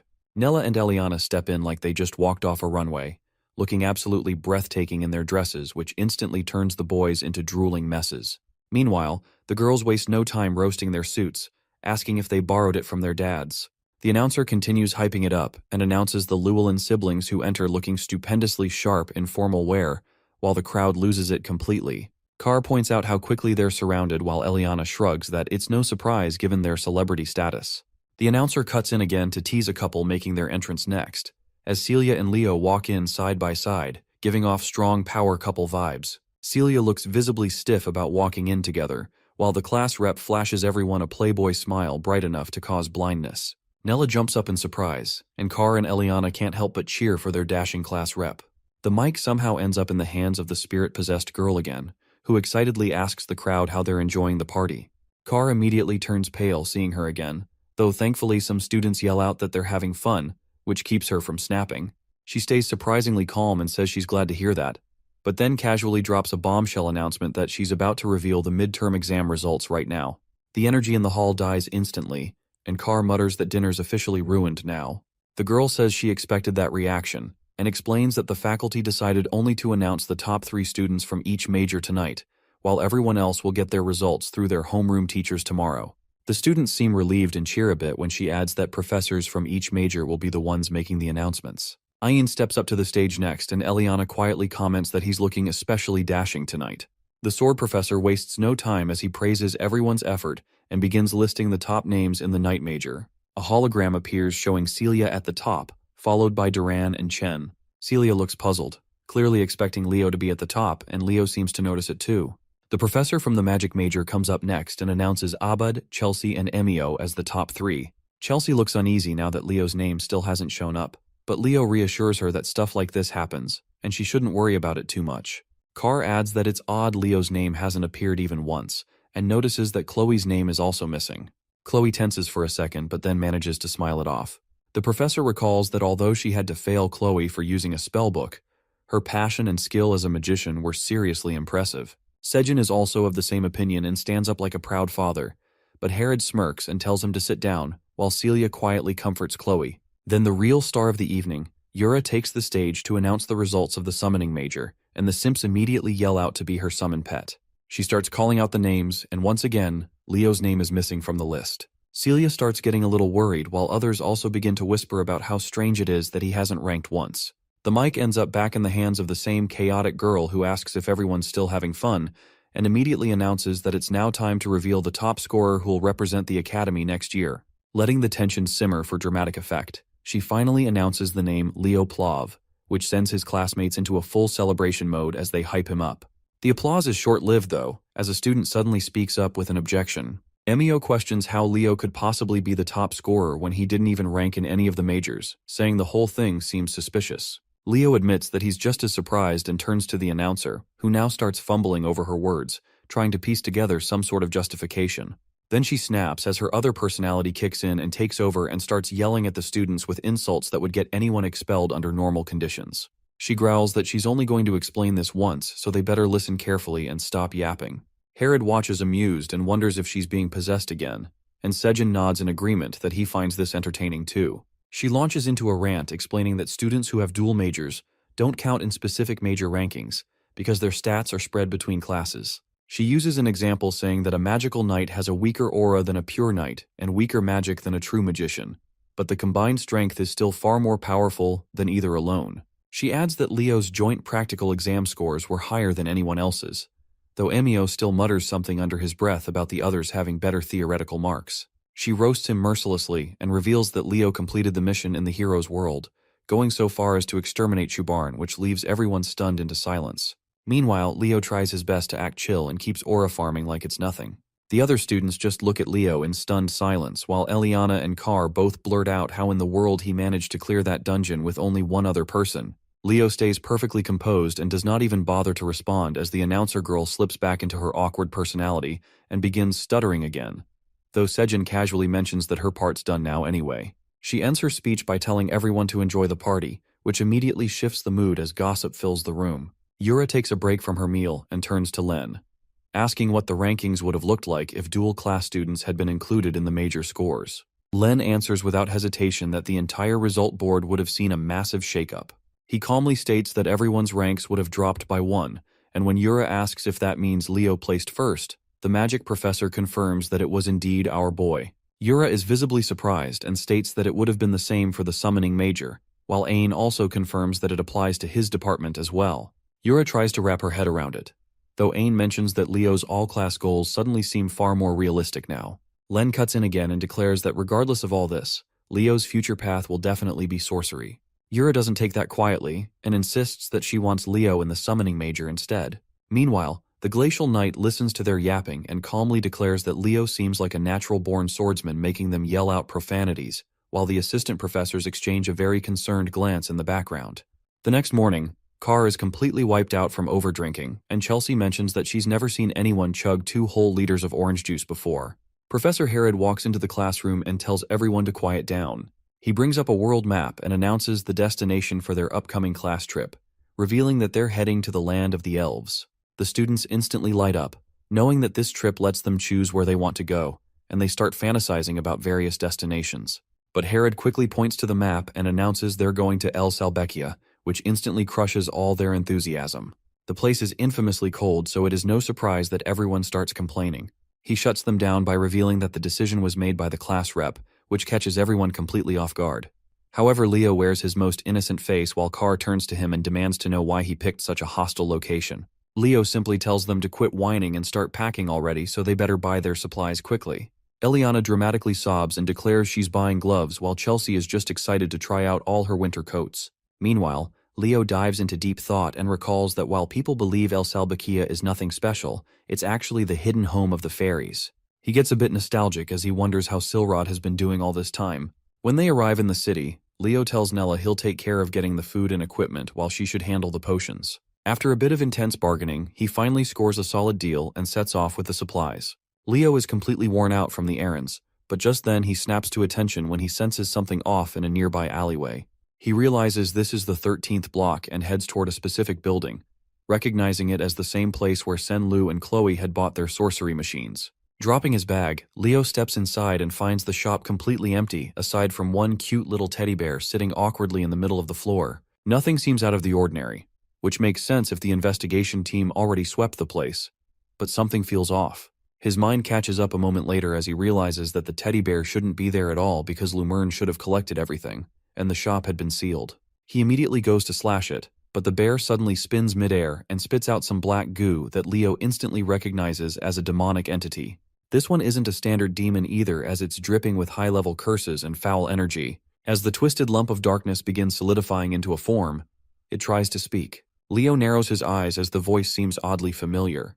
The demon mocks his sharp senses for catching the curse so quickly, and locks eyes with him, and he finally recognizes that it is the witch queen Salatna, who is one of the 3 legion commanders the heroes failed to eliminate back then. However, this body is not her real one. The demon questions whether he's a magical knight and taunts him that his heightened senses will now lead to his downfall. It lunges forward, and Leo barely manages to dodge the attack as it grazes his arm. Our hero realizes that he doesn't stand a chance against her like this, while she slowly slithers forward and thanks him for such a delicious offering. Just as she prepares to finish him off, Leo cracks a smirk as a flash of light erupts behind him. A holy blast slams into the demonic creature, knocking it back into the ground hard. As it tries to crawl away, it shrieks out the name of the sorcerer of the magic eye, while Professor Albie just stands there at the entrance like he is some kind of anime protagonist. The demon hisses in frustration but decides this is even better, claiming that having an audience always makes things more fun. But when it tries to sneak up on Leo again, Albie's already one step ahead as he throws out verbal abuse like confetti and activates a massive glowing spell circle, calling the demon nothing but a steaming pile of cursed trash. Huge beams of light blast out, slicing the giant demon's head clean off as she gets called demon trash. It tries to lunge at Golden Boy and hisses about how it'll devour those juicy fairy eyes, but he snaps back that he's not into some knockoff clone garbage like her and yells for her to just die already while firing off a massive Miko Miko beam. The thing gets obliterated into nothing but scattered teddy bear bits. Meanwhile, Leo remembers that Professor Alby's other name is the Decimator of Tartarus. Rumor has it he only became a Lumen professor to get clearance beyond the borders so he could hunt demons. Leo takes a breath of relief and feels thankful to this era's hero, but Alby just stares him down and asks what the hell happened here. Leo explains that the demon appeared during his investigation and was hiding inside the teddy bear using a high-level curse. Alby grabs the teddy's head and says the investigation department is definitely taking the blame for this mess. He turns back and says he'll let the solo investigation slide this time, but tells Leo to ask for backup next time if he needs it since he still owes him for what he did. That catches Leo off guard, and he picks up his supply bag as he quietly thinks that House Xeron is one of the 3 great families, so he might just lean on Alby to access the Forbidden Library. Heading back, he finally spots Nella, who looks thrilled to see him, only to instantly panic when she notices he's injured. She hurries over and casts healing magic while asking what went down. However, Leo is lost in thought that this incident pretty much confirms Salathna's the one behind the demonic beast and that cursed book of sorcery, but he still can't figure out what their endgame is. A week passes, and the students gather before a massive gateway portal as Leo goes over the checklist with his class to make sure they've got all the essentials. Celia strolls over and asks why his group's headed to El Salbekia, and he tells her it's like a summer vacation to escape the heat. She grins and says she hates the cold, then tells him to have fun before leaving with her own class. He sees her off and then turns back as he tells the students it's time to move. Chelsea looks fired up while Carr groans that he hates the cold too. Leo turns around to check if everything is set, and finally steps through the portal into the Elven domain. Meanwhile at Siren Academy, 2 elves are ganging up on another student, mocking his outfit and questioning how someone like him could belong at the Great Siren Academy. They call him a half-blood while the boy just lowers her head in shame until someone else steps out and tells them to quit bullying and act like actual students. The bullies try to twist it and ask if she's not bothered by a half-breed dressing like that, but she's already had it and starts cursing them out. She yells that if they don't like his clothes, they can strip and give him theirs instead. The 2 are stunned by the language and tell her to act dignified, but she fires back, asking if they're not ashamed to gang up on one innocent kid. She tells them to scram while they grumble about her acting like a rabid dog. Turning to the boy, she asks why he's dressed so thin. He says someone stole his clothes and introduces himself as Luca Inaris. Runia instantly starts fuming at the guys, while Luca keeps trying to give her the scarf back, feeling a bit shy, but she brushes it off and tells him not to worry. He notices she seems weirdly happy, and she admits her contractor finally hatched. Luca lights up and congratulates her, and she flashes a grin before heading off. Runia races straight to her dad's office, who quickly reminds her not to call him that at the academy. Her dad is sweating a bit as he confirms that Fernia's child has hatched, making her light up like a kid on their birthday. But he admits there's a problem that a contract's already been made, which drains the energy straight out of her face. He says he's looking into it, but she slams her hand on the desk and demands to know who the hell stole her contractor. Meanwhile, Class 5 manages to reach the academy safely, and everyone immediately starts whining about freezing to death. But Leo tells them to suck it up. Herod cuts through the noise, tells them to line up, and asks if anyone knows this place's history, to which Chelsea raises her hand. She explains that the capital Velkia was named after a fairy knight who was one of the disciples of Luna, the poet of the stars. Leo remembers it a bit differently, that Velkia was more like the bratty disciple of both Luna and Aaron, and jokes that for all his attitude, the guy still managed to get the title of fairy knight. Professor Herod confirms she's right and adds that House Ezrar are the ones in charge here since they are the descendants of the fairy knights. Just then, someone begins to approach from the fog, which Herod notices as the group starts to come into view. Carr immediately panics and asks if they're thieves, and the professor says bad people can be anywhere. But even he's caught off guard when a familiar voice greets him and asks how he's doing.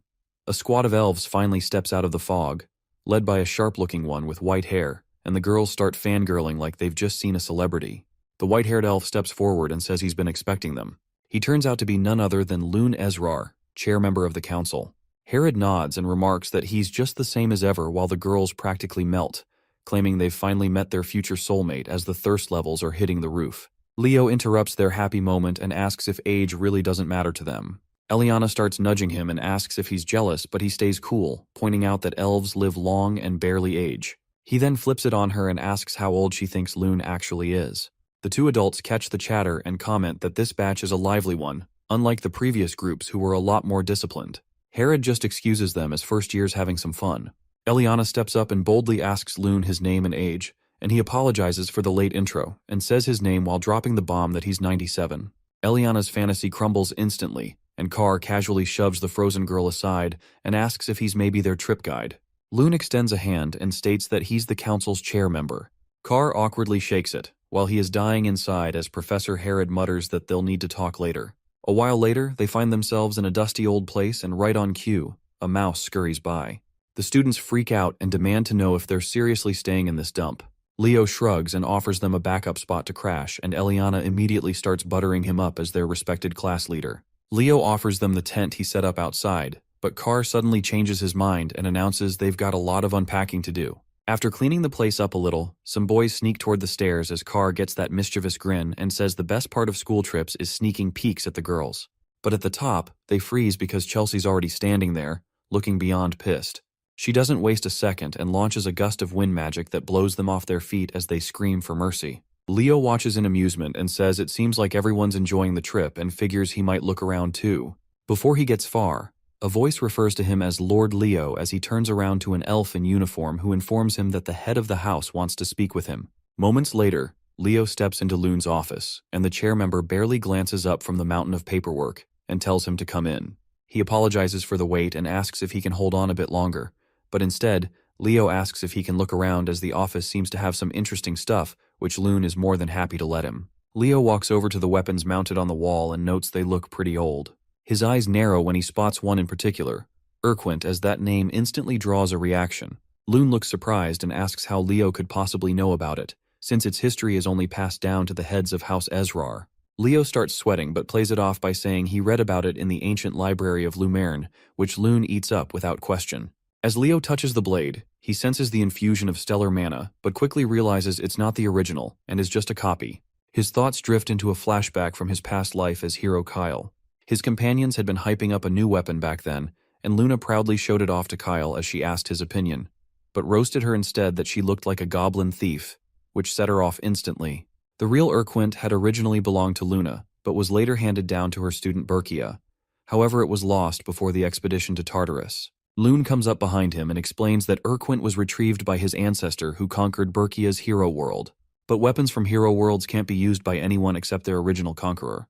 That clicks for Leo that no wonder it felt like an empty shell, and Loon gestures for him to sit. He says Herod told him Leo is an all-class student and also the first-year rep, which Leo confirms. Loon then says he has an odd request that he wants Leo to speak with his granddaughter. She's a top-tier student at Seirun Academy, but ever since entering school, she's lost all motivation. Loon figures that someone like Leo, being of a different race, might shake her up a little.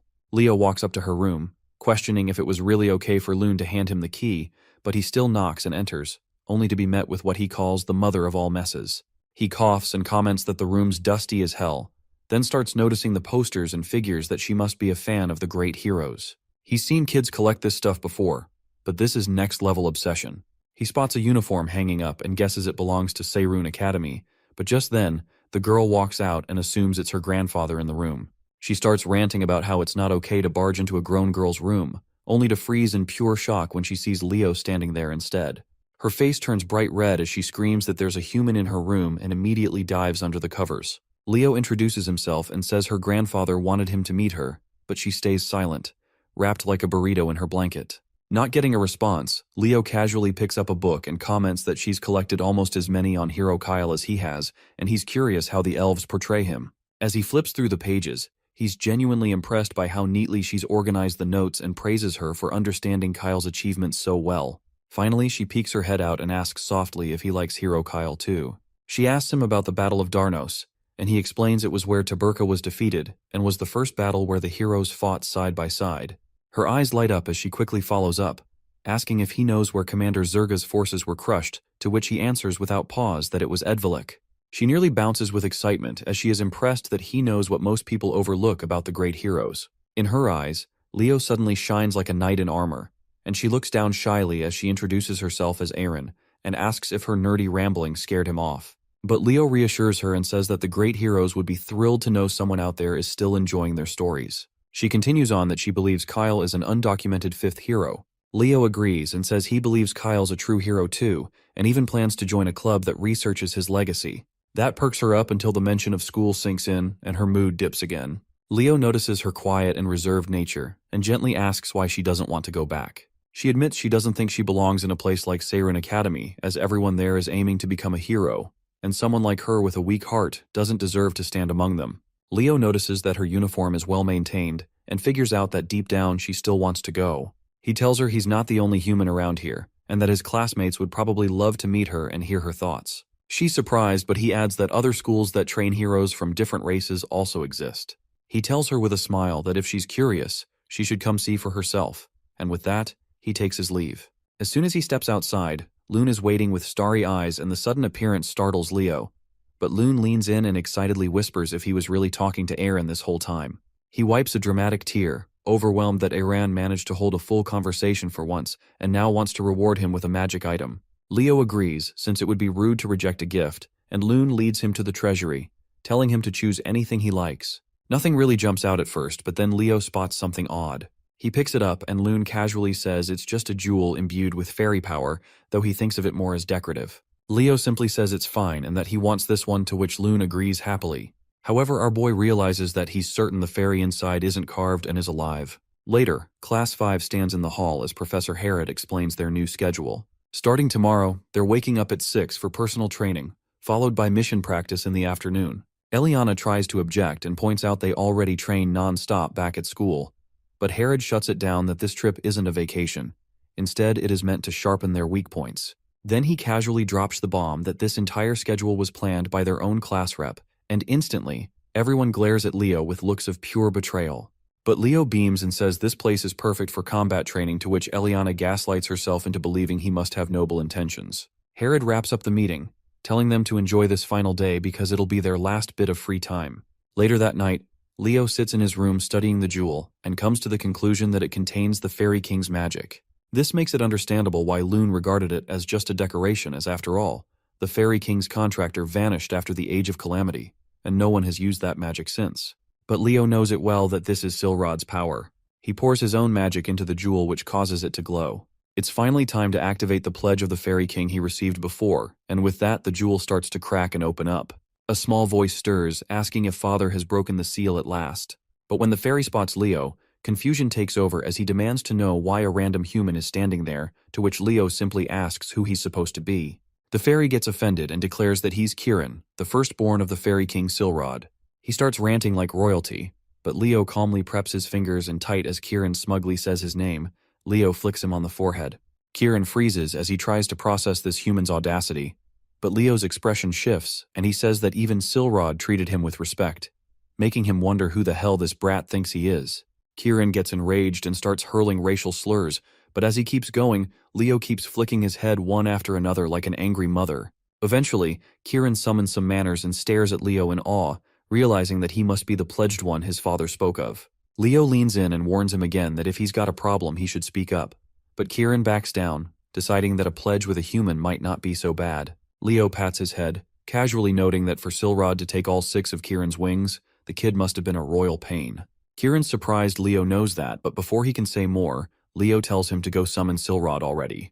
Kirin looks smug again, saying he can only summon his father after reclaiming all 6 wings, and adds that the first one is nearby in the forest. Leo smiles, calling it fate that they crossed paths, but then gives him another flick for good measure. The next day, the class heads into the forest under icy winds. As they push forward, they all freeze again, this time in shock as Chelsea just got wiped out by wind magic. Leo helps her to her feet and smirks as he tells her she'd better train harder if she wants to keep up. A few minutes ago, Eliana blew up when Leo claims she can't harmonize her swordplay with her magic, which is why she assumes he's off training solo. Leo doesn't bother answering that part, and instead shifts focus, and tells the duo their summoning needs serious work, which sets them off since that's the one thing they thought they had down. Then Chelsea jumps in, saying he told her something similar during the entrance exam, that she lacks a proper understanding of wind magic. Drawing her weapon with a smile, she challenges him to see what he's really got, and Leo gladly accepts. She thinks his performance so far has gone above and beyond, and she's curious what else he's been hiding. But she doesn't give him a chance to prepare anything as she fires off her windbreaker spell without warning, sending a massive gust roaring toward him. Leo doesn't even blink and casts his own windbreaker in response, which cancels out her spell, leaving her stunned. Eliana is shocked to the core since high-speed casting was supposed to be Chelsea's edge, but Leo just matched her pace exactly. Chelsea keeps pushing and activates Wind Chain, but Leo only sighs and reminds her that when they first met, he warned her not to use wind magic that way. Then he fires off Wind Bolt, an absolute monster of a spell that rips straight through hers and barrels toward her, catching her wide open. The impact sends her flying into a tree, and like nature adding insult to injury, a pile of snow falls on her head right after. Leo walks up and points his sword at her as he calmly declares his win. Chelsea still looks dazed as she questions if that was real wind magic. Carr throws in that he didn't expect her to lose, and Eliana can't wrap her head around how their class rep got this strong. Professor Herod gives his 2 bits that while Chelsea isn't weaker in raw power, but the real gap lies in their understanding and control of wind magic. Leo pats the grumpy cat's head as the professor continues, explaining that even as they learn new skills in higher grades, they shouldn't neglect perfecting what they already know. He wraps up by telling everyone to sharpen their abilities under the class rep's lead, which immediately triggers a bunch of complaints about the freezing cold. Later on, Leo walks alone through the snowy forest gathering herbs for a mission. He remembers how the others completely tapped out and promised they'd do their missions later and smirks, thinking they're probably still passed out back at their inn. Out of nowhere, Kieran zips in and proudly announces he's collected a huge stash of herbs. Leo gives him a pat on the back for doing good work, which has the little guy all puffed up and glowing in his tiny fairy pride. With that, Leo decides the haul is enough and stashes the bag away. He starts wondering if it's time to get serious about investigating the forest, and states that the hunt for Kieran's wings officially begins now. As they move ahead, he suddenly stops and asks when Kieran was exiled, which the fairy answers it was around 100 years ago. Leo narrows his eyes, telling him to look closely because there's illusion magic at play here, which Kieran quickly picks up on and confirms it's the Fairy King's magic, but not his father's. Leo pieces it together and figures the spell belongs to Silrod's father, the Fairy King during the Calamity era. It's been a century since the magic activated, so judging by the timing, the energy fueling the spell must be Kieran's wings, as he somehow repurposed into an ancient formula. Suddenly, a voice cuts through the air that he heard something valuable is hidden nearby. Both of them go on edge as a nasty aura floods the area. The stranger steps closer and asks why humans are wandering around elf territory, but Leo flips it back, saying it's weirder that the undead are hanging around here. The nasty-looking skeleton roars that this land has long been under Tartarus's influence, but Kieran shoots back and shouts that this place is a fairy sanctuary. The skeleton laughs and mocks him that how could a weakling like Kieran could even call himself a fairy. That gets under Kieran's skin as his magic flares and he charges the skeleton without hesitation. The thing barely reacts in time before Kieran blasts a hole clean through its chest and reduces it into a pile of bones. Kieran mutters that it crumbled too easily for something that loud and full of itself. Leo just raises a brow and asks why a fairy is fighting like a raging barbarian. Kieran stretches and says it worked out since fairy and undead powers naturally cancel each other out. But then he freezes as the skeleton starts speaking again, admitting that while Kieran may be low level but he's still a fairy and begins reforming right in front of them. Kieran holds his nose at the rank stench and charges in again, vowing to crush the thing properly this time. But mid-attack, something feels off and Leo yells at him to get out of the way. The skeleton slams its sword into the ground, releasing waves of that foul aura. Kieran dodges at the last second and crashes straight into Leo. Our hero steadies the dazed fairy who asks what in the world that thing is. He answers that it's an ancient monster from Tartarus known as Death Knight. The skeleton stands tall and finally introduces itself as Kargor. It declares its loyalty to the Lich King and just like that, it lunges toward them again. Leo steps up and tries to counter with his blade, but Kargor vanishes and reappears behind him like Houdini. The Death Knight lifts his sword and coldly announces that he's here to lead Leo straight to his end. Thinking quickly, Leo activates spectral form and forms a barrier just in time to block the Death Knight's strike, the clash echoing through the eerie silence of the forest. The monster steps forward and is surprised that a human could pull off an aura shield in such a short time, then gives a crooked smirk and swings again. However, this time Leo successfully blocks the attack. The Death Knight mocks his efforts and calls it futile as he begins to press Leo back with brute strength. Kieran panics and rushes in to help but gets blasted into the ground without effort, groaning as he rubs his forehead and mutters that he is already drained of power and bitterly wishes he had his wings back. Without wasting another second, Leo begins chanting and is soon engulfed in red flames which catches the Death Knight off guard. Suddenly, Phoenix wings burst from his back and their brilliance lights up the dark woods. Kieran watches in awe as he realizes Leo must also be a contractor. Our hero then delivers a swift and precise strike that slices the Death Knight clean in two. The tiny phoenix lands proudly on Leo's shoulder, followed by Kieran who immediately starts fussing over the fiery fluff ball. Kieran tries to shoo it off and the annoyed bird puffs up, but before the squabble escalates, the Death Knight's voice bellows once again as he swears that none of them will leave this place alive. He drives his sword into the ground, unleashing a curse that opens a dark pit and summons an army of undead from beneath. One by one, skeletal warriors start to rise with weapons drawn, and Leo realizes it's a curse that endlessly revives the dead. He lowers his shield, which makes Kieran alert, who asks if he's giving up, but Leo only smirks his response as he strikes a confident pose and says that he finally got a hold of Kyle's mana. Without hesitating, he casts Earth Ripple, which sends shockwaves bursting outwards and causes the undead to lose their balance. Leo charges forward as he slices through them with ruthless efficiency, using his Vortex Slash, and ignores the Death Knight entirely. The monster roars in frustration and demands that Leo face him properly, but our hero simply calls him out for hiding behind his summoned horde. Using a jump boost, he propels himself high into the air, while the Death Knight screams after him. Eventually, Leo stops running and figures he's gotten far enough, though he can't shake the feeling that something is off about a Death Knight showing up in a fairy forest. As he tries to make sense of it, a skeleton stumbles out of the trees. He readies his blade and assumes it's a straggler, but before he can act, the creature is shredded into pieces. An elf appears who raises his sword to Leo and demands to know if Leo was the one who summoned it. Leo calmly explains that he's just a Lumern student with no involvement. Leo identifies him as a Seiren student as he recalls Aran's uniform, but the elf doesn't buy it and lashes out. Leo sidesteps with ease and knocks him down using the base of his sword. A voice interrupts and asks him to stop as a red-haired elf steps in and apologizes for the other's rudeness. She introduces herself as Runia and assures Leo that not all Seiren students behave like that trash bag. He accepts the apology and asks what brings her here, to which she replies she's on field training, while Leo explains that his class is here on a school trip. He excuses himself to report the incident to his professor, and Runia sees him off, though he pauses for a moment as he tries to remember why her name sounds familiar. Meanwhile, she's already yelling at one of her students for messing up and calls her an idiot sandwich. Back at the academy, Lune seems sus about the whole Death Knight situation, and says while monsters have been appearing, things haven't gotten that extreme. Professor Herod backs Leo that he wouldn't lie about something like this. Just then, someone calls out to them and states that misunderstandings can be caused by ignorance. A dark-haired elf steps out and scoffs at the idea that a first-year candidate met a Death Knight. He introduces himself as Professor Herdium, and Lune motions for him to speak.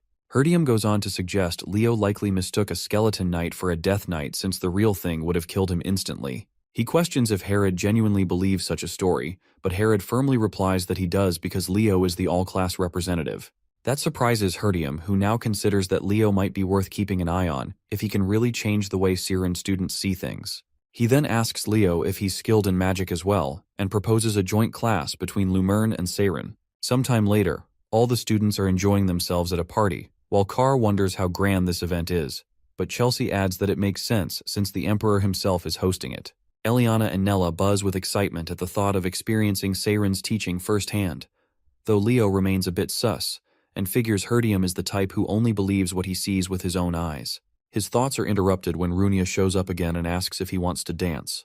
They move in sync as if they've done it for years, and she gets thrilled to learn that he knows the elven dance to which Leo tells her he learned it long ago. She realizes that she never asked his name and asks what to call him. The moment he introduces himself, her mood completely shifts, and she grabs him by the collar and yells that he's the one who stole her contractor. Her grip tightens on his collar as she declares that she is going to end him on the spot, though Leo doesn't even flinch. Just then, our hero recalls what the Phoenix Lady said about someone else being chosen to become Fiora's pact-bearer before him, and figures Runia is that person. Her body starts trembling with rage as she glares at him and calls him a shameless thief, but Leo only smiles and tells her that Fiora is doing well, which pushes her further over the edge. She screams at him to die and lunges forward without thinking. Sometime later, Runia lowers her head and apologizes for her outburst, while Leo doesn't make a big deal out of it, and forgives her on the spot before walking off with Professor Herod. Meanwhile, Herdium immediately begins scolding Runia and warns her never to make such a careless mistake again, especially since she is the first-year representative. Runia looks dejected and nods that she understands, but the professor continues that they now have to prove Seiren's superiority over Lumern, and starts shaking her like a blender. He loudly declares that they must rise above all other hero academies, but then suddenly panics that maybe he overdid it. However, Runia starts yelling with renewed fire that she will absolutely crush that nasty thief for the sake of Seiren's pride. The next day, the joint class finally begins, and Professor Herod introduces himself to the students from Seiren while explaining that today they will get a first-hand taste of how things work at Lumern Academy, which instantly sparks their curiosity. He calls on Carr, Eliana, and Thad to step forward and instructs them to lead the class, which clearly surprises the trio. Herod calmly explains that they are among the top students who have survived so far at Lumerne, and that it is now their turn to show what they have learned, which practically melts their hearts. Chelsea quickly realizes that one student from each department has been selected to teach, while Leo just suspects the professor is trying to avoid work again. The three begin teaching everything they know about their respective magics, and their enthusiasm easily captures the attention of the elf students, while Professor Herdium smiles faintly and notes that exposure to other races can sometimes unlock entirely new approaches to magic. However, he wonders to himself why the class representative hasn't stepped forward yet. Chelsea cheers them on while they take a bow, and the elf professor compliments their efforts, saying he can sense how much devotion each of them has poured into their training. Picking up the chalk, he begins explaining that at Siren they follow a different teaching method, and though elves naturally use magic as a foundation, they make sure not to rely solely on it in order to maintain balance. Leo immediately calls him out in his mind because even though they pretend to teach everything, the curriculum is still soaked in magic. He thinks elves have always been pretentious and nothing really changes. As the professor starts explaining a complex spell theory, Leo starts yawning from boredom, and Herdium silently notes that not only did the boy claim to fight a Death Knight, but now his attitude in class is absolutely trash. Deciding to switch gears, he abandons the theory and forms a glowing golden star in his palm, which he calls the essence of Siren, and even Leo starts to show interest.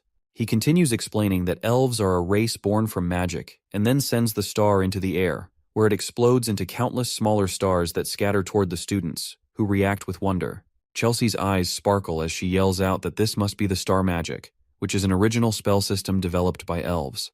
The professor nods and proudly says that this is the core of their magic and draws on the board, a spell directly derived from the Great Luna's legacy, and it forms the foundation of all star magic and includes countless variations. He smiles and asks the class if it is not beautiful, but then pauses as a hand goes up and he allows the class rep to speak. Leo thinks he doesn't really care about star magic, but calmly says that the interpretation of the spell is wrong, and that immediately turns the room ice cold.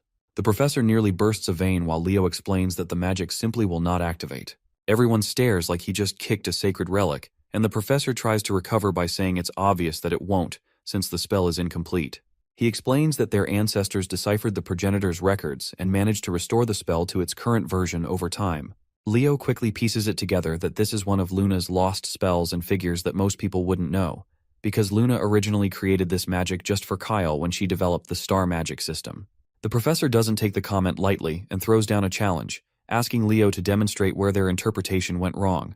Professor Herod tries to step in and defuse the situation, but freezes when Leo actually walks forward. Meanwhile, Leo is already thinking that the magic elves are using now is just a watered-down replica, because he received the complete version directly from Luna, but died before he ever got to pass it on. He stares at the board and wonders if fate brought them back together like this. Herod starts sweating bullets since he knows how important star magic is to the elves, and tampering with the progenitor's legacy could be a disaster. However, Leo moves without hesitation and begins rewriting the formula using his own magic, while the elf students whisper in confusion since none of them have seen anything like this. After a few moments, Leo announces that it is ready, and the newly formed formula begins glowing intensely.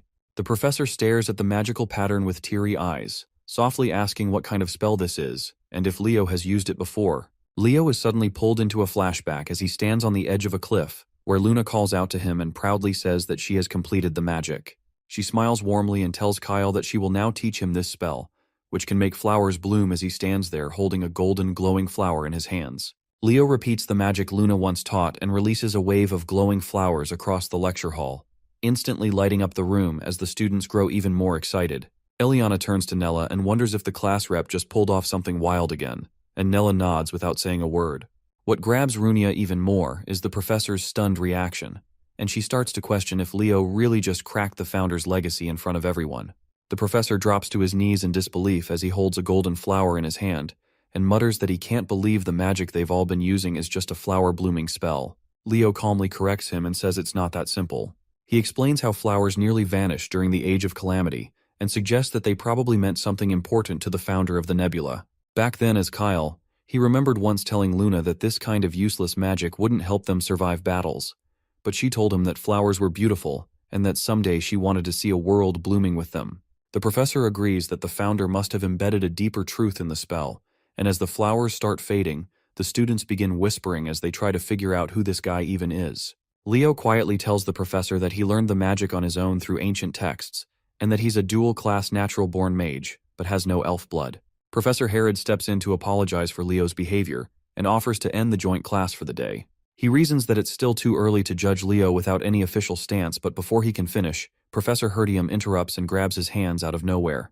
He asks directly if Leo can be transferred to Siren Academy, completely catching Herod off guard as the whole class erupts in chaos. Later on, they return to their lodgings where Chelsea proudly serves a mysterious soup that looks more like a one-way ticket to the afterlife, while Eliana presents a risotto that's just as lethal.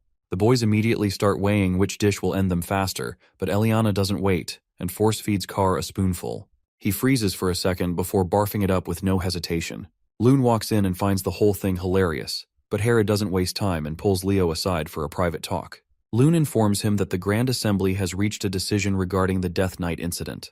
Meanwhile, Nella sneaks off to eavesdrop as Loon reveals that there have been multiple sightings of undead creatures and even a Death Knight within the fairy forest. He says a formal investigation is being planned and a joint search party will be formed. As the others secretly listen in, Loon adds that the mission will be too dangerous for first years, so they'll be teamed up with Siren seniors, but Leo then asks if that's the only reason Loon showed up. Loon shakes his head and says he actually came for Leo since his granddaughter wanted to see him. Erin steps forward shyly, asks how he's been and says she came because he said she could. Leo turns to introduce her to the others, but the girls immediately dive in and start fangirling over how adorable she is. Erin gets overwhelmed and runs upstairs while apologizing to everyone. The girls wonder if they messed up somehow, and Loon informs Leo that he's counting on him. Without a word, Leo heads upstairs and finds Erin curled up silently on the balcony. He puts his jacket around her, which surprises her, and she quickly tries to hand it back, but he tells her not to worry about it. He asks why she left Siren, and she answers that she did it because she thought she was not suited to become a hero, which Leo is already getting tired of hearing. She explains that when she was struggling, she met someone who shone like the sun and then states with admiration that it was Runia, who seemed like a real hero in every sense. From then on, she began watching her from afar and realized that Runia was everything she wasn't, so she decided to follow in her footsteps. She even made it to the top of the class, but something must have gone wrong during the duel assessment because after that, Runia started to hate her. Leo finds it a bit strange since Runia doesn't come off like that, so he decides to ask her about it later. He thinks Iron reminds him of Verkia and asks if she knows her story. She perks up right away since it's her ancestor's tale, so Leo tells her that Verkia followed in the path of the great hero mentors, and that's how she became a hero. He reassures her not to worry about what others think, and that she should walk her own path, which instantly lifts her mood. With a smile, he invites her to come back down, and assures her that his class is filled with kind and fun people. Sometime later, as everyone gathers for the expedition, Runia storms up and demands to know how Leo won Aran over like that. Leo answers that he just told Aran there was no need to be afraid of Runia, which clearly throws her off. He adds that Aran told him Runia had given her a terrifying look which made her believe she was hated. Runia says she was just focused since Aran is genuinely talented, and Leo tells her to look out for the girl because she probably needs her. Just then, Professor Herdium calls out to someone who grabs their attention as a group of third years approaches. Lauder steps up to greet him, and the professor says he's impressed with the work Lauder submitted before. Leo glances at Runia and asks who that guy is, and she says he's her senior who suddenly jumped from 0 to hero this year, which Leo finds a little suspicious. Professor Herod then gathers everyone and announces that it's time to assign teams. He says each team will have 3 members, and right after, Herdium reveals that the first team will be Leo, Runia, and Lauder, which doesn't feel like much of a coincidence at all. Runia starts complaining the moment they leave as she grumbles about the professor's suggestion to use this as a chance to grow closer. Leo throws in a jab about the thief comment, which instantly sets her off again as she snaps that she still hasn't acknowledged him, but he just ignores her like he's tuning out background noise. Instead, she looks around and wonders where Lauder went since they're supposed to be moving in teams, and Leo recalls that Lauder said he'd go separately, guessing he must have something else in mind. Placing his hand on the ground, Leo suddenly senses that something feels off, and Runia comments that for all the ground they've covered, they haven't seen a single undead yet. But Leo is caught up with something else as he notices the surface around them doesn't seem any different from before, and remembers the conversation he had with Kieran. There's a curse of the dead laid over this land, but only someone like him who lived through the age of catastrophe can feel it. The Death King Hellkaiser was Erebus's most loyal follower and the Legion commander of Tartarus. Leo doubts he came personally and believes that instead he sent Kargor, the Death Knight, as his agent. Standing up, Leo figures out that beyond this point lies something inside the Fairy Lord that Silrod is desperately trying to guard. Runia looks at him in confusion and asks if he sensed something, but before he can answer, the sound of footsteps breaks the silence as they realize someone is heading their way. Leo instinctively points his sword forward, only to be met by Lauder, who casually asks how the investigation is going. He checks if they've run into any undead, which they deny, and then asks if Leo was the one who first reported the presence of a Death Knight. Leo confirms and shakes his hand, though he notices something strange about the black ring Lauder is wearing. Lauder then claims Leo may have jumped to conclusions and suggests that he might have gotten too hyped up as a first-year student. He asks if they're aware that high-level undead like Death Knights can't stay summoned without a necromancer feeding them mana, which is why demonic summoners usually accompany them. Runia realizes that if that's true, there must be a demon hidden somewhere in the forest. But Lauder argues back that this is the capital of El Salbekia and reminds her that as a Seiren student, she should know about the star magic that surrounds Berkia. Runia agrees, but Leo cuts in with a firm tone and says, "There's no rule that states the necromancer must be a demon. Other races are fully capable of using dark magic, including elves." Lauder laughs and fires back that elves are way too prideful to stoop that low. He drops the argument there and tells them to just finish the investigation, though Leo can tell he's searching for something. Even Runia starts picking up on how off his behavior feels. Later that evening, the students gather to compare notes, and everyone agrees they didn't even spot a single undead, let alone a Death Knight. Chelsea immediately finds it suspicious how everything just disappeared the second they started investigating. Carr tries to dip out early and pretends he's going to bed, but Chelsea drags him back anyway. Meanwhile, a certain someone who clearly has nothing good planned jumps out of his dorm window and lands without a sound. Leo makes his way to the academy dorms and slips into Lauder's room like a professional. He already guessed Lauder would sneak out, but once inside, he spots a strange map with the entrance to the fairyland clearly marked. Just then, Runia barges in and shouts at Leo as she demands to know what the hell he's doing here. Leo immediately clamps her mouth shut until she calms down and explains that he's here for the same reason she is, though Lauder has already left. Before they can argue more, voices echo from outside asking if Lauder's asleep, and Leo grabs Runia without warning as he jumps straight out the window. Erin hears a noise and peeks out just in time to see Leo holding Runia in his arms. Her face turns crimson, and she drops her book in a panic as her brain fills in every possible romance scenario. Meanwhile, the two disappear into the woods, and Leo finally asks how long Runia plans to tail him.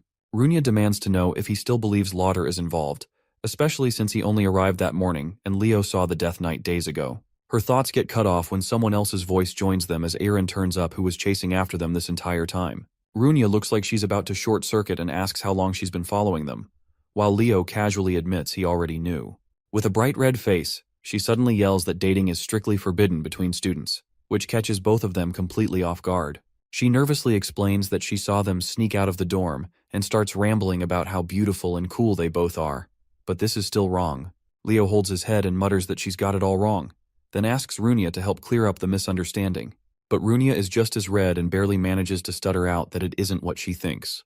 Just then, Leo freezes as he senses something dangerous, and a decaying hand bursts from the earth as one by one, the undead begin to rise. Leo doesn't hesitate and draws his sword immediately as a chilling voice greets them with a slow welcome to the fairy forest. As the dead begin to rise, Leo pulls out his weapon and warns the others to stay sharp since they're facing high-ranking undead knights. He calls out behind him to check if Runia is ready, and she slams her hand onto the ground, summoning flames in response. She activates Firestorm and lights up the entire area, grinning proudly as she asks how she did while being completely unaware that a knight is still charging straight for her. Leo notices too late to stop it, but Iron suddenly jumps in and blocks the attack like a true Amazonian warrior, making our boy realize she's wearing Animus armor. She wastes no time and cuts straight through the skeleton and turns it into another victim of sudden head loss syndrome. Runia cheers on the shy elf, who starts blushing hard, while Leo casually adds that she looked just like Berkia, which pretty much sends her to heaven. But then the shy elf switches gears and asks what they were even doing here all alone. Runia finally starts speaking properly, as she explains that they were sneaking into the third-year dorm to investigate something. She gets flustered again and declares that any sort of love drama would only get in the way of her studies, making Leo do a solid bruh moment. Erin doesn't let that slide and says that Miss Runia will always be the #1 student because she's going to be a hero. That hits Runia hard as she realizes Erin always saw her that way. Her mind drifts back to the duel they had where Erin barely blocked her attack using a mana shield. Runia smirked in response as she realized that only Erin is strong enough to be her rival, so decides to go all out while channeling a powerful fire spell. However, Runia's angry face scares Iran, who drops her guard, but by then it's already too late as the fire spell goes off and collides into her in an explosion. And now she finally realizes what Iran's look meant. She lets out a sigh as she realizes it was her fault that Irin stopped showing up, to which she tells Irin that she wants her to come back to school because she is her friend. The shy elf looks unsure, but Runia hits her with full confidence, saying they're absolutely friends and wants her to keep competing against her as a rival. Right after that, Irin suddenly hesitates again and asks if Runia is really sure they're not a couple, which makes Leo deadpan on the spot. Runia gets completely flustered and shuts that down fast, while Leo just acts like a wise old grandpa and calls them kids. Meanwhile, in an unknown place, the Death Knight growls that the mage has hit his limit as intruders are crawling all over the place, but the cloaked mage snaps back that it's the knight's problem, not his. The hood comes off and the person is revealed to be none other than Lauder, who the skeleton calls a brat.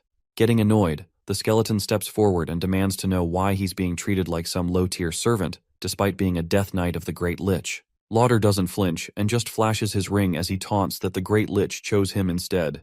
As he walks away, he casually adds that once the summoning circle is finished, there'll be no need for Tartarus anymore, and says he's counting on the knight till then. The skeleton just lets out a mocking laugh and agrees to do exactly as he says, and definitely is not planning to backstab him.